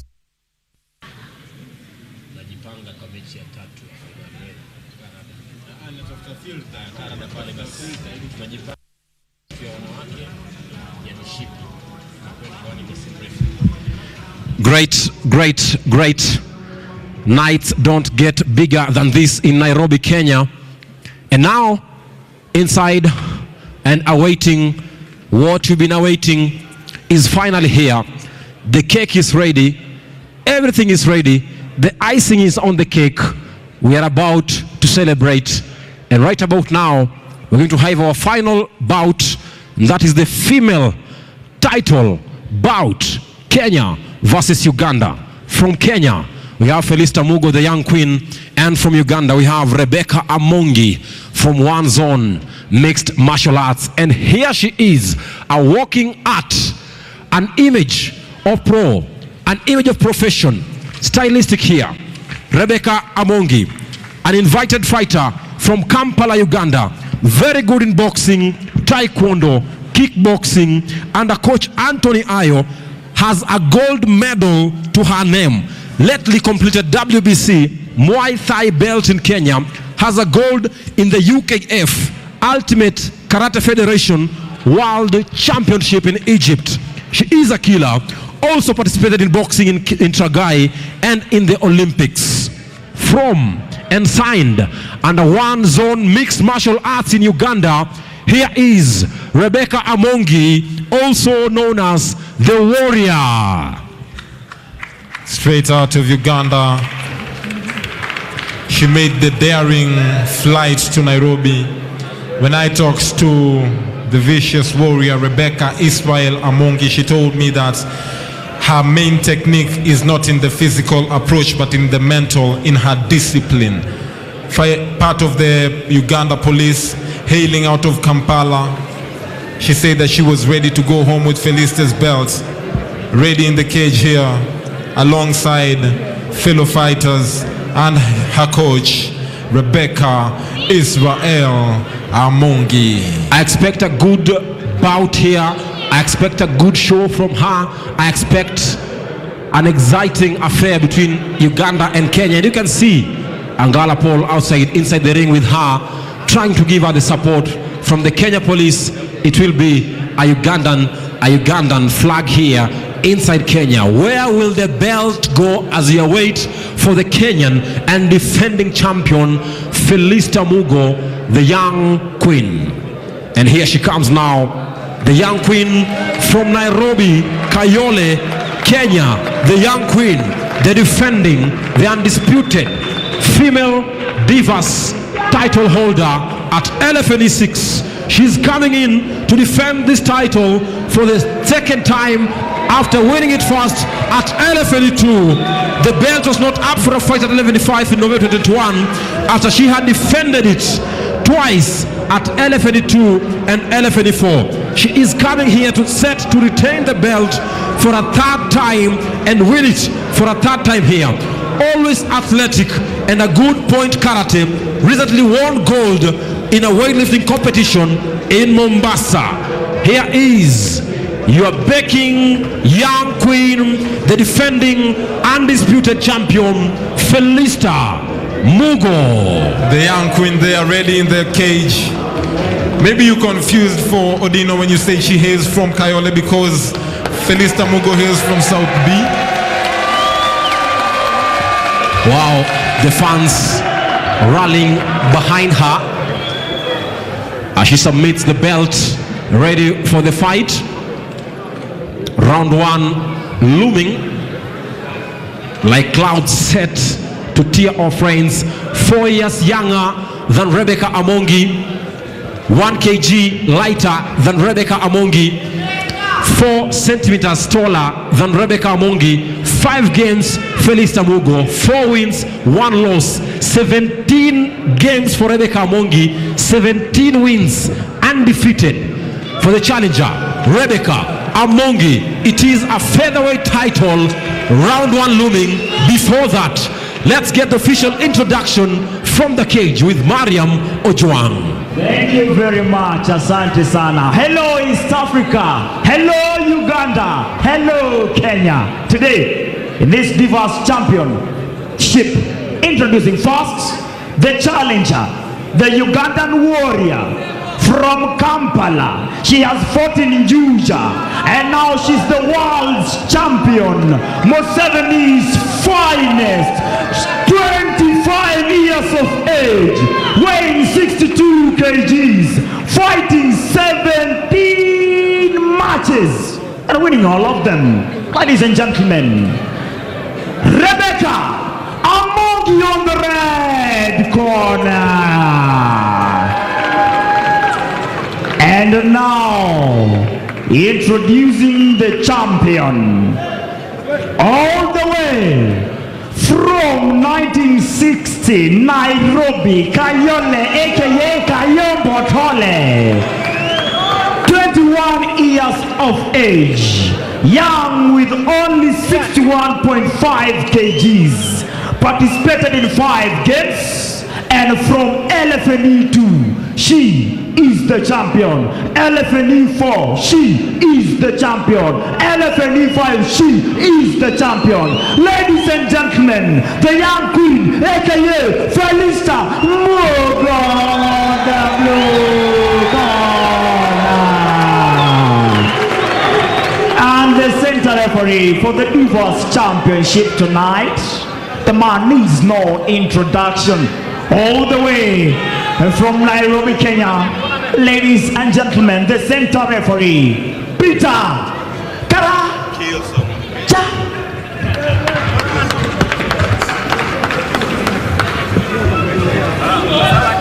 Simon Peter Karanja is our referee in this title fight. It is a featherweight title fight, Divas edition.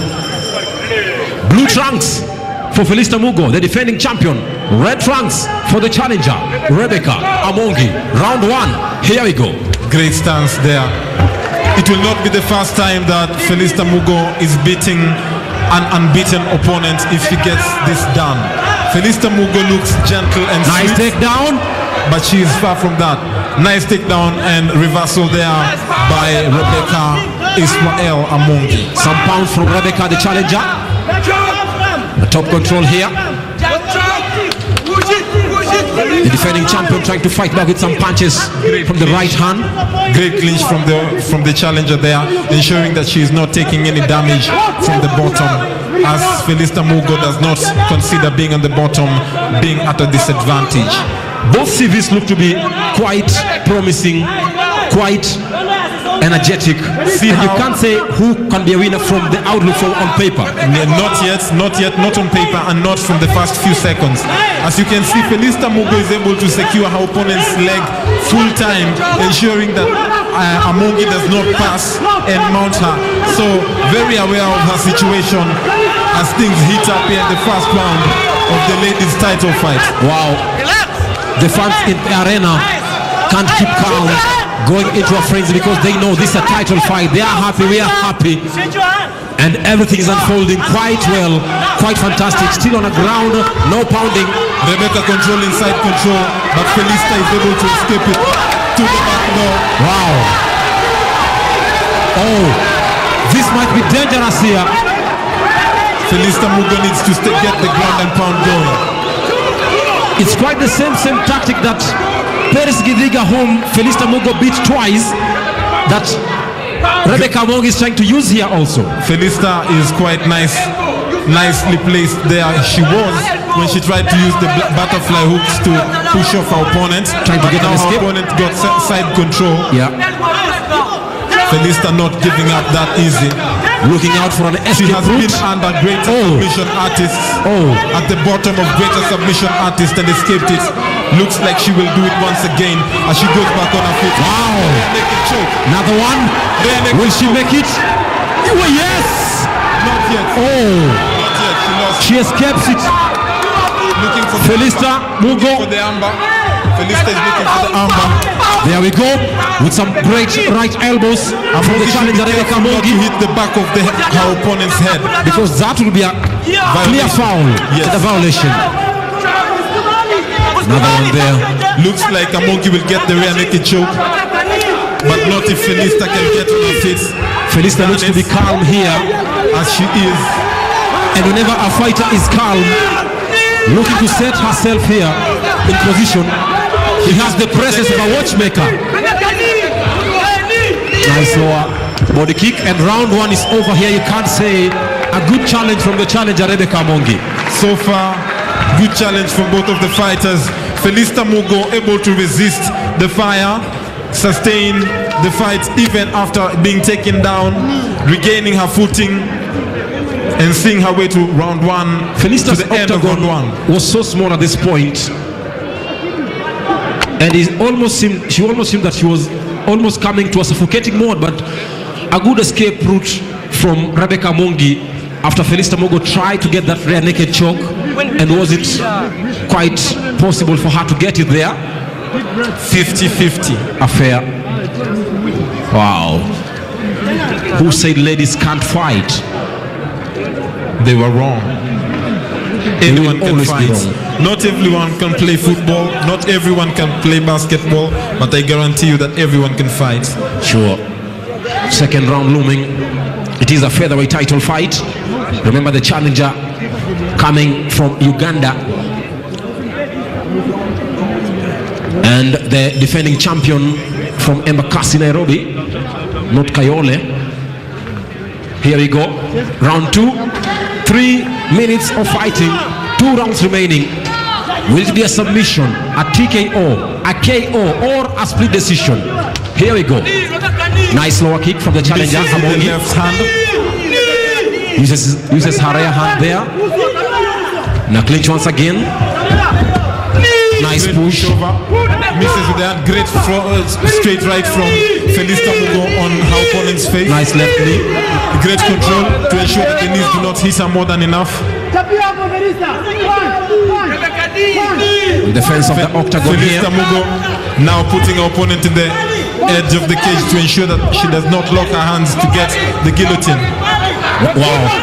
Once again, and now Felista on top. On the mount.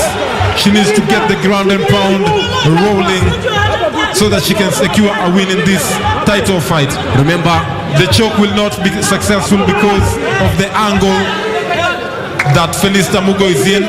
Rebecca Mongi there trying an arm triangle, abandoning it. Great butterflies by Felista Mugo. Nice escape route now. Same escape route as in round one, where she moved from butterfly to side control to back on her feet. Good punches from Rebecca Mongi. Explosiveness is helping Felista Mugo stay in the fight. Great up kicks. Felista should be careful not to up kick an opponent who is grounded. She might commit a violation. Nice technique. She's trying to get a crucifix there. If she will overturn the opponent, she can get a crucifix. Halfway in the second round. Remember, Felista Mugo is a good student of bakery and catering. Perhaps. Here we go. Oh, almost similar to DDT. Once again, less than a minute remaining now. A fight of the title. The referee says no. Mouth guard. The mouth guard was off for Felista Mugo, the defending champion but here. They need to go back to the same position. Yeah, sure. Quite a fair affair. Second round, ladies title fight. Great back job. to the same position. A restart here will be scheduled from referee Karanja Peter. With 50 seconds remaining in the second round. The challenger here, Felista looking to have lost her ground. Okay, why did the referee get Mongi off Felista when she was in mount, which she has been able to secure again? This is quite a tough affair here. Oh, those head punches now. Felista needs to be careful. Working hard to escape. 20 seconds to go. She's know that her belt is under threat here now. But she's going out protecting herself because she's throwing her hands. Time is ticking. Her face is not really getting hit. Time is ticking. 10 seconds remaining in the second round. Still Amongi with great punches. Survival mode here should be activated here. Still intelligently protecting herself. Time is of essence here for Felista Mugo. With those punches, surely, time. The bell comes to her rescue. Was it the bell that came to her rescue, or did the referee end the fight? The bell comes to her rescue. Were it not for the bell, maybe those punches could have put off.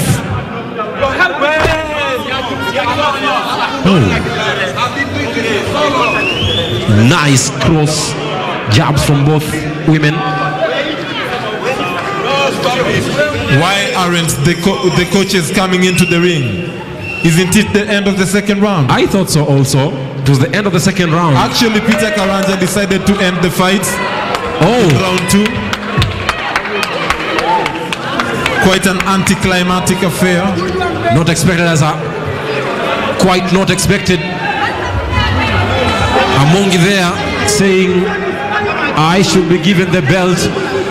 The defending champion Felista Mugo, quite calm. Maybe the replay will help us get a clear view. Events. Yeah, get a clear track of the events. What on how things unfolded.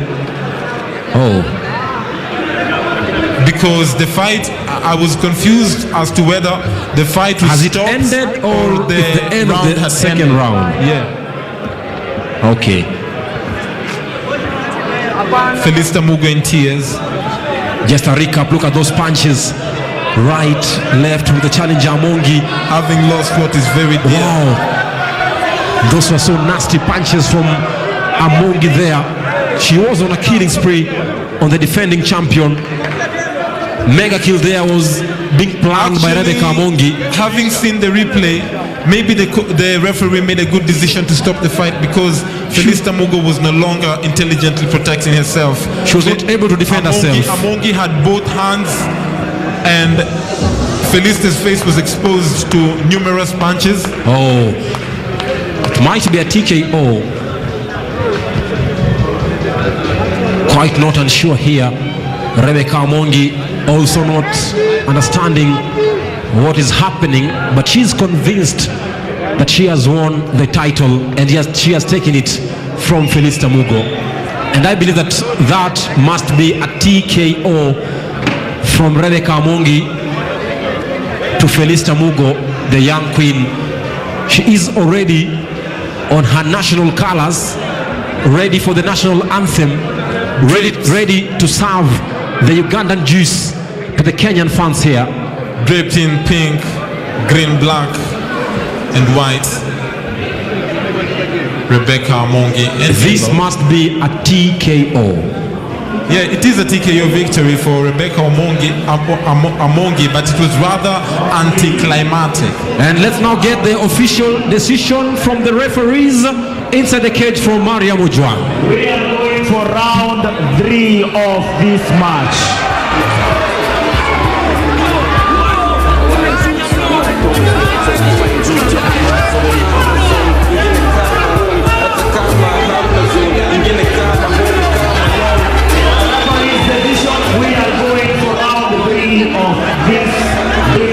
Championship.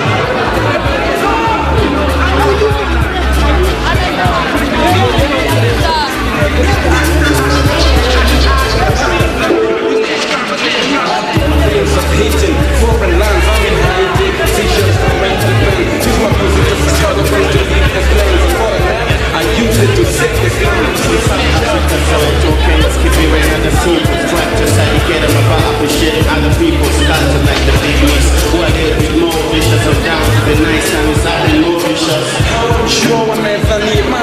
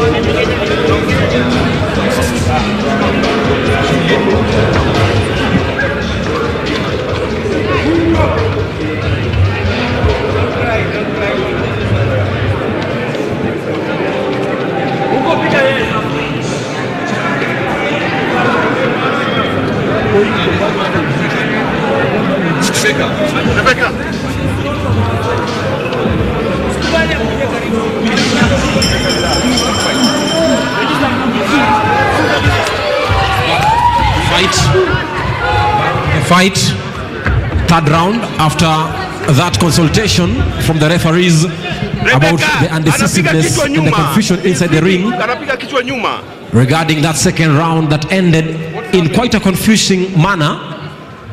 We thought it was a TKO, but the referee opted to stop the fight and later resume the fight or restart the fight after several and quick consultations.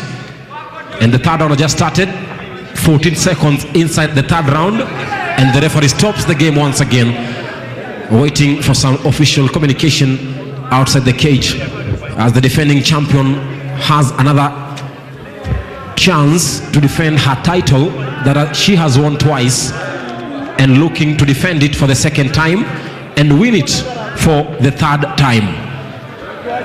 Will it be a 3 out of 3 or an away affair for the invitee, that is Israel Amongi? Remember, Israel Amongi Rebecca from Kampala, Uganda, signed under One Zone Mixed Martial Arts in Uganda, Kampala. She's a very good student in boxing, having participated in Tragai, Egypt, in the UKF Federation World Championships, won gold there, and also participated at the boxing competition in Kenya and also in Senegal. She's very good in boxing, taekwondo, kickboxing, and also Muay Thai, having a WBC Muay Thai in Kenya. And she's now up for a fight of the century, to put up a good fight to try and win the LFNE Divas title for the first time in the history of the East African and Africa mixed martial arts, inside Africa's famous octagon, inside Kenyatta University Amphitheater in Nairobi, Kenya. Third round still, no restart. Both fighters here on a warm-up mode. Felista Mugo on a standstill motion. Rebecca Amongi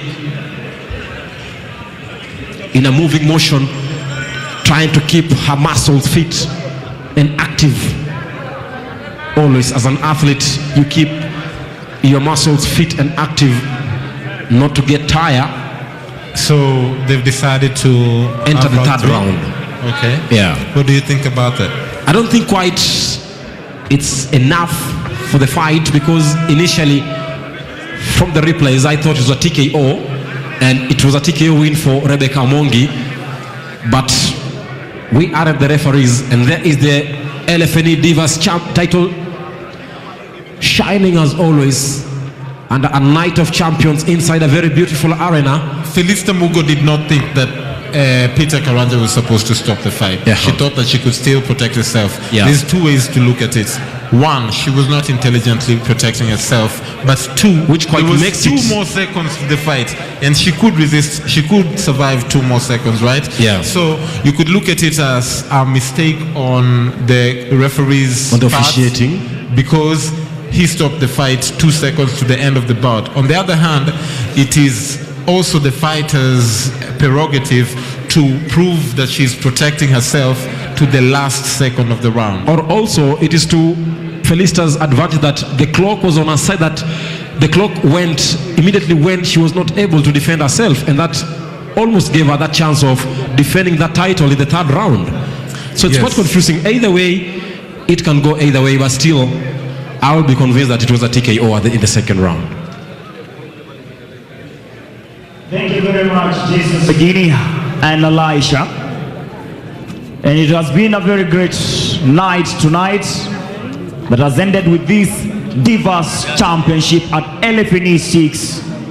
A match that has had a lot that we did not anticipate, but all the judges have come together, each judge with his points of references and marks, giving points to each fighter. The unanimous decision of the judges I have here states that Felista Mogo from Kenya, Nairobi, has 40 points, and with 3 points ahead is the Ugandan queen or Ugandan warrior, Rebecca Amongi, 43 points. And now, the winner via the judges' decision is Rebecca Amongi.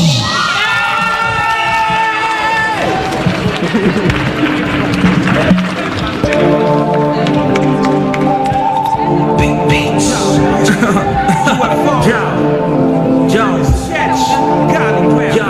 After the movie I saw 3D tulichoka na marapa bado wanatu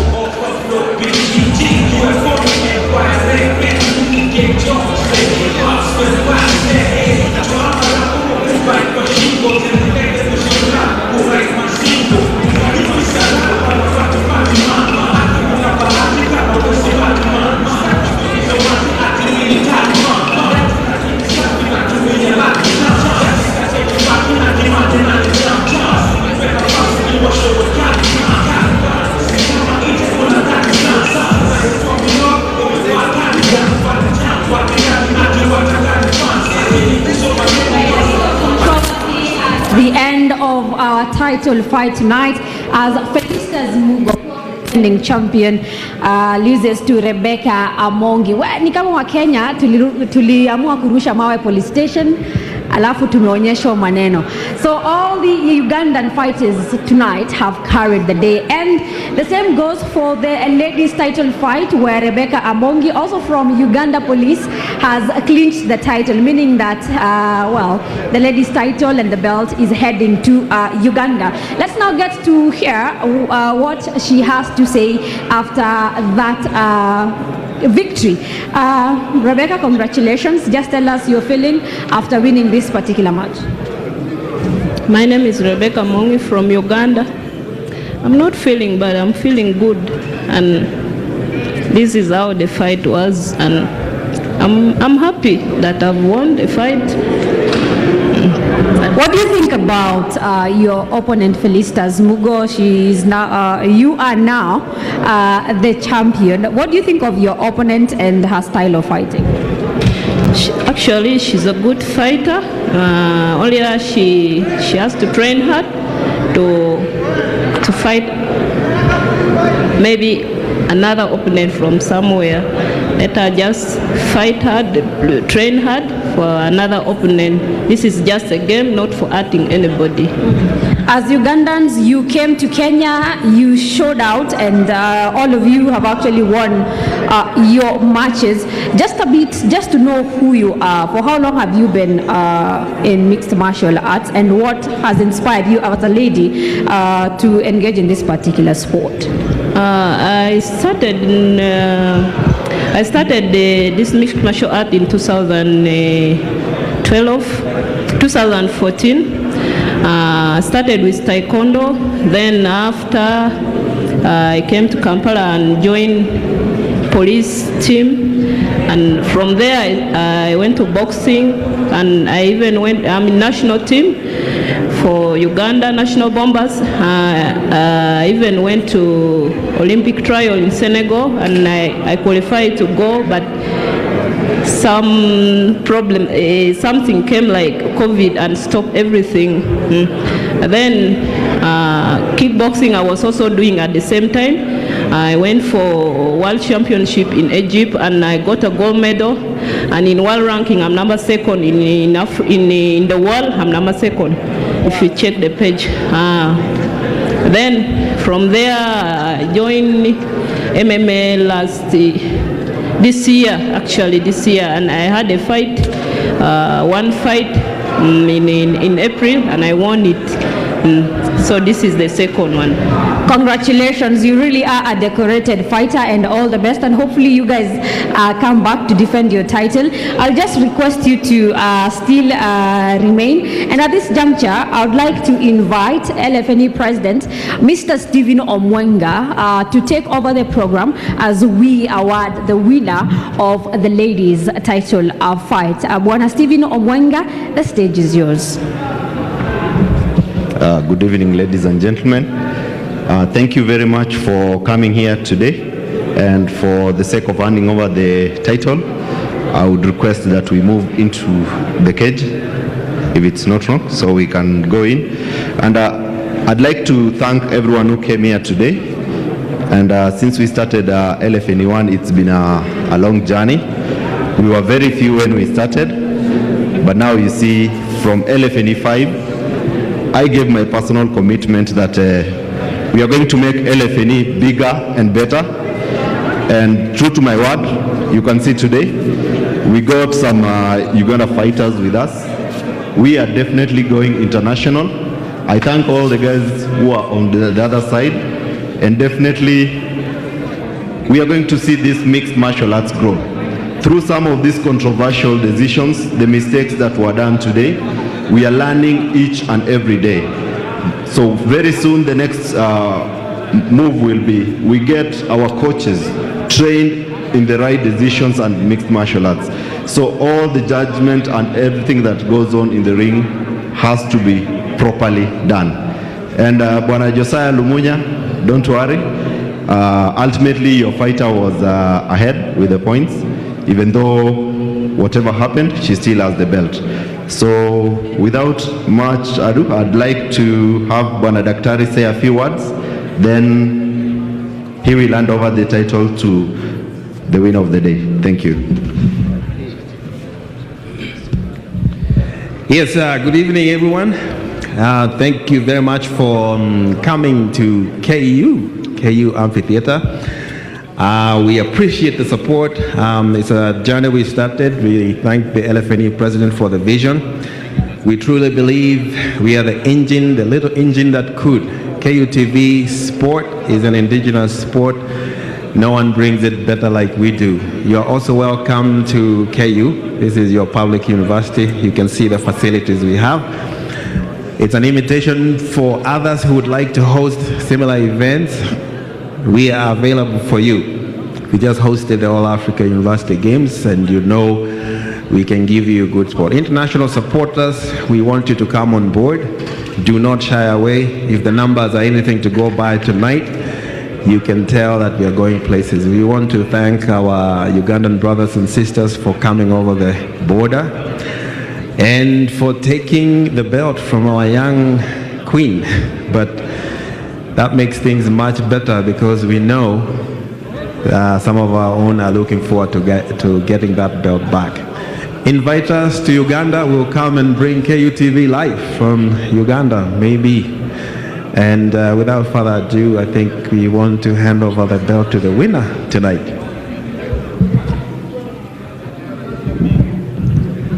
You can cheer on as the belt is put on. Even the team can come over. The Uganda team come over. Josiah, come over. Come support you, fella. So all that, just for some photos. Congratulations, Rebecca. Looking forward to having you back, and sorry about the decision. Very good. Just hold it, and then it will be, yeah.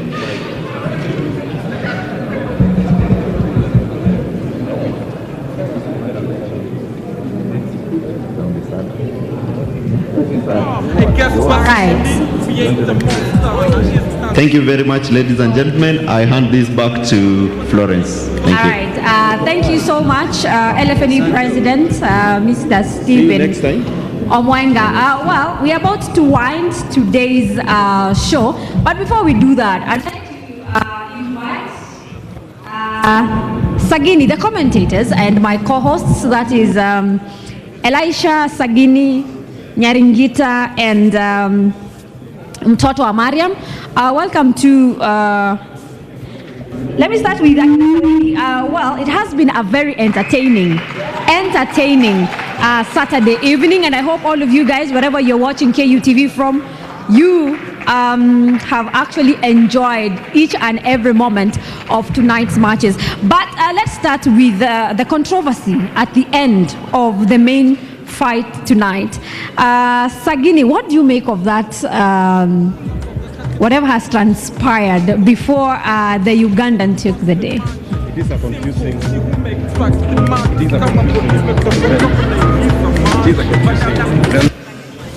It is a confusing there towards the end of the second round.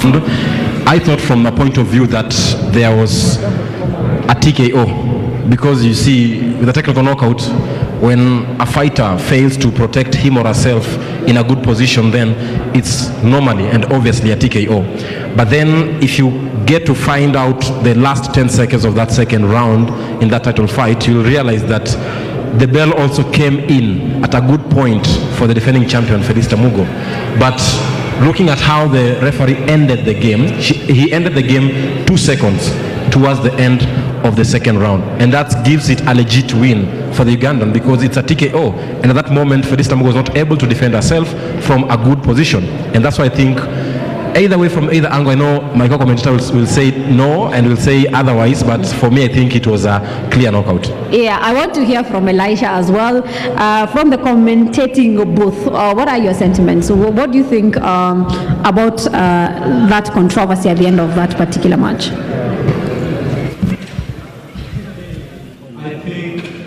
Jason expects me to disagree, but for the first of many times I will agree with him. Once the fighter was not intelligently defending herself, it was on Peter Karanja to protect the fighter. So what Peter Karanja did was actually protect the fighter, even though it was 2 seconds. 2 seconds are enough for heavy blows, elbows to land, maybe destroy an eye, and the Ugandan Miss Israel Amongi, had both of Felicia's hands tied, and she was winning ground and pound. So TKO second round, just before the last 2 seconds of round number 2, was the fair decision. And also you take a look at how the third round came. After that confusion in the second round, the referee goes, makes some consultations outside the ring, comes in for a third round, says no, it isn't a TKO, it's a third round, we are going to a third round to find the winner. Nearly 14 seconds inside the third round, the fight stops, no restart, then a final decision is made. So you get to be confused a little more. Where do we go? Is it a TKO, or should we go into a third round and finish the fight? Either way, or either of the cards, you find that it's only one side of the coin that will speak more of the other, which is a TKO. This is not the only issue we saw in terms of officiating. We had to redo the first match. Do you think we had an officiating problem tonight? I think there was, clearly speaking, not hiding anything. I think there was, because in the first fight, the referee says it's a draw. Then after 2 bouts, the referee comes again and says no, Jackson Kiriki actually won it via unanimous decision. And I think according to the rules of the MMA, I think you can't make decisions twice. You make it once, and once made it's final. Even if it was an error, that is the final decision. It is same as the game of football, where if the referee says it's a foul, it's a foul. It won't be a free or a penalty if it was a foul. He or she, as the referee, is a final decision maker. And at that point, I felt that there was a little bit of failure in the officiating of the games. All right, hopefully it's something that we can change by the time we're getting to LFNE6. But I would also want to hear about Bout 1 from Elisha. As soon as Bout 1 was ruled as a draw, in my opinion, that was the accurate decision. Those fighters were up to the task and equal to the task.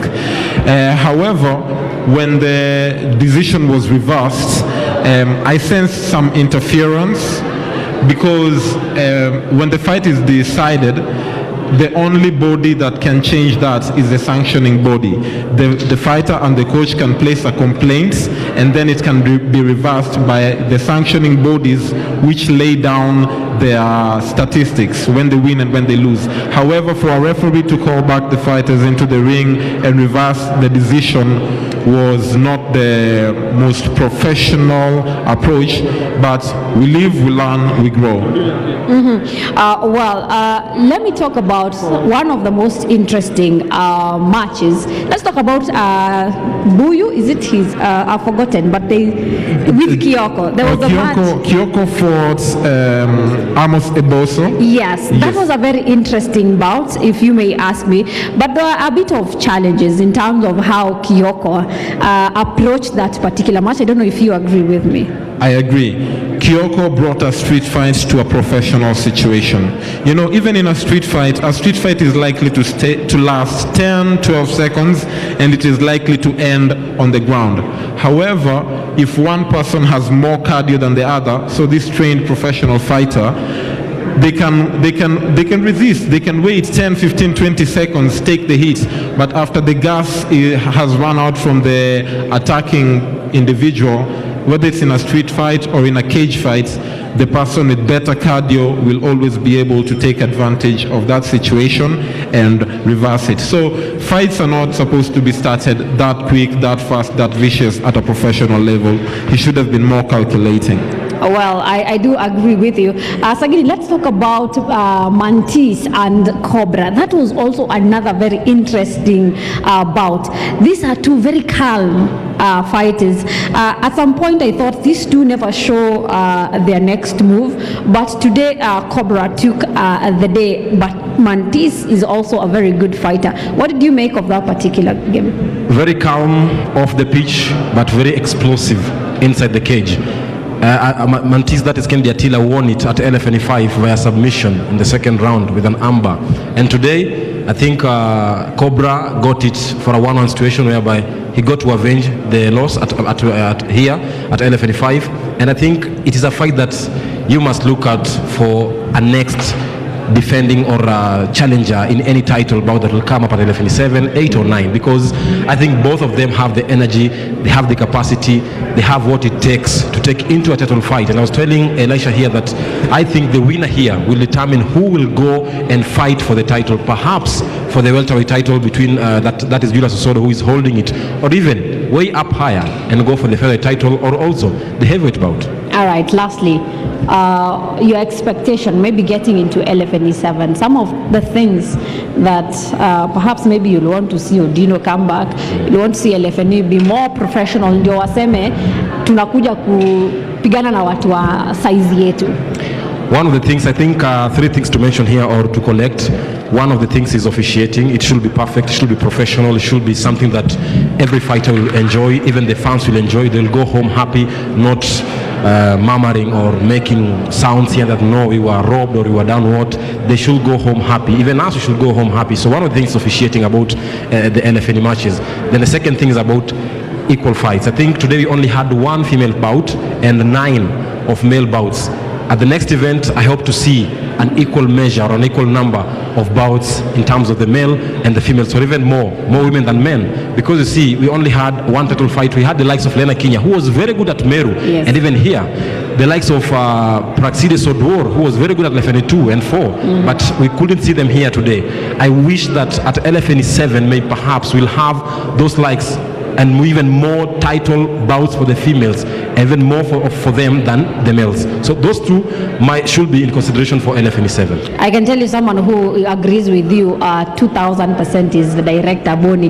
You're talking about we need more women about, and he's like, yes. Yeah. And also I agree with him. Lastly, Elisha, before I talk to my other two colleagues, your expectation LFNE 7? LFNE7, I would expect some changes in terms of strategic locationing. Maybe last time I said that I would love this location again, and I have loved it. So maybe next time I would love a different location, maybe CBD, for the fans' purposes, to attract more fans from more different places compared to this place. Or even CBD in Mombasa suggests again. Also, my expectation for LFNE7 is that things will be better. So far, no LFNE preceding the other has been better than the one coming to the next. So I expect that things will be better as they have been. 6 has been better than 5, and 7 will be better than 6. And hopefully we will have more women fights. All right. Yeah. Many thanks. Let me take this opportunity to thank you for an amazing work.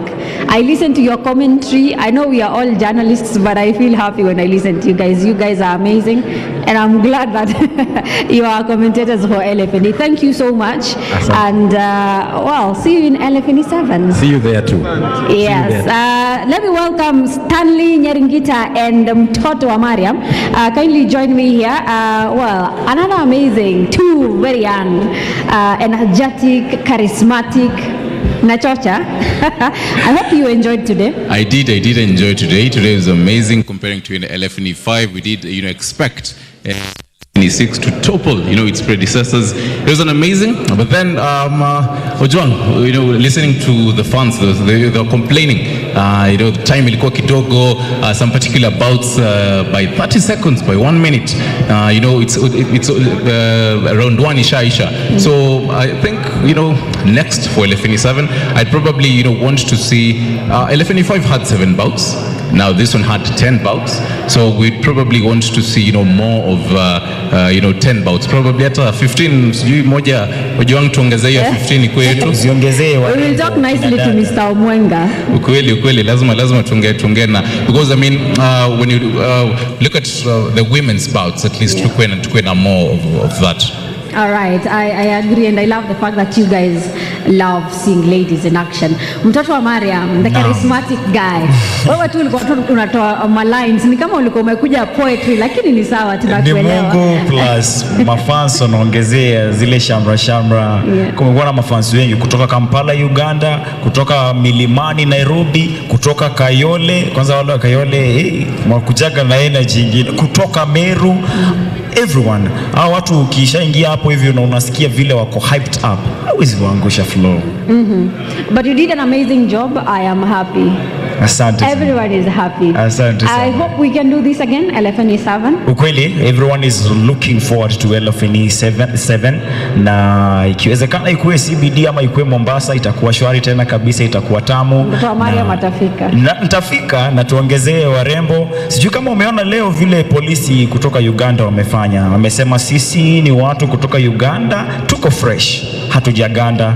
Kama hadi hiyo mechi, kuna wale ambao wanasema mechi heri tu ingekubaliwa imaliziwe hiyo third round, pengine bado angeshinda yule Amongi, the Ugandan warrior, but referee akisema ameshasema inakuwa yote ni shwari. Mimi kitu kingine ningependa kusema ni kusema asanti hasa kwa President LFNE, kwa director wetu KUTV, kwa director wa show pia Boniface Odhiambo, kwako wewe Flo. Ni nafasi njema sana watu wanapata kupokea, ni mara ya kwanza kuwa nayo usiku, na tunaomba hata hiyo nyingine hiyo usiku itakuwa shwari tena kabisa. Vile siwezi taka kumaliza show kama sijasema asanti kwake Fishtown kutoka pale Fishway, CEO Fishway upande wa Instagram. Viatu kama hivi vitamu hivyo virembo hivyo vinapatikana pale.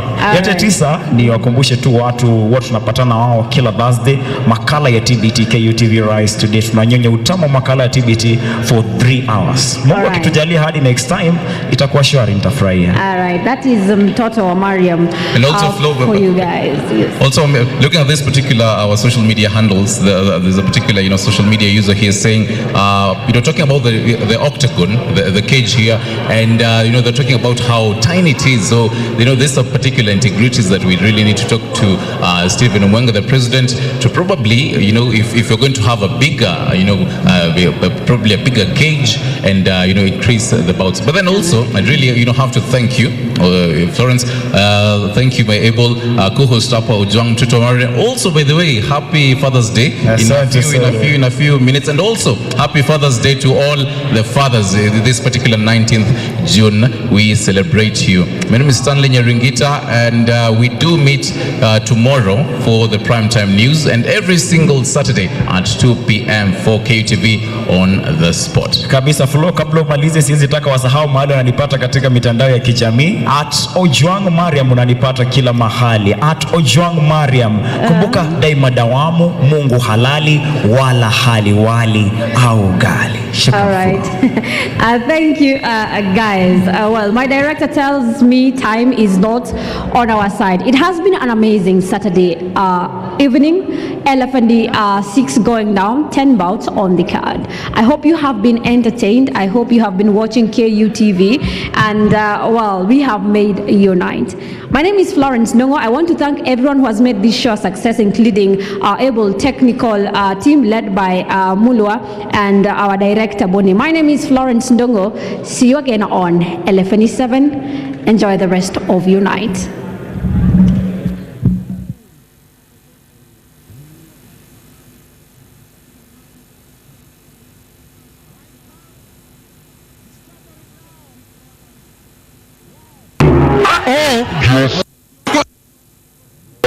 Said it all. Another one. Great job there. The referee should... And we ready to get to the next level. Nice retreat. Nice. Catching it out for a submission. This is a good one here.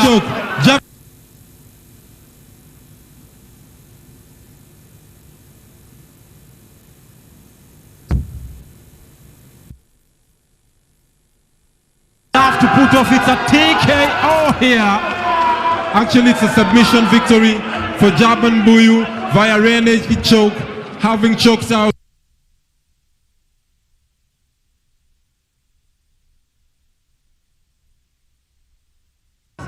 Right feint, great combo, lands. I bet. Nice job from Attila. Taken down here. On Achilles. And never throwing it. As you can observe. Oh, almost staggering. A clean shot will save and buy some time. With that spinning nice kick. head kick there. Nice takedown. Takedown of a single naked choke. Nice rear naked choke there. This might also head off Banana Choki here. I hope Mr. Karanja is more attentive. Almost tapping out. Nights don't get bigger than this in Nairobi.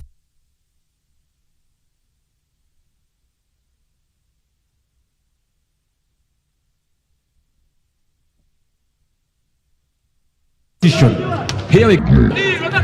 Nice lower kick from the Jakamongi. Cuttering. Perhaps. Here we go. Oh, almost similar to a DDT. Again. This is quite a tough affair here. Oh, those head punches now. Felisa needs to be careful. So also, it was the end of the second round. Actually, Peter Karanja decided to end the fight. Oh. You can cheer on as the belt is put on. Even the team can come over. The Uganda team come over. Josiah.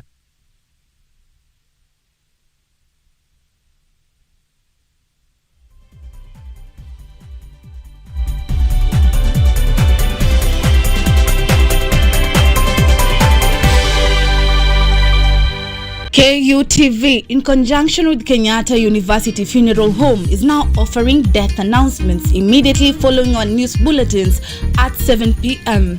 At this sorrowful time, as you share in your grief, allow us to communicate your announcement of your loved one on KUTV.